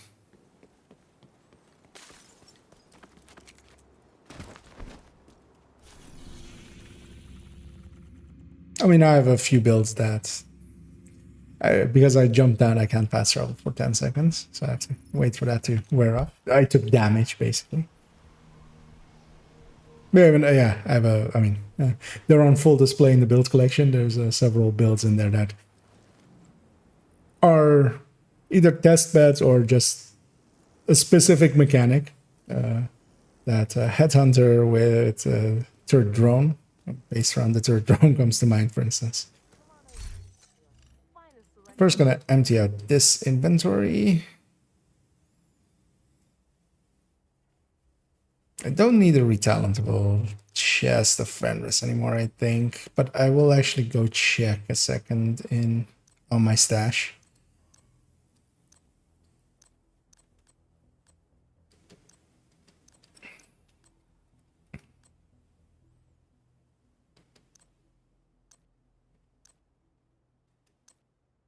Yeah, that's one of the.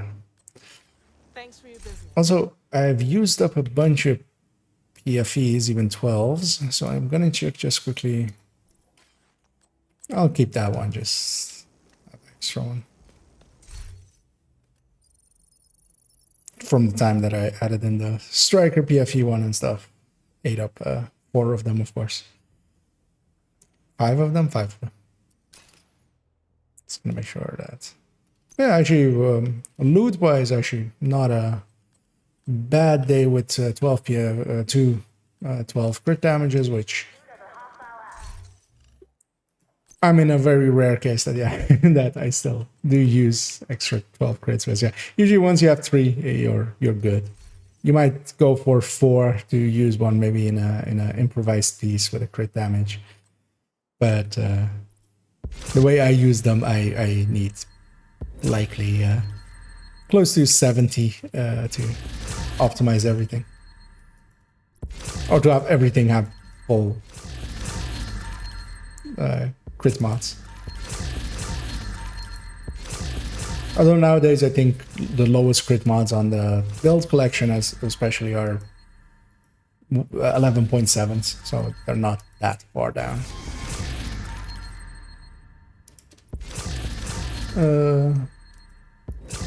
Two skill tiers, 1 armor core, 70% all damage, 50%. Oh yeah, I mean, if you can make it work is usually the thing, and especially on solo, it is fine to go a little bit heavy on survivability, because yeah, all it really does is make it take a little bit longer, but as long as your intention isn't to go the fastest, it's also okay.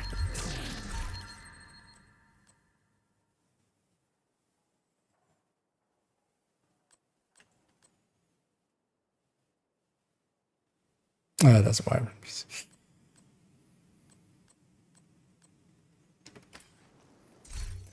So this character, I should. This was this, right? Yeah. So what I dropped on the ground. Gonna vendor sort this part. Good to be seeing you. And sometimes you do get, out of proficiency caches, you gotta get some useful stuff sometimes.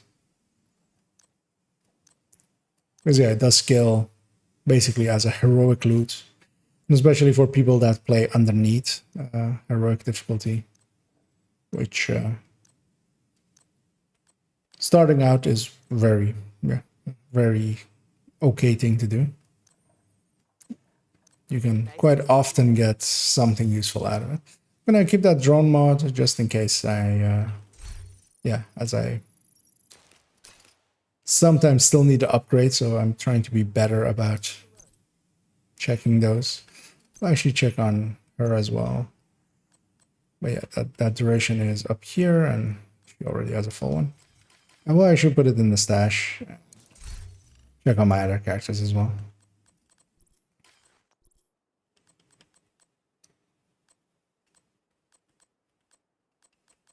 This one. And I'm gonna check actually if how far along I am in the. So yeah, I need another 5 keys, which is 5 times 4, 20. 20 more levels, so that is way within reach. As yeah, there we get likely 25 levels, but with a session. Although yeah, a little bit of an extended session, of course. Yeah.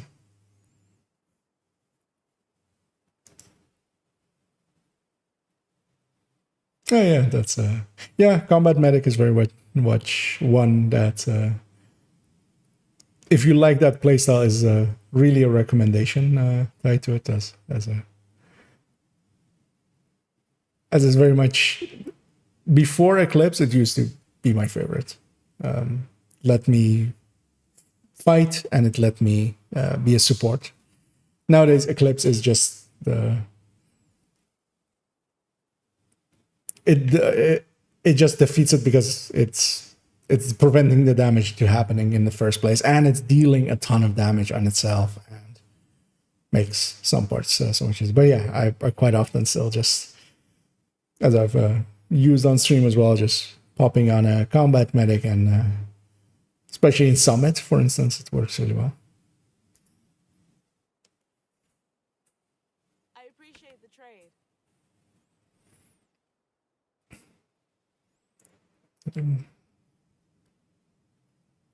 Yeah, and that's what I'm hoping to do as well. Yeah, exactly, with the videos, because yeah, the collection is. It took me a very long time before I added in the recommended build list, which is very much. Actually, while I'm talking about it, let's bring it up.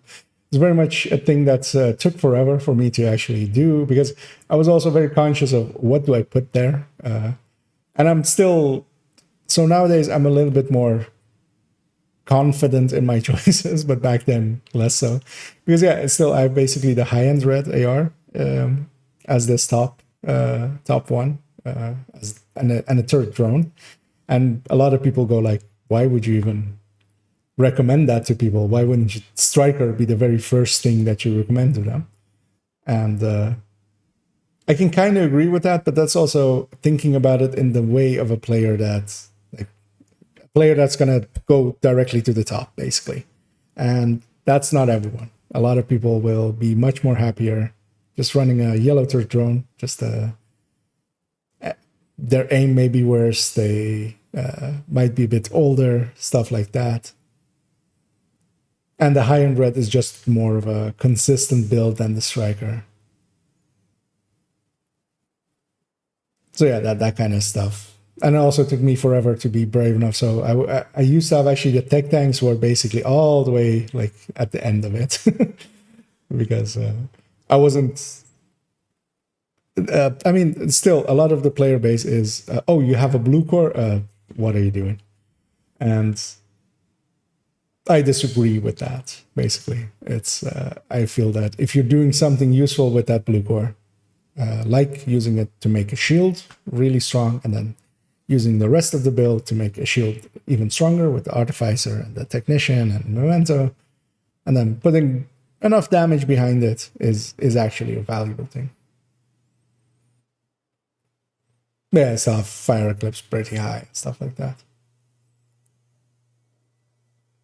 But yeah, because the collection itself is very much like, if you don't know, it's just a bunch of stuff. It can be, especially for players that are a bit more advanced. There's also usually what I answer for people starting out is the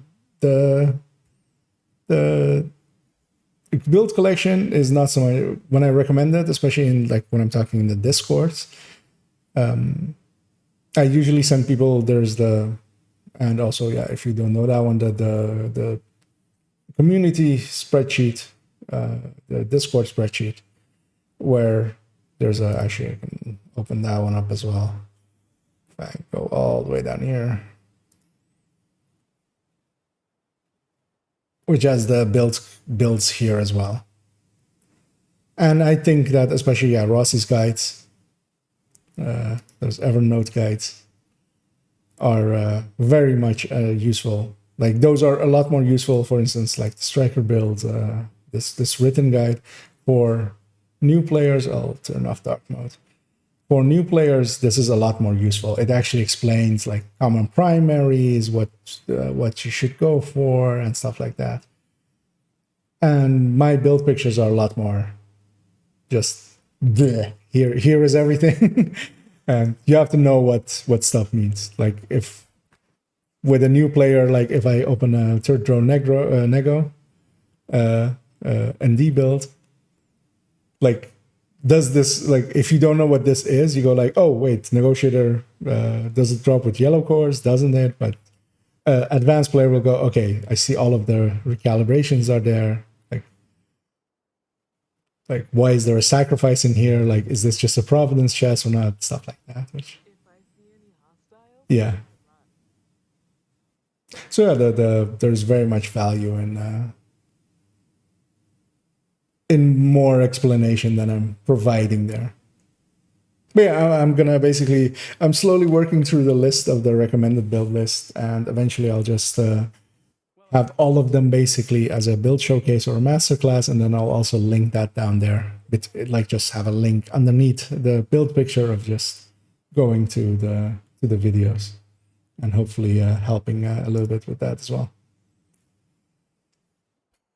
Just gonna read up these last ones, and then I'll likely round up here.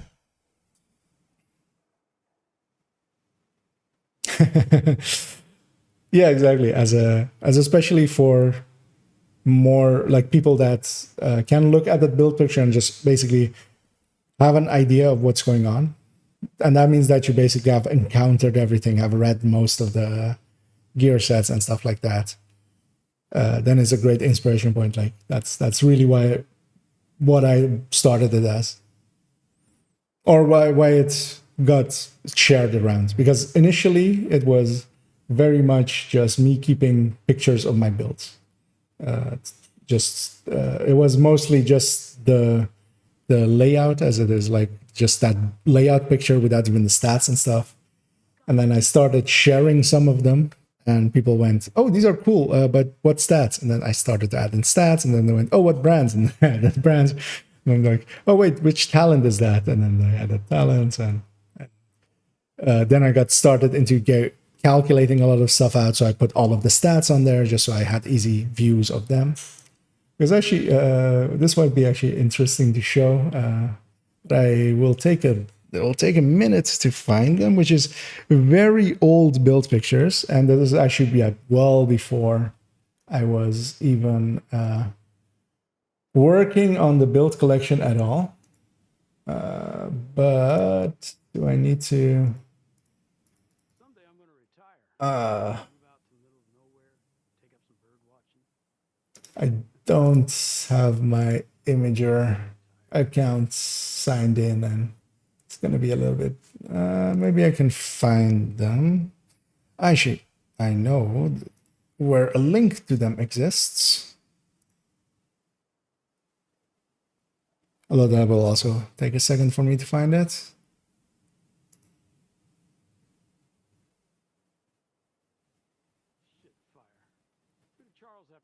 Because it has to be somewhere.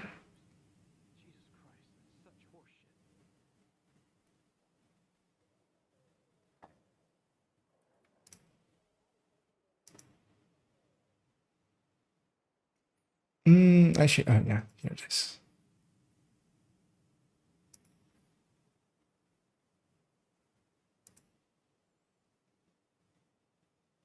Oh, I think Imager.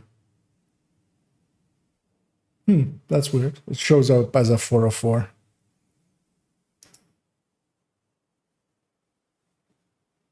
So yeah, I sadly can't show it. I need to likely log in. They might be private at this point. It's weird that I will attempt one last one just to maybe make sure that I'm not accidentally showing all my passwords. Thanks for the business.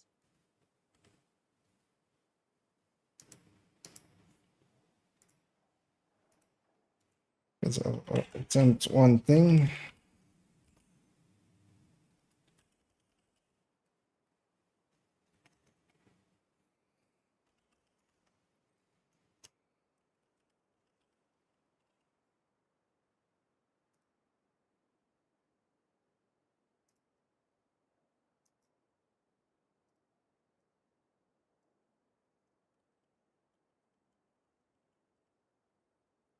Like that. Goddamn. Find the stairs. I mean, I would suspect myself sometimes of being a robot because these pictures are, first of all, tiny, and second of all, did I get all the stairs?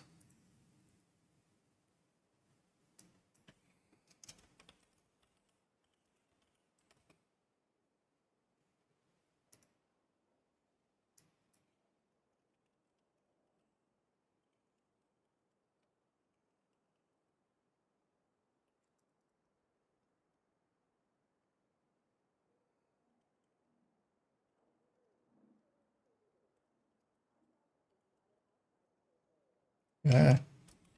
One last attempt.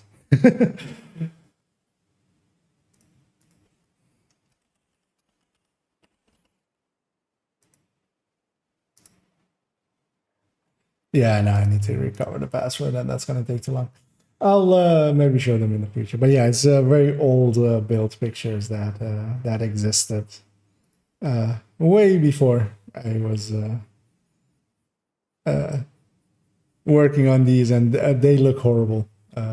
They were first attempts, and they led into what exists nowadays.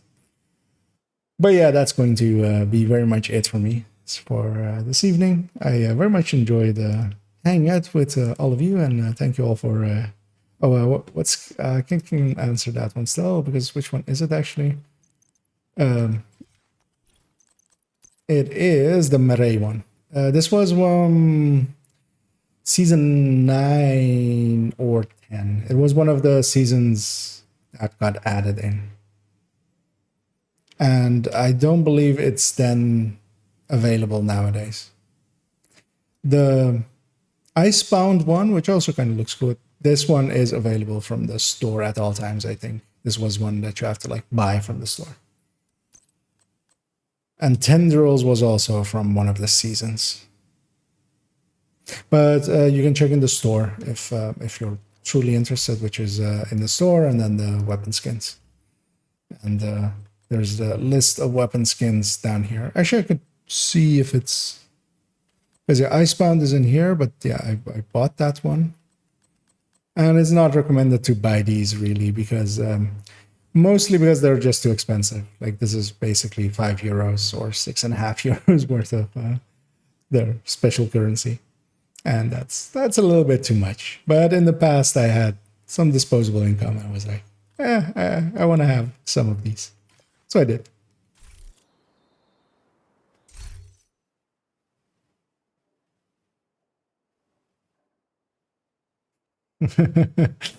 Yeah, it's very much, yeah. Am I human or am I AI or am I a dancer? It's a question for the ages. But yeah, thank you very much all for joining me. I'm gonna go rest up and actually drink a ton of water because I ran out so an hour or so ago because I didn't mean to go this long.